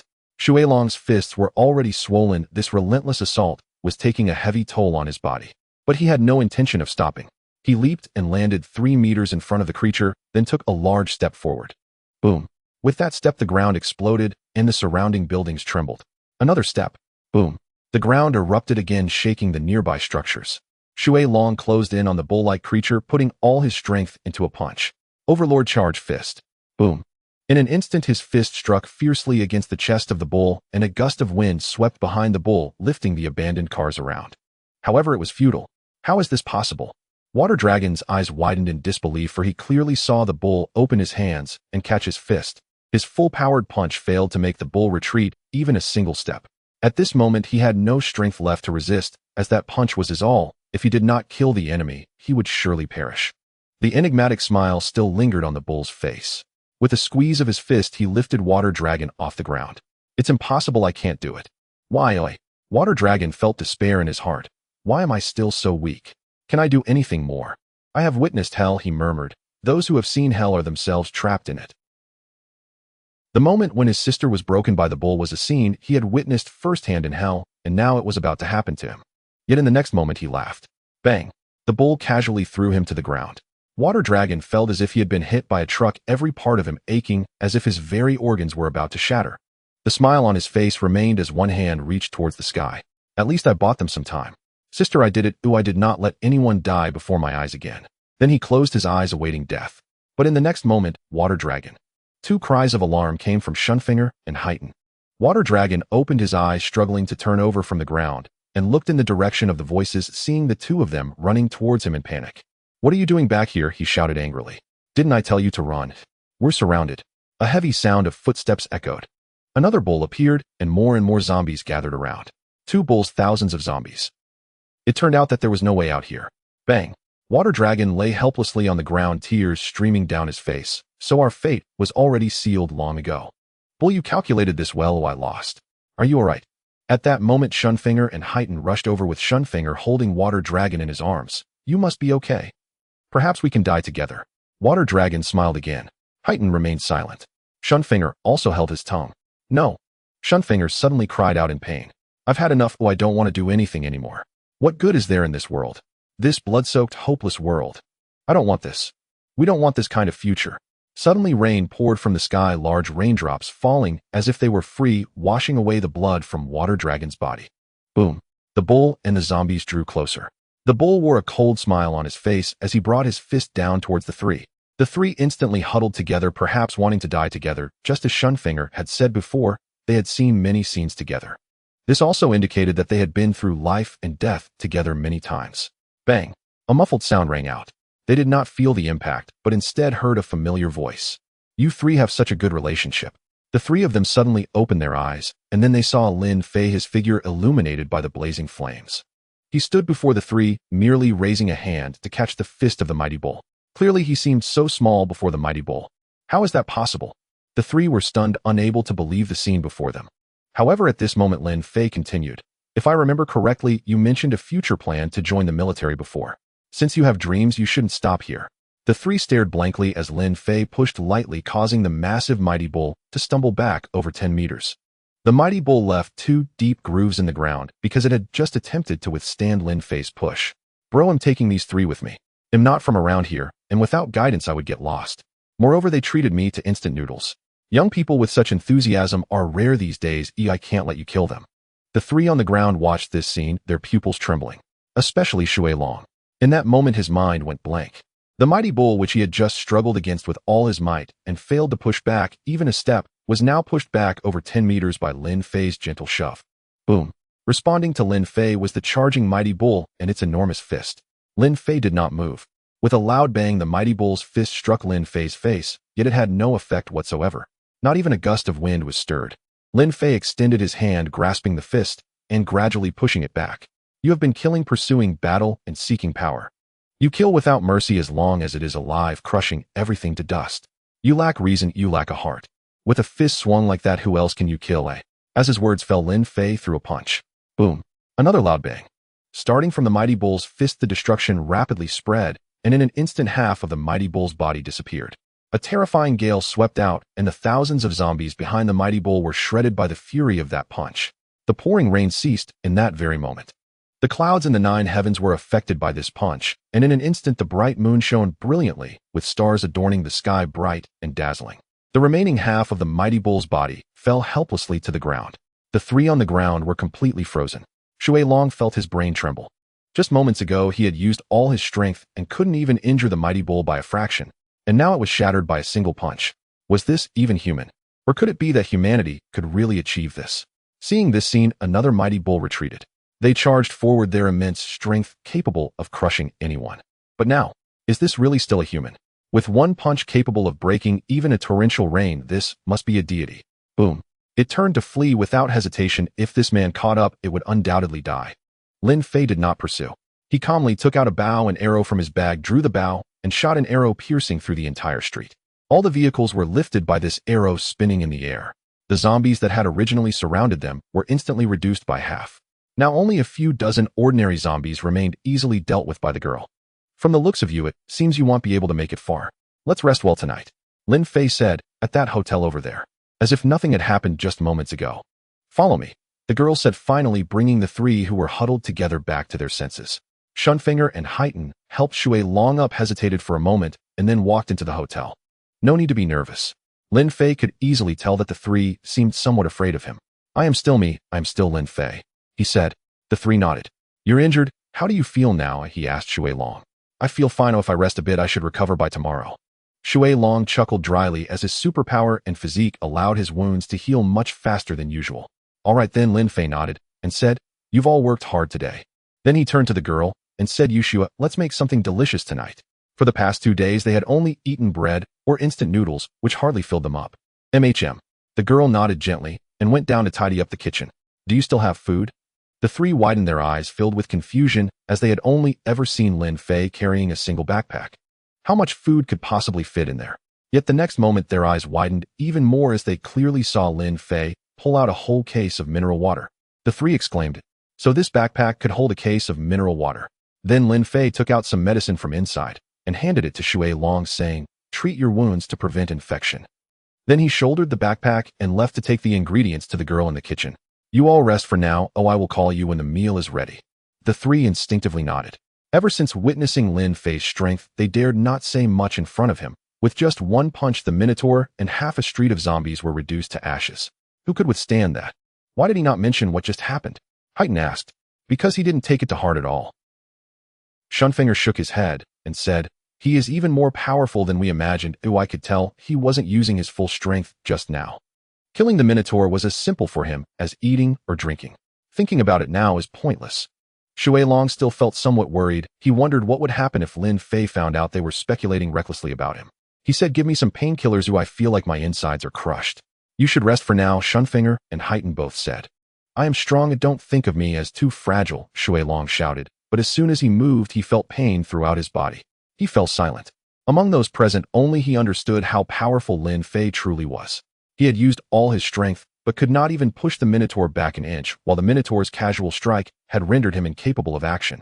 In contrast, Lin Fei withstood the Minotaur's full force. Even the Minotaur's fist, which was as large as a water tank, struck Lin Fei's face, without causing him to budge an inch. He suspected Lin Fei could destroy the world. After about an hour, Lin Fei returned and said to the three, dinner is ready. Wash your hands with the mineral water and come eat. All right. The three nodded, actually not having much expectation for dinner. After all, it was the apocalypse now. What gourmet food could there possibly be? Most of their meals consisted of instant noodles, and the fancy ones were just boiled instant noodles. But when they saw the food on the dining table, they were once again dumbfounded. What was that golden dish? It was fried rice. The three of them swallowed hard. Even from 10,000 meters away, they could smell the aroma. Looking to the side, it's twice-cooked pork. Shui Long's eyes widened. What is that? Shunfeng Air approached, suddenly startled. Damn, it's braised eggplant. And beef stew with potatoes. And soup. In that moment, the three of them seemed to transform into primitive people, constantly exclaiming at the sight of the table full of dishes. Are you going to eat? Lin Fei asked. Yes. The three of them immediately brought over chairs, serving food to the girl and Lin Fei, and only then serving themselves. The three of them vowed that this was the best meal they had eaten since struggling to survive in the apocalypse. The first time, they felt stuffed. I'm going to boil some water. It rained, and I feel sticky, the girl said. Although she had already dispelled the moisture with cold energy, she still felt uncomfortable. Hot water. The three of them were stunned once again. It was really like they were primitive people. They exchanged glances, now questioning whether they were really living in the apocalypse. How could Lin Fei have materials to cook and hot water to use? These are just minor issues, Lin Fei said. I still need to find a way to get electricity, otherwise relying solely on candles for light is too uncomfortable. The three of them were already too shocked to speak. Who was this person in front of them? Shui Long sat in the chair, hesitated for a long time, and finally asked, You're so strong, why did you previously say you haven't awakened any powers? Shunfeng Air and He Ten also became serious. Moi, Lin Fei replied earnestly. I really haven't awakened any powers. Then how could you be so powerful? Shui Long asked excitedly. I used all my strength and couldn't budge that brute bull an inch. Lin Fei fell silent. This question was too crucial. Should he say he was cheating? Even if he did, they wouldn't be able to comprehend it. Then he thought about it. He said, I rest on time, wake up on time, sleep for 7 hours a day, do 1,000 push-ups, run 10 kilometers, drink 2 liters of water, and drink warm milk before bed. The three of them were stunned. I persisted for 5 years and finally found myself like this. The three of them were left speechless. Shui Long couldn't believe it and asked, Is it that simple? Simple, eh? Lin Fei said, aside from eating, drinking, and sleeping, any single thing is incredibly difficult to persist in for 5 years, especially something as painful as exercising. In the end, friends left scattered and married, yet I remained all alone. Others didn't realize Lin Fei was joking and thought he was serious. The girl sitting beside him tightened her delicate fists slightly upon hearing this. The cost is too great, the three of them gasped in shock.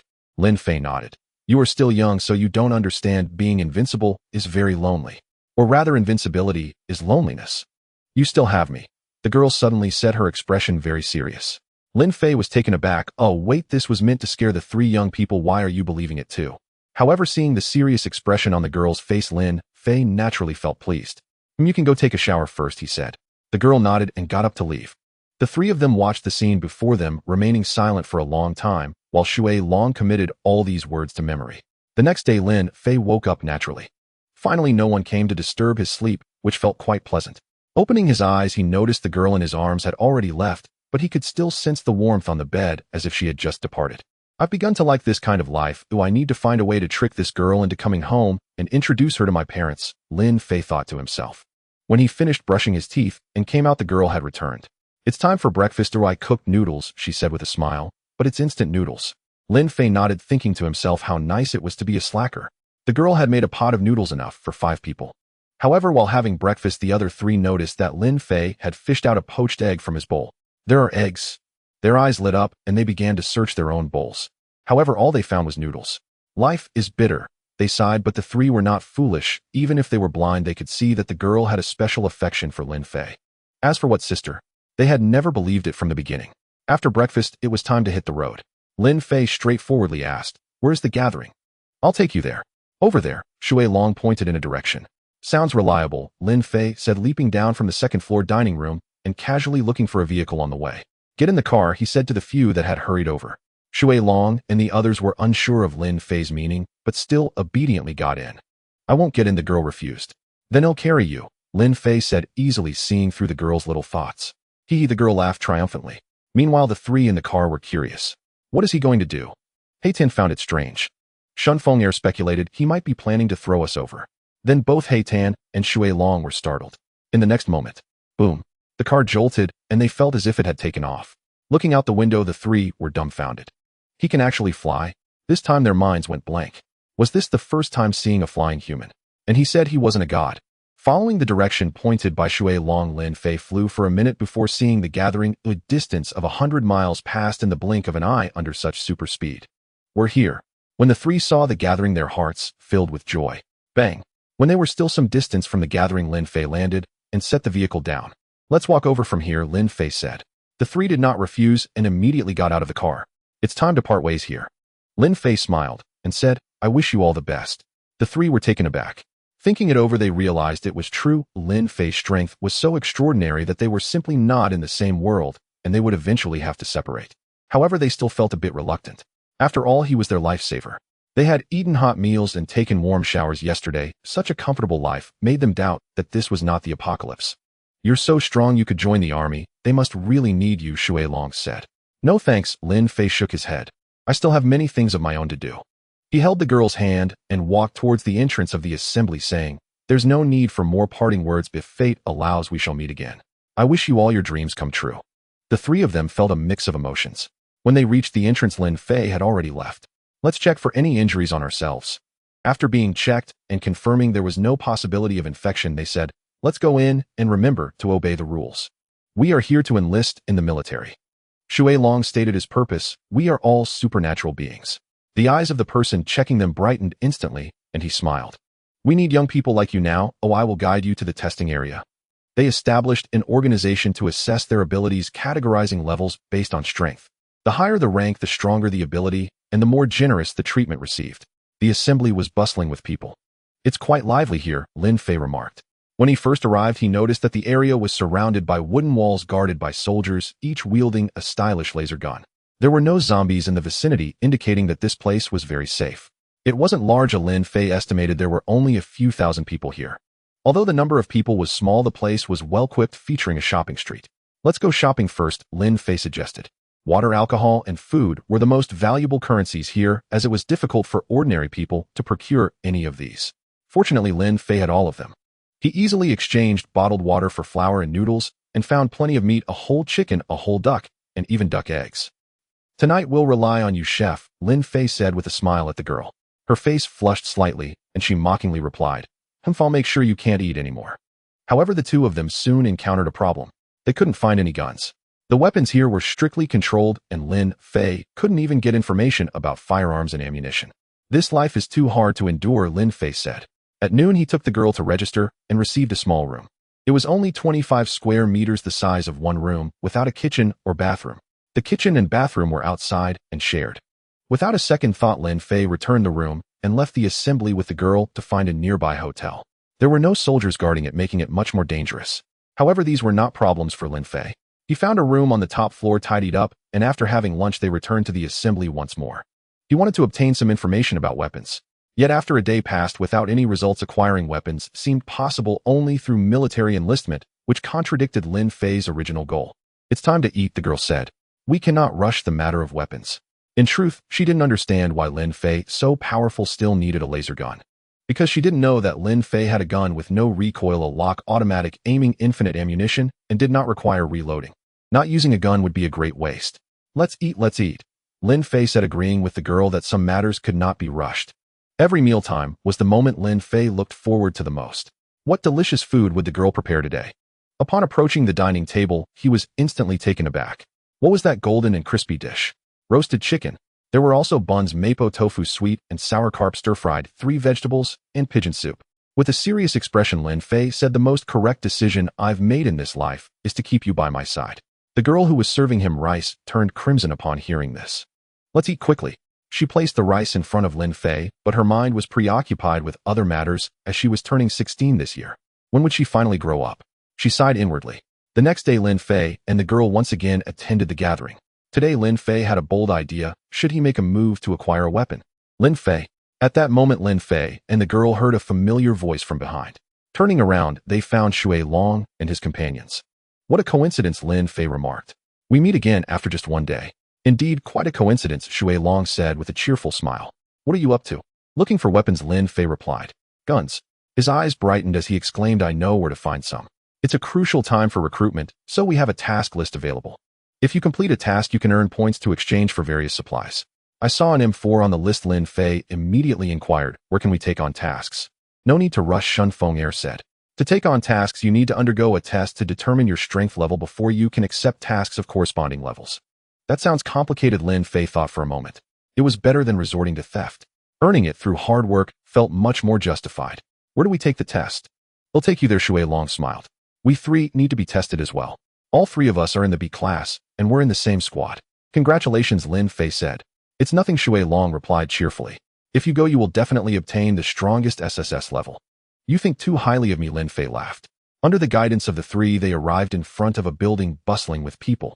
They held a paper that recorded their level information. Some wore expressions of joy, while others were filled with despair. I want to take the test too, the girl said. She also wanted to help Lin Fei complete the task. Having one more person would increase the speed of earning points. After waiting in line for half an hour, it was finally Lin Fei's turn. What's your name? The tester asked coldly. Lin Fei. How old are you this year? 22. They asked very detailed questions and finally came to a crucial one. What ability have you awakened? I have not awakened any ability. Lin Fei couldn't even remember how many times he had been asked this question. The tester was momentarily stunned, doubting his hearing. Please repeat that. I have no ability. The tester then wrote something down with a complex expression and said, let's proceed to the ability test. Since it's a crucial time for recruitment, he didn't send Lin Fei away. He might be able to accept some errand tasks later on. Inside the testing area. This was originally an indoor gym, now converted into a testing site with many people undergoing tests. The tester stood 100 meters away with a spoon and instructed Lin Fei to destroy it. Lin Fei. I can't do it, he said, standing 100 meters away, urging himself not to make it difficult for someone like me who has not awakened any abilities. The tester immediately lowered his head to jot down something. What would you do if you encountered a rampaging bull while alone outside? The tester asked him. This was a psychological test. I would punch it to bits, Lin Fei said seriously. The tester responded, and again lowered his head to write something. Finally, the tester collected the record board and said, your test is over. Please go to the front desk to collect your information card. Is it really over? Lin Fei thought to himself, it seems a bit too simple. Then he received his information card. Name Lin Fei. Age 22. Ability none. Strength level E. Remaining points 0. Lin Fei was speechless. This was too miserable. While his 3 friends Shui Long and the others were all at B level, he was stuck at E. Life is bitter. Life is not easy, Lin Fei sighed. It's truly difficult to survive in the apocalypse. Lin Fei. At that moment, a girl also came to collect her information card. Have you already received your card? The girl's eyes sparkled. As expected of you, you got it so quickly. It can't be an SSS level, right? Almost. Lin Fei casually tucked the card away. It was too embarrassing to let the girl see, so he said, hurry and get your card. The girl collected her card and immediately laughed when she saw the contents, running over to Lin Fei to say, I'm a level. Lin Fei felt as if a knife had pierced his heart. He took a look at the girl's card. It was golden and clearly looked much more advanced than his. This is just great, he forced a smile. Let's see how many points the M4 costs. Lin Fei shifted the topic. This level division was toxic and testing abilities was quite hard for him. Just press here, the girl said as she pressed the card, instantly bringing up a virtual panel. There were many things available for exchange. Food generally costs 100 points per kilogram and water is 100 points for 500 milliliters. The ability fruit actually costs 1,000 points each. Finally, he found the M4 laser gun. It actually costs 5,000 points. Where can I see the tasks? He asked the girl. Right next to you, the girl said as she swiped her hand across the virtual panel, revealing the task interface. Eliminate 1,000 ordinary zombies. Points 500. Find 10 survivors. Points 100. Eliminate a long snake. Points 1,000. These were all tasks that could earn a lot of points. By the way, I just learned about the strength division levels here. The girl said currently the highest level is SSS, but there are none here, just an S level. Then from high to low they are A, B, C, D, and there's an E level for ordinary people, which can almost be disregarded. Lin Fei felt as though another knife had pierced his heart. E-level ordinary person can almost be disregarded. Creatures like rampaging bulls are all S level, the girl said, so I can't deal with them yet. I understand. Lin Fei nodded and said, I'll study this system tonight and find some tasks to do. He felt embarrassed to take out the card in front of the girl. Compared to the girl, his card looked really trashy. However, this matter could not be concealed at all. During the day, the girl had already begun to harbor some suspicions. In the evening, while doing laundry, she pulled out a card from Lin Fei's pants pocket. Lin Fei, a level. How is that possible? The girl suddenly froze. This was clearly the level of an ordinary person. She took the card outside and found Lin Fei. Did they make a mistake? How did it end up in your hands? Upon seeing the girl holding the card, Lin Fei felt embarrassed, but noticing her apparent anger, he could only speak the truth. Because the tests are for abilities. How can they do this? The girl exclaimed. I need to confront them about this. No need. Lin Fei said, to me it doesn't matter, it's just for reference. And besides I have you. The girl then calmed down a bit, but still complained, their testing mechanism is too flawed. Just ignore it, ooh I only want a gun. Lin Fei said. He took the card, mimicked the girl's actions, opened the task system, and then froze. What are all these? What? The girl curiously leaned over. Patrol around. Points 10. Stop a fight. Points 30. All trivial matters. Lin Fei casually tossed the card aside, now understanding that the tasks were issued according to one's level. It's all up to you. Lin Fei said. The girl fell silent. She was somewhat angry that Lin Fei had to do these tasks, which would probably only earn him a bottle of mineral water. In the end, she sighed. Since Lin Fei was indifferent to these matters, what else could she say? I will take on a task tomorrow. I will go with you, Lin Fei immediately said. Although tasks could only be completed by the girl, it didn't mean Lin Fei couldn't accompany her. He was still very concerned about the girl's safety. All right. The girl smiled. As long as Lin Fei was with her, there were no worries. The next day, the girl woke up very early. With flour available, she could make a more elaborate breakfast. She prepared dumplings, which were Lin Fei's favorite. She also learned that Lin Fei didn't like celery, so she didn't add any. Thinking about participating in the task with Lin Fei today made her hum a little tune happily. Lin Fei woke up to the delicious aroma. Dumplings. He walked to the kitchen where the smell became even stronger, still 3 flavored dumplings. This is one of his favorite foods. I know you love to eat, so I made a lot. You should go wash up first, they will be ready soon. Lin Fei looked at the girl busy in an apron and felt a surge of emotion. She seemed to be becoming more adept at managing a household. Was she starting to resemble a wife? Lin Fei thought that in the future someone would surely be making his meals. After breakfast, the girl began discussing with Lin Fei, what kind of task should I take on? She handed the card to Lin Fei, letting him choose the task. Lin Fei glanced at the tasks listed on it. Eliminate 1,000 ordinary zombies. Points 500. Find 10 survivors. Points 100. Eliminate a long snake. Points 1,000. More than 10 tasks. These are all too easy, you'll take them all. Today I will grind out the M4 and bullets. Lin Fei's eyes sparkled with excitement. You're too eager, the girl chuckled gently. In the city not far from the gathering, many zombies wandered the streets. Lin Fei said, dealing with 1,000 by yourself is quite exhausting, will allow me to assist you. Drawing his bow, he loosed an arrow. With a single strike, a horde of zombies was shattered, spiraling through the air before landing awkwardly on the ground, severed limbs, yet still alive. The young girl immediately sprang into action, continuously reaping the zombies. The card automatically scanned, recording all these events into the task. With a light chime, the task was completed. 1,000 zombies exterminated. There's a weapon shop here. Lin Fei suddenly discovered a dilapidated store, and upon entering realized it sold weapons. The store was empty. What a pity, Lin Fei remarked. Here's a wooden sword, the girl exclaimed, her eyes lighting up as she picked up the wooden sword along with its sheath from the ground. Hand it over to me, Lin Fei said. Previously, he had to fight zombies barehanded, but now with a sword he finally didn't have to get so close to the zombies. Moreover, the wooden sword didn't need to be stored in a backpack, it was light and extremely useful. The next task was to find 10 survivors. Lin Fei activated his perspective ability, flying with the girl in the sky, quickly locating several survivors trembling in a room. He kicked the door open and shouted, cover your heads with both hands and don't move. This is not a sweep operation. The people inside were stunned. The girl behind him trembled lightly, holding back her laughter. After taking a few deep breaths, she spoke to those still in shock, saying, you are saved, I will take you to the gathering. This group was overcome with joy and tears. On the way to complete the task, Lin Fei casually swung his sword, having long dreamed of becoming a great hero one day. Now, with a wooden sword and strength to match his dream, was finally realized. One should not be too rigid, that would be too dull, Lin Fei said to the girl. You should learn to joke, in fact you are quite charming when you smile. As they moved forward, upon hearing the last sentence, her lovely face instantly flushed. She pouted, saying, nonsense. With just a few tasks remaining, it was down to the last one, defeating a leader. The leader itself was not strong, even a class could handle it, but when it encountered humans it emitted a strange roar, summoning countless zombies, which was quite troublesome. Therefore it was classified as a class. When accepting this task, the card's virtual panel would guide Lin Fei and the girl to the location of the leader. Tasks are issued based on the enemies observed in the surroundings. If it says there are enemies, there are definitely enemies, that won't be wrong. Generally, observation tasks are mostly completed by class and class, so only a class and above are considered true combat power. Poor ordinary people. The leader is just ahead in the tavern, the girl said. From morning until now the sky had begun to darken, and without realizing it a day had already passed. All right, Lin Fei replied. Once we complete the task, let's go back for a meal. But before they could step into the tavern, a voice suddenly emerged from the darkness behind them. I didn't expect that someone else would take on this task as well.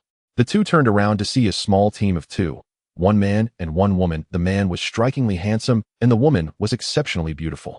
But compared to Yi Yuxiue, she still fell short. She also held a long sword in her hand which appeared to be genuine, with metallic glimmers flashing from the sheath.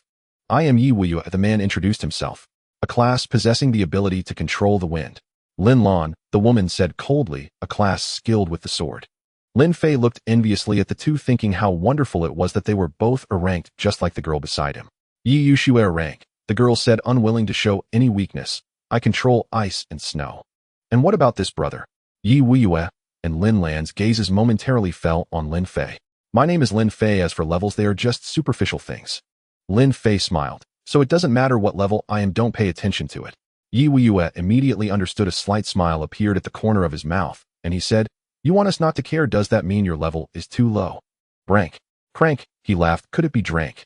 You are all wrong. Lin Fei sighed and said, I am merely a rank, so please don't make it difficult for me. Moi. Yi Wuyu and Lin Lan both paused for a moment, somewhat surprised, and asked, is there even a rank? Lin Fei felt as though his heart had been pierced again.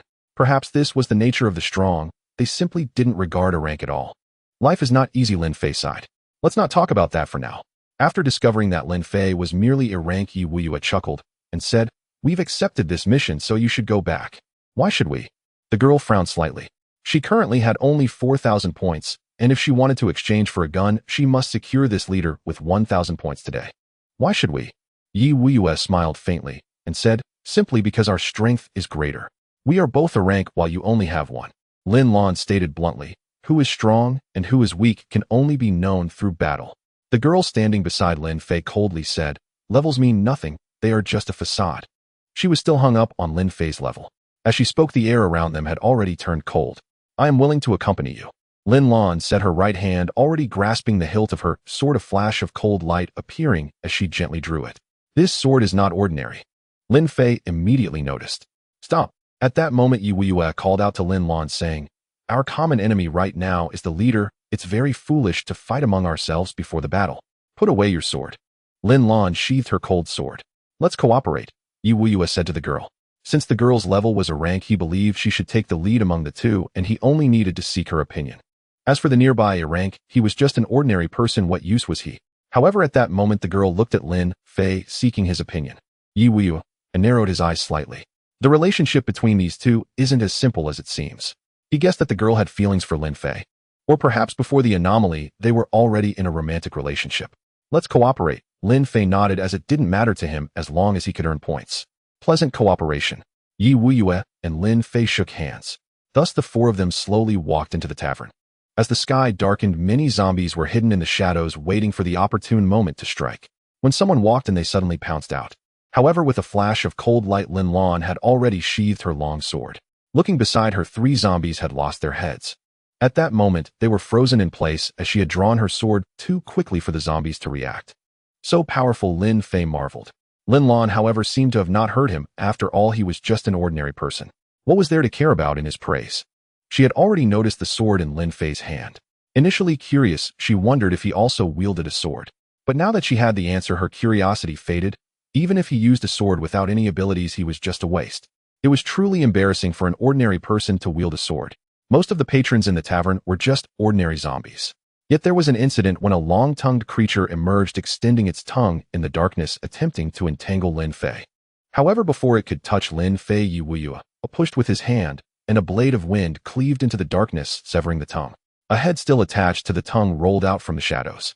Thank you, Lin Fei said with a faint smile. No need. Yi Wuyu waved his hand, saying, it was just a small effort. He thought for a moment and continued, however, brother Lin, your level is too low. It is best to stick close to us for now. To be honest, you shouldn't have come here on this mission with your girlfriend. The girl's cheeks flushed. Did you just say girlfriend? Don't talk nonsense. She retorted. Yi Wuyu was taken aback. So she was a bit tsundere, but what did that have to do with him? When the battle starts, be careful. We cannot always look out for you. Yi Wuyu said. Don't worry, I can take care of myself. Oh, I think I'm pretty strong. Yi Wuyu burst into laughter at that moment, but he quickly composed himself. Though Lin Lan didn't laugh out loud, her body trembled slightly, as if she were suppressing a laugh. Don't look at me. Yi Wuiyue stifled a laugh and said seriously, I wasn't laughing at what you just said. I just suddenly thought of something funny. What funny thing? Lin Fei asked casually. Lin Lan agreed to be my girlfriend, Yi Wuiyue said with a serious expression. You're dreaming. Lin Lan simply and directly replied with those 4 words. Good luck. Lin Fei patted Yi Wuiyue on the shoulder. Young man, you still have some time to work hard. Let's go. Yi Wuiyue walked in front, finally reaching the top floor. According to the intel, the leader was inside. I will break down the door and you all immediately use your strongest moves. Do not give him a chance to scream. Yi Wuiyue said seriously. If ordinary zombies are called, it would be fine. But if some high-level zombies are summoned, it would be very troublesome. Lin Lan and the girl nodded. However, before Yi Wuiyue could break the door down, suddenly a howl that could penetrate walls echoed. It was the leader. Not good. Yi Wuiyue's expression changed drastically. This leader had actually sensed their arrival and called out first. Boom. With a wave of his hand, a crosswind blade cleaved the door open. Unified slash. Lin Lan coldly shouted, and then a cold light illuminated the entire room. The moment the cold light faded, she was already standing behind the leader. The leader remained standing, but his movements had frozen. The ear-piercing howl had also vanished. Thought its head rolled off, and then the body collapsed. That move was so cool, Lin Fei's eyes sparkled. It was just like the heroes he had seen on television before. Lin Lan merely gave Lin Fei a cold glance, not caring at all for his praise. They got a step ahead of us, the girl said with a hint of regret. She too had wanted to take action just now. However, her speed was still far inferior to Lin Lan, and this task was completed first by Yi Wuiyue and the others. Just 1,000 points left. We need to leave here immediately, Yi Wuiyue said. Be careful, there might be high-level zombies attracted here. When they turned to leave, they realized the corridor and stairs were already packed with zombies. This horde of zombies surged like a tidal wave. Take action. Yi Wuiyue struck first, a wind blade swept through and a zombie's head fell to the ground. Protect your boyfriend, he reminded the girl. Yi Wuiyue merely shot him a glare. Did Lin Fei really need her protection? Nevertheless, at this moment she exerted all her strength and the 4 of them slowly made their way downstairs. Suddenly a zombie rushed past Yi Wuiyue, directly pouncing on Lin Fei. Not good. Yi Wuiyue's expression changed as he shouted, Lin, be careful. However, in the next moment, he clearly saw Lin Fei draw his sword and cleave the zombie's head in 2. Not bad, Lin, you did well. He smiled and focused on dealing with the zombies in front of him. I'll help you guys, Lin Fei said, standing on the same front line with them, taking down 1 zombie with each sword strike. No matter what kind of zombie it was dealt with in a single strike. Watching Lin Lan's elegant sword techniques beside him, Lin Fei understood that being a hero was not as easy as it seemed. At least he couldn't perform those flashy sword moves. Lin Lan glanced at Lin Fei and continued to focus on the zombies in front of her. 10 floors. They truly fought their way down from above. Lin Fei had only casually taken down a dozen zombies, and later Yi Wuiyue positioned himself in front of Lin Fei, quickly clearing the zombies. The 4 stood in front of the tavern with no zombies around them. Yi Wuiyue, Lin Lan, and the girl were all more or less stained with zombie blood, while Lin Fei remained completely clean. After awakening, one generally wouldn't be infected by the virus. With the moonlight sparse, Yi Wuiyue said, we should leave, it's getting dark and this city is very dangerous. Be careful. After saying this, he turned and left with Lin Lan. What should we do? The girl looked up at Lin Fei and said, we still need 1,000 points. So what if we need it? Lin Fei ruffled her hair and said, we can continue tomorrow. We will definitely manage to get the points tomorrow. Let's go home and cook, I'm hungry. The girl nodded and softly replied, I'll make your favorite mapo tofu tonight. Love you. Lin Fei happily pinched the girl's cheek, causing her to blush. You shouldn't say those things casually, especially not to other girls. Also, actually, I'm quite capable too. The girl felt jealous because Lin Fei had praised Lin Lan twice today and remembered it clearly. Yes, Lin Fei laughed. You are the most capable. That's just empty flattery. The girl huffed playfully, but her mood was indeed quite good. At this moment, Yi Wuiyue and Lin Lan were on their way back to the gathering. What do you think of that, Lin Fei? Yi Wuiyue asked seriously, can an ordinary person really cleave a zombie with 1 sword? Perhaps he has some special abilities, just a slight enhancement of strength, Lin Lan said with indifference. Doesn't he have a sword? Maybe he is actually a master too, Yi Wuiyue speculated. There is absolutely no possibility of that, Lin Lan said seriously. I have seen him act. He merely uses brute force to slay the zombies, lacking any skill. He's just a reckless man. If it weren't for a good sword, he would have been dead long ago. Yi Wuiyue did not understand this either. However, after hearing Lin Lan's words, he still nodded. But just at that moment, a sudden tremor was felt not far ahead. What's happening? Yi Wuiyue narrowed his eyes slightly. By the faint moonlight, he could see that a large number of things were approaching from a distance. They were getting closer. Not good. When he saw what was coming, his expression changed dramatically. It's rats. He could see clearly that what was approaching from afar was a multitude of mutated rats, each the size of a Tibetan Mastiff. One bite could swallow a person's head. And there are mutant bulls too. Upon witnessing this scene, Linland's expression also changed. They had encountered a zombie tide. The direction of the zombie tide. Once they understood, their expressions became unprecedentedly grave, for the direction of the tide was clearly towards the gathering area. These thousands of mutated rats and 3 mutant bulls. How could the current strength of the gathering withstand this? Even if the Shrank One were to come out, it wouldn't be possible to deal with all of these creatures. Immediately return and inform them of this news. No one would have thought that the zombie tide would erupt at night and launch a surprise attack on the gathering. Yi Wuiyue stretched out his hand to embrace Lin Lan, his feet generating wind as he rushed out at high speed. However, at that moment, a gigantic rock suddenly fell from the sky. Boom. The rock fell like a meteor. Even though Yi Wuiyue dodged in time, the shockwave still sent both of them flying. It's a mutant bull. As the two climbed to their feet, they saw the mutant bull 100 meters away. The stone that had just fallen was thrown by it. The mutated rats surged towards them like a tidal wave. In the mere blink of an eye, they were surrounded. Yi Wuiyue's expression was grim. He had not expected these zombies to possess considerable intelligence. Upon seeing them, they immediately moved to block their path. I will send you away, and you will bring back the news. I will buy you time. In truth, he also understood in his heart how much time he could truly buy. Lin Lan was silent. Although she did not speak, Yi Wuiyue knew very well that she did not want to leave. You really do like me, don't you? You are dreaming, was still the only response. However, this time, Yi Wuiyue showed no expression of sadness. As he watched the mutated rats draw closer, he said, "There's no time left, go." He pushed Lin Lan away with a forceful shove. In an instant, a fierce wind gathered, sending Lin Lan far away. The mutant bull seemed intent on attacking, but the next moment a wind blade struck it, followed by Yi Wuiyue's voice ringing out. "Big guy, your opponent is me." The wind blade struck the mutant bull, leaving only a scratch, causing no significant harm. But that tiny scratch completely enraged the mutant bull. How dare this mere mortal injure its noble body? A roar erupted. The mutant bull's body appeared before Yi Wuiyue, moving faster than the wind. With a punch thrown, a sound of air breaking echoed. Even though Yi Wuiyue intended to block, he found it impossible to do so. Crack! A crisp sound rang out. Yi Wuiyue's arms were broken on the spot, and his body was sent flying dozens of meters away. With great difficulty, he finally stopped, only to spit out a mouthful of fresh blood. No wonder urine shrank. Yi Wuiyue endured the excruciating pain and forced a smile. "You are truly formidable." The heavy sound of footsteps echoed. The brute bull stepped closer to Yi Wuiyue, yet he felt no fear at all. "I just hope Lin Lan has managed to escape, and that she will find someone who loves her in the future." However, just as he prepared to accept his fate, a flash of cold light appeared. Boom! A gleaming sword pierced the brute bull's chest, causing him to stagger back half a step. Lin Lan. Upon seeing this scene, Yi Wuiyue's eyes widened in surprise. "Why are you back?" he shouted angrily, as he had been risking his life to buy time for Lin Lan. "I wanted to leave too, but I couldn't." Lin Lan replied directly. "How is that possible?" Yi Wuiyue glanced back, his pupils constricting. There were actually several pursuers inside.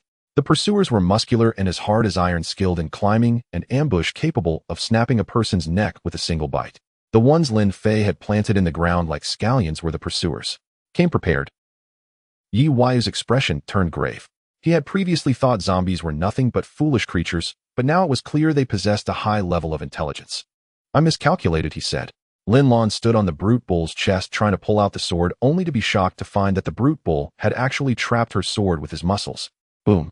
The brute bull swung a fist. Lin Lan decisively let go, narrowly dodging the punch. Seeing that the sword could not be pulled out, a gleam of cold light flashed in her eyes as she jumped up, delivering a kick to the sword's hilt. The blade sank halfway, and instantly, crack! The brute bull casually broke the sword, which felt completely inconsequential to him. "It is fate that we can die together." Yi Wuiyue said upon witnessing this scene, knowing Lin Lan was finished. He understood her far too well. She was powerful, yet only knew swordsmanship. Without her sword, she was as defenseless as a rabbit. "I never expected to die with you," Lin Lan said quite frustratingly. However, Yi Wuiyue was not angry. He understood that Lin Lan was proud. "I just hope Yi Wuiyue and the others can witness the horde and send the message back. This is Yi Wuiyue's last hope. Everyone eventually dies." He viewed it with calmness. As death approached, he felt no despair. "Perhaps dying is a form of liberation," he said. Lin Lan stood silently beside him. But at that moment, ice seals the land. A figure suddenly descended from the sky, followed by a wave of icy air that instantly froze all the mutated rats charging at the two. Yi Wuiyue and Lin Lan were both taken aback looking at the figure that had fallen. Yi Yushuet. Yi Wuyue shouted. You need to leave quickly. This is a horde heading towards the gathering place. You must send the message back. However, the girl remained silent. She turned to look at Lin Fei.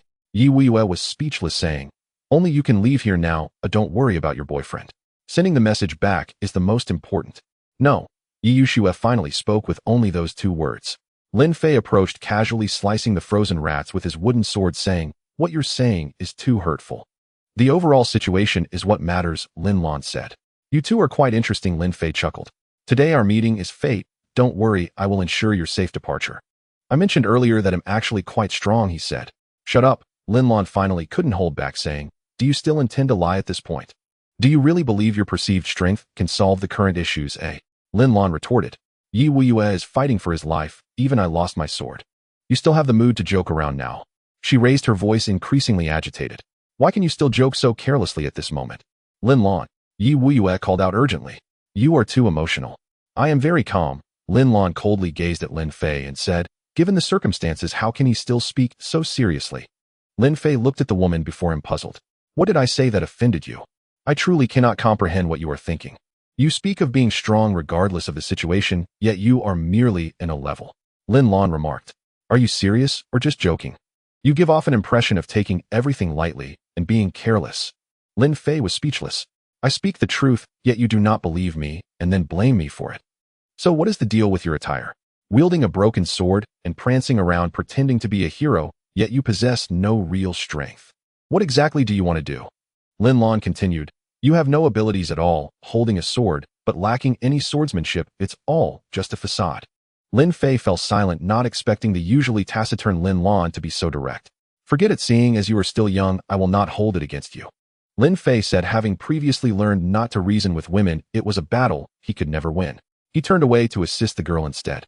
At this moment, the girl was facing the towering wild bull alone. She had grown stronger along the way, although she could not yet defeat the wild bull, she was ready to fight. Boom. The wild bull smashed through the girl's ice wall with a punch aiming for her head. However, at that moment, Lin Fei stood in front of her, his wooden sword horizontally positioned, directly blocking the bull's full-force punch. What? Yi Wuyue and Lin Lan were taken aback at this sight. What are we witnessing? Lin Fei actually blocked a punch from the wild bull. At this moment, they began to grasp the meaning behind Lin Fei's earlier claim of being strong. Step back, Lin Fei said. Okay. The girl nodded and retreated to stand beside the two.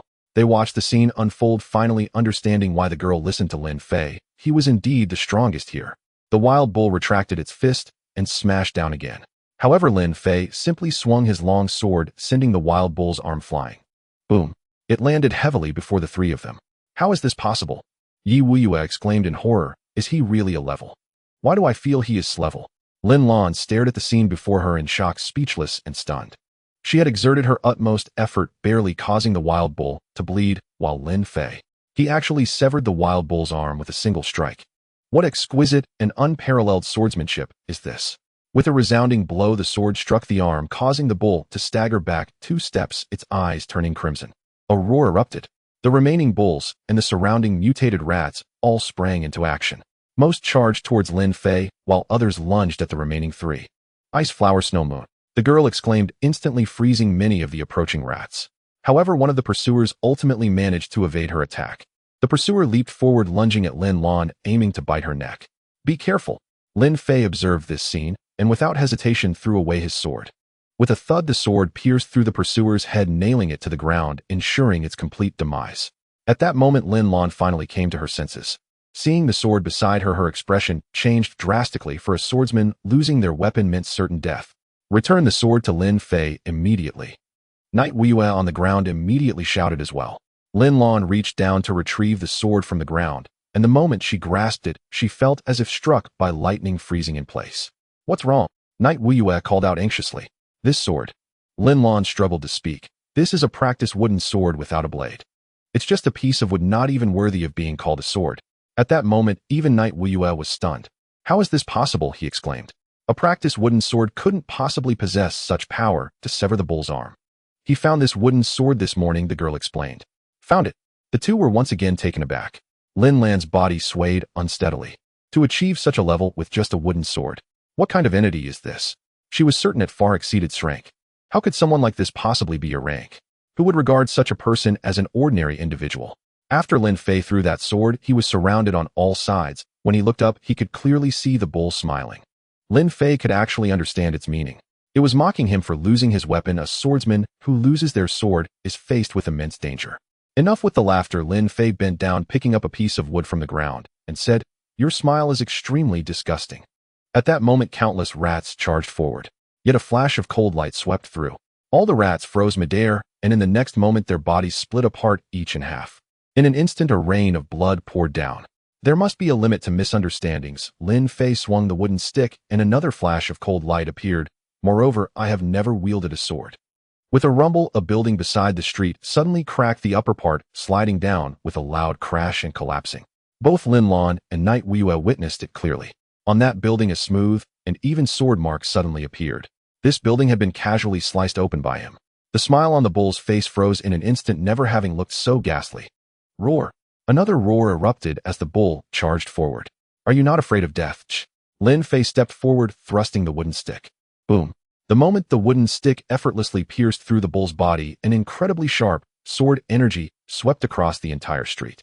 All the mutated rats, pursuers, and wild bulls were cleaved apart by this sword chi.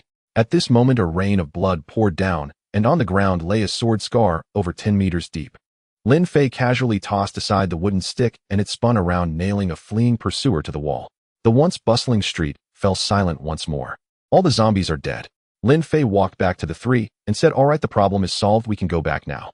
He looked at the girl and smiled. "I'm hungry." The girl smiled indulgently.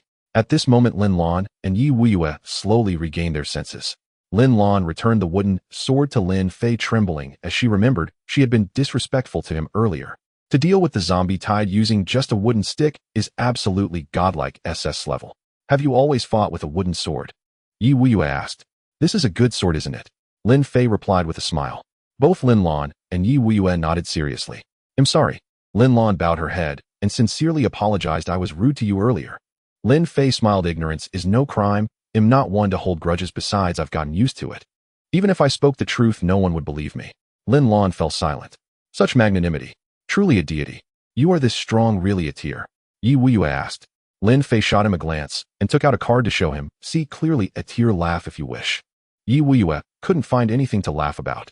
He could hardly forget Lin Fei's sword strike just now. Just a wooden stick, yet it obliterated a zombie tide. With such strength, it wouldn't be difficult at all to eradicate all the zombies in the world. Lin Lan, Yi Weiyue suddenly said seriously, "Return that 1,000 points to Lin Fei. The task of killing the leader doesn't belong to us. We presumptuously took your mission." Lin Fei did not refuse, as he was just short 1,000. Yi Weiyue collected 1,000 points and finally gathered 5,000 points, smiling happily. Lin Fei was also in a good mood, having truly worked hard for 5,000 points in one day. "Do you want me to take you back?" Lin Fei said. "You seem quite injured." "That would be troublesome," Yi Weiyue awkwardly replied. At this moment, both Lin Lan and Yi Weiyue were completely won over by Lin Fei. Not only did he possess such incredible strength, but he was also so gentle. Even though they had looked down on him before, he had saved them and offered to take them back. "I'm sorry," the two said earnestly once again. Lin Fei smiled lightly. "One cannot judge a person by appearance. Levels merely classify the strength of abilities and do not truly define a person." The two nodded like chicks pecking at rice, truly benefiting immensely today. "Please accept me as your disciple," Lin Lan said. The girl immediately became nervous. "No."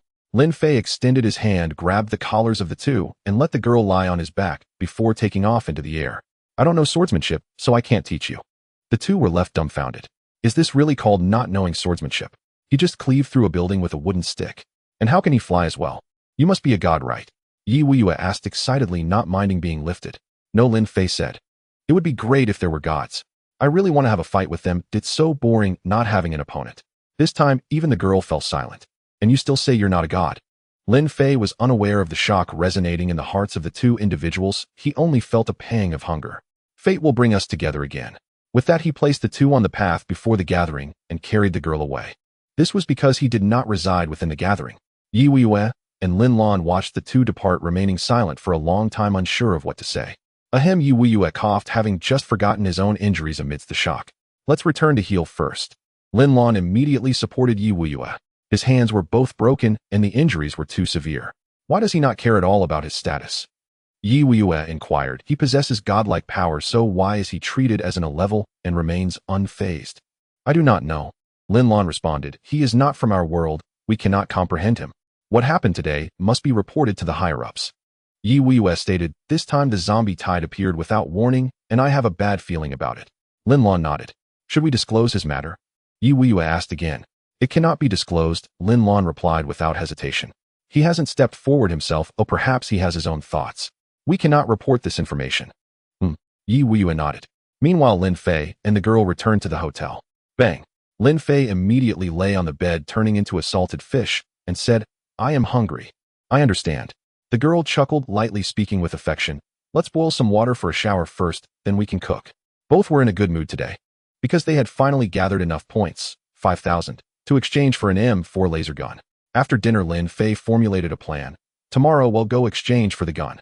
The girl nodded, but the next moment, she suddenly realized a huge problem. This is bad, she exclaimed. What is it? Lin Fei was puzzled. We just have exactly 5,000 points, the girl explained. Right, Lin Fei confirmed, just enough to exchange for a laser gun. That is the problem. The girl said, we don't have extra points to exchange for bullets. She opened the panel and placed it in front of Lin Fei, stating, bullets cost 1 of 0 points for just 10 rounds. Upon hearing this, Lin Fei froze. I miscalculated, he exclaimed, then sighed, saying, it seems we have to go out and take on tasks again tomorrow. This life is too hard. The girl nodded, realizing there was no other choice. Thus, early the next morning, Lin Fei set out with the girl. However, to indulge himself, first Lin Fei chose to exchange for the gun, and at the gathering center where abilities were assessed, there was a trading center. I would like an M4 laser gun, the girl said as she handed her card to the staff. You are an A-level ability user. Exchanging for a laser gun will not enhance your power. I would still suggest you gather 1 of 0 points to exchange for an ability fruit, the staff member smiled. No, I want this gun, the girl replied straightforwardly. The staff member, feeling helpless, could only bring out the M4. Can't you give me a few bullets? The girl hesitated for a moment, and then asked, just giving me the gun is useless. No, that's not allowed. The staff member merely smiled, saying, that's the rule. All right then, the girl said, no longer arguing, as she took the gun back to find Lin Fei, and said, let's go earn some points. Earn a few thousand in exchange for a great many bullets, she huffed. That's too much, it would be impossible to use them all. Lin Fei chuckled, though in reality, even a single bullet would be more than sufficient. The girl took out a card to let Lin Fei choose a task. Just then a voice suddenly called out to him from not far away. Lin Fei. Lin Fei turned towards the direction of the voice and saw 3 familiar figures. It was Shui Long, Hei Tan, and Shun Feng Er. What a coincidence, nice to see you again, Lin Fei said with a smile. What are you doing here? Shui Long asked curiously, did you receive some major mission? Lin Fei shook his head and said, I wanted to exchange for some items, but I don't have enough points, so I was looking for some tasks. Tasks? Shui Long's eyes lit up as he said, we happen to have a reconnaissance mission. According to the intel from 2 A-level ability users, there was a wave of corpses appearing in the streets not far from the gathering last night, and we need to investigate it. Investigate the cause of this wave of corpses, Shui Long stated. How many points? Lin Fei asked. 30,000 points, Shui Long replied with a smile. We 3 can split 5,000, and I can give you half of it. Half would be 2,500, Lin Fei asked. Is this task difficult? It's quite simple, Shui Long chuckled, because we have an A-level with us. In fact, he thought with Lin Fei around, what difficulty could this task possibly present? All right, take me along, Lin Fei said with a smile. Why not take the 2,500 for free? Since there's an A-level with us, it should just be a walk around. Lin Fei thought to himself. Then come with us, Shui Long said with a laugh. Lin Fei and the girl followed Shui Long and the others to the front of the gathering, where several people had already congregated. Shui Long had previously mentioned that there were not just the 3 of them at this mission, there was also 1 A-level and 2 other levels. There were a total of 6 people. But just 3 levels, that's quite a show of strength, making an A-level wait for you this long. As soon as they arrived, a coldly smiling man with yellow hair spoke up. Sorry, Shui Long immediately apologized, because I invited a friend. The yellow-haired man glanced at Lin Fei and the girl. His gaze lingered not on Lin Fei, but rather brightened slightly when it landed on the girl. You are the A-level Yi Yushua. Upon hearing this, several people around showed expressions of surprise. It was said that there was 1 S-level and 17 A-levels in this gathering.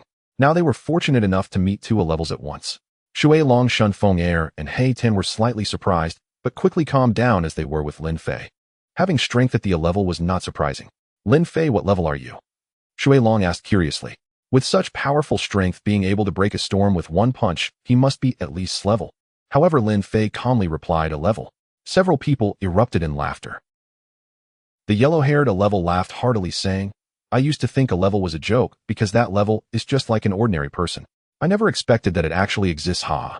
The other two levels laughed even more joyfully.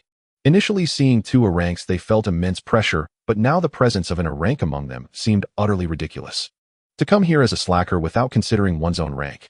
Is this really that funny? The girl said coldly, a chilling air surrounding her. Huang Xiaotian immediately stopped laughing. I see you two are quite close, he remarked, looking at Lin Fei. Congratulations on finding such a powerful girlfriend. The two branks nearby could no longer hold back their laughter. This is ridiculous. How could an rank have an rank protecting them? Especially since this person was so attractive, who, although they appeared youthful now, they would undoubtedly grow into a breathtaking beauty. The two gritted their teeth, feeling envious, jealous, and hateful.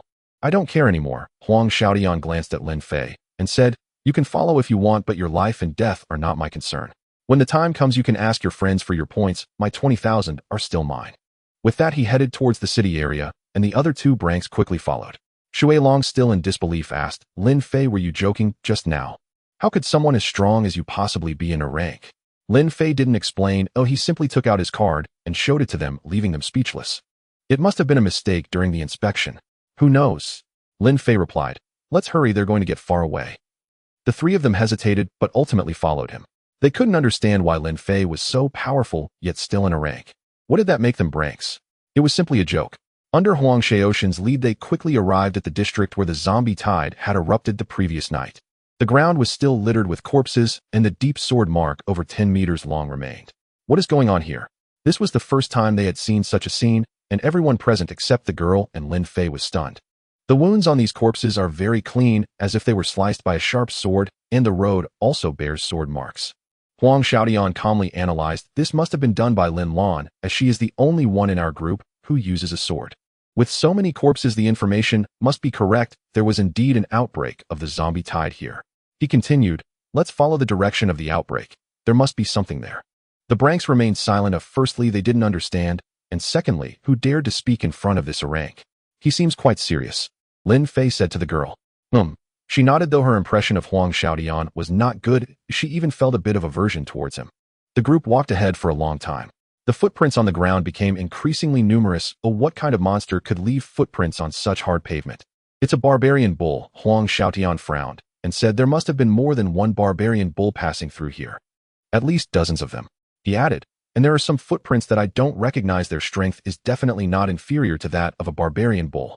Seeing the densely packed footprints on the ground, Huang Xiaotian couldn't help but gasp. What is going on? I'm afraid there will be an unprecedented zombie tide about to break out, he said, his expression grave. He took out his phone and snapped some photos of the scene before saying, Our mission is complete. It's time to head back. Lin Fei was momentarily stunned. 2,500 points, just like that. It was too easy. Being a slacker was truly delightful. However, just as a few of them were about to turn and leave, they suddenly stopped in their tracks. Because at some unknown moment a monster had appeared behind them. It was a pitch-black creature resembling a humanoid figure, but hunched over, standing 3 meters tall, as if clad in black armor. Its mouth was large and elongated, with a transparent liquid continuously flowing from it. It's it. Upon seeing the monster, the girl felt a shiver in her heart and instinctively took a step back. She remembered this monster. In that abandoned warehouse, it was sometimes guarded by such creatures, and countless people had been killed by it. Lin Fei naturally remembered this monster as well. It seemed that this thing could parasitize human bodies, which was truly disgusting. This monster. Huang Xiaotian had never seen this monster, but when he saw it approach, he was shocked to find that it left a 5-centimeter deep footprint on the asphalt. This monster was one that could rival its class brute. An unknown creature. When did this monster arrive? Shunfeng Air's expression was extremely grim. Why didn't I hear anything just now? This thing is class, and you're only class. How could you possibly hear it? Huang Xiaotian said with a cold smile. Prepare for battle, Shui Long said. This thing might have been stalking us all along. Huang Xiaotian declared, there must be an astonishing conspiracy behind this corpse tide. You all buy me time or I need to get this news back. With that, he leaped, aiming to jump over the monster's head. Anyway, my mission is complete, and I won't concern myself with the rest. Take care of yourselves. But before he could land, a shadow suddenly flashed in front of him.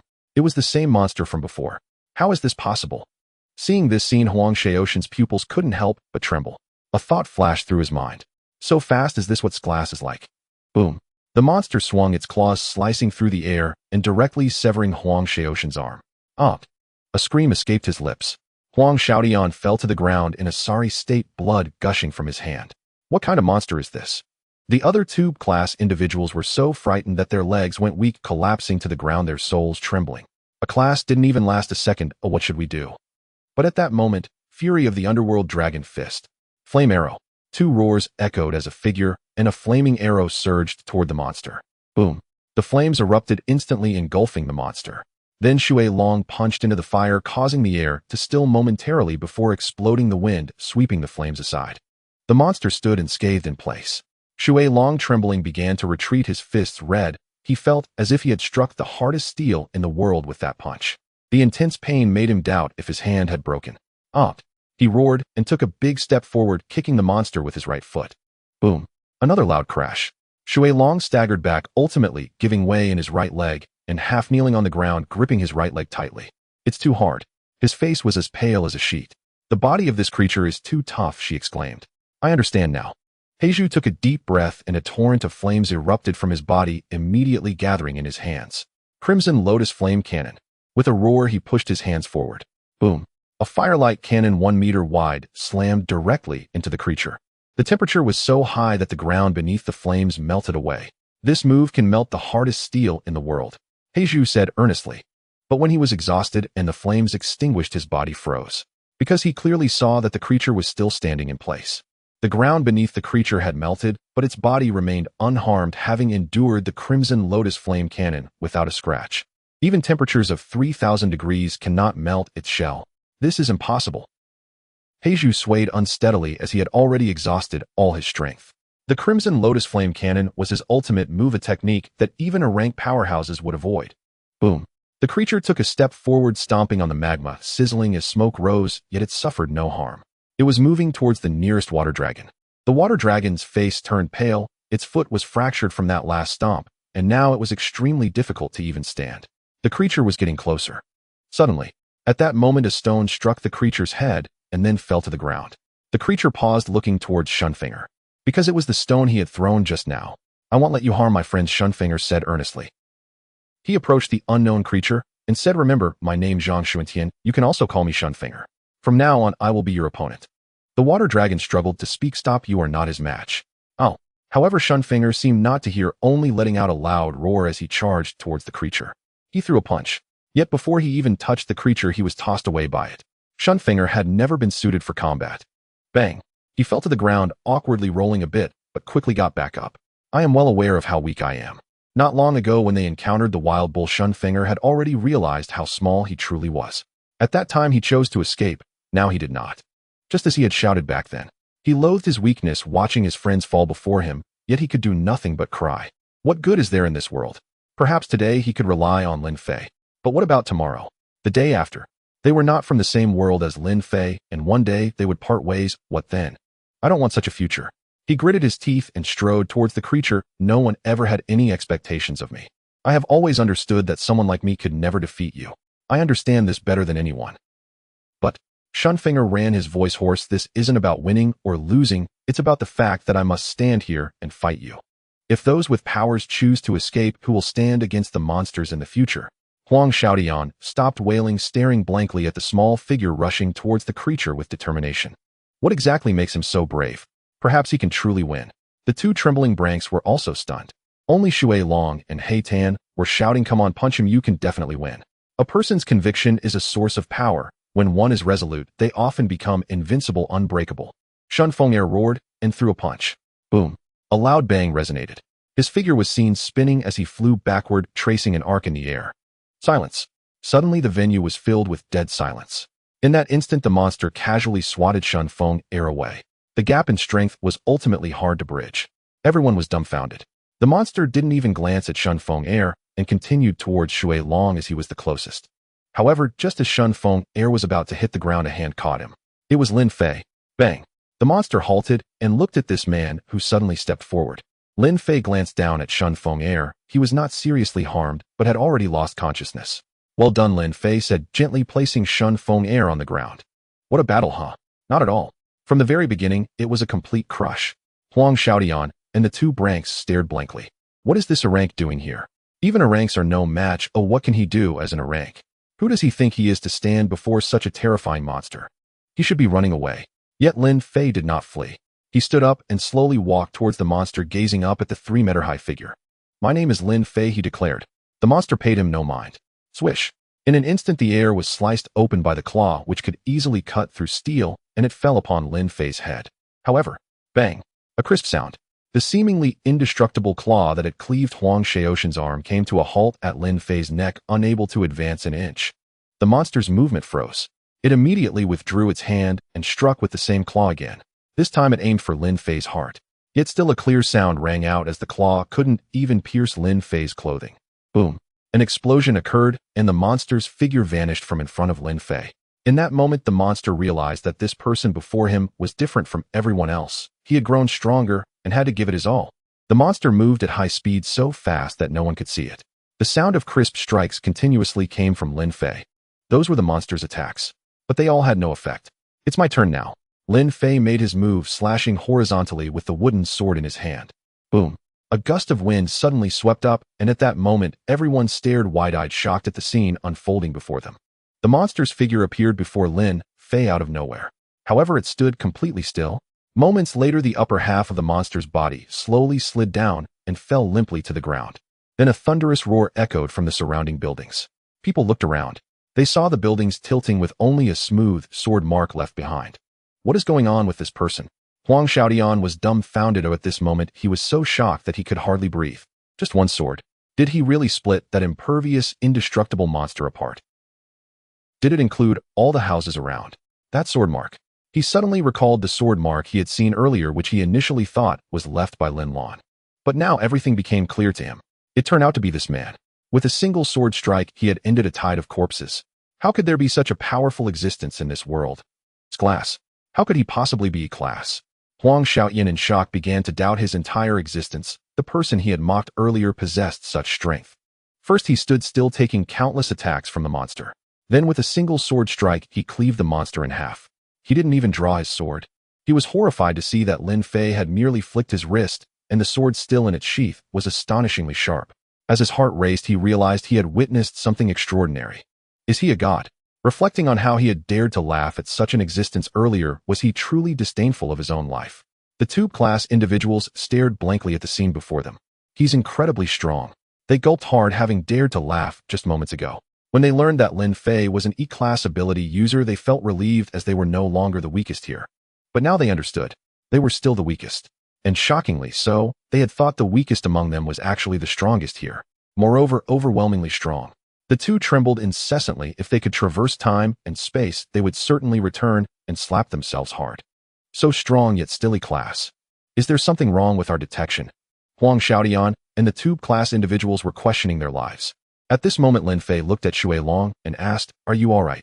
Shui Long finally regained his senses. No matter how many times he witnessed Lin Fei's actions, he would always feel shaken. That power so incredibly beyond human comprehension. This was undoubtedly S-class, or perhaps even godlike SS-class. "Can you still walk?" Lin Fei asked again. Shui Long nodded, struggling to stand up from the ground. His ability was to enhance his body, so these injuries were mere trifles. "That's good."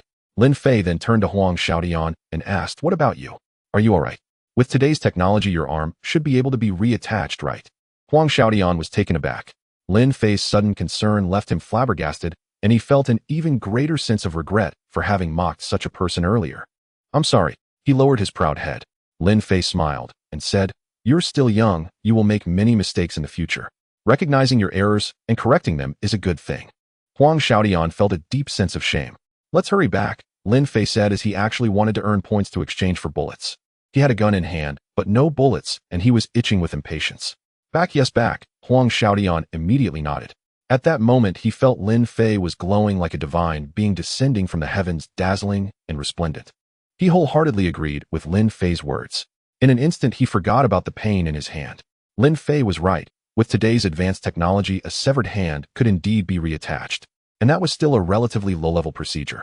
If conditions were sufficient, they could even regenerate a severed limb.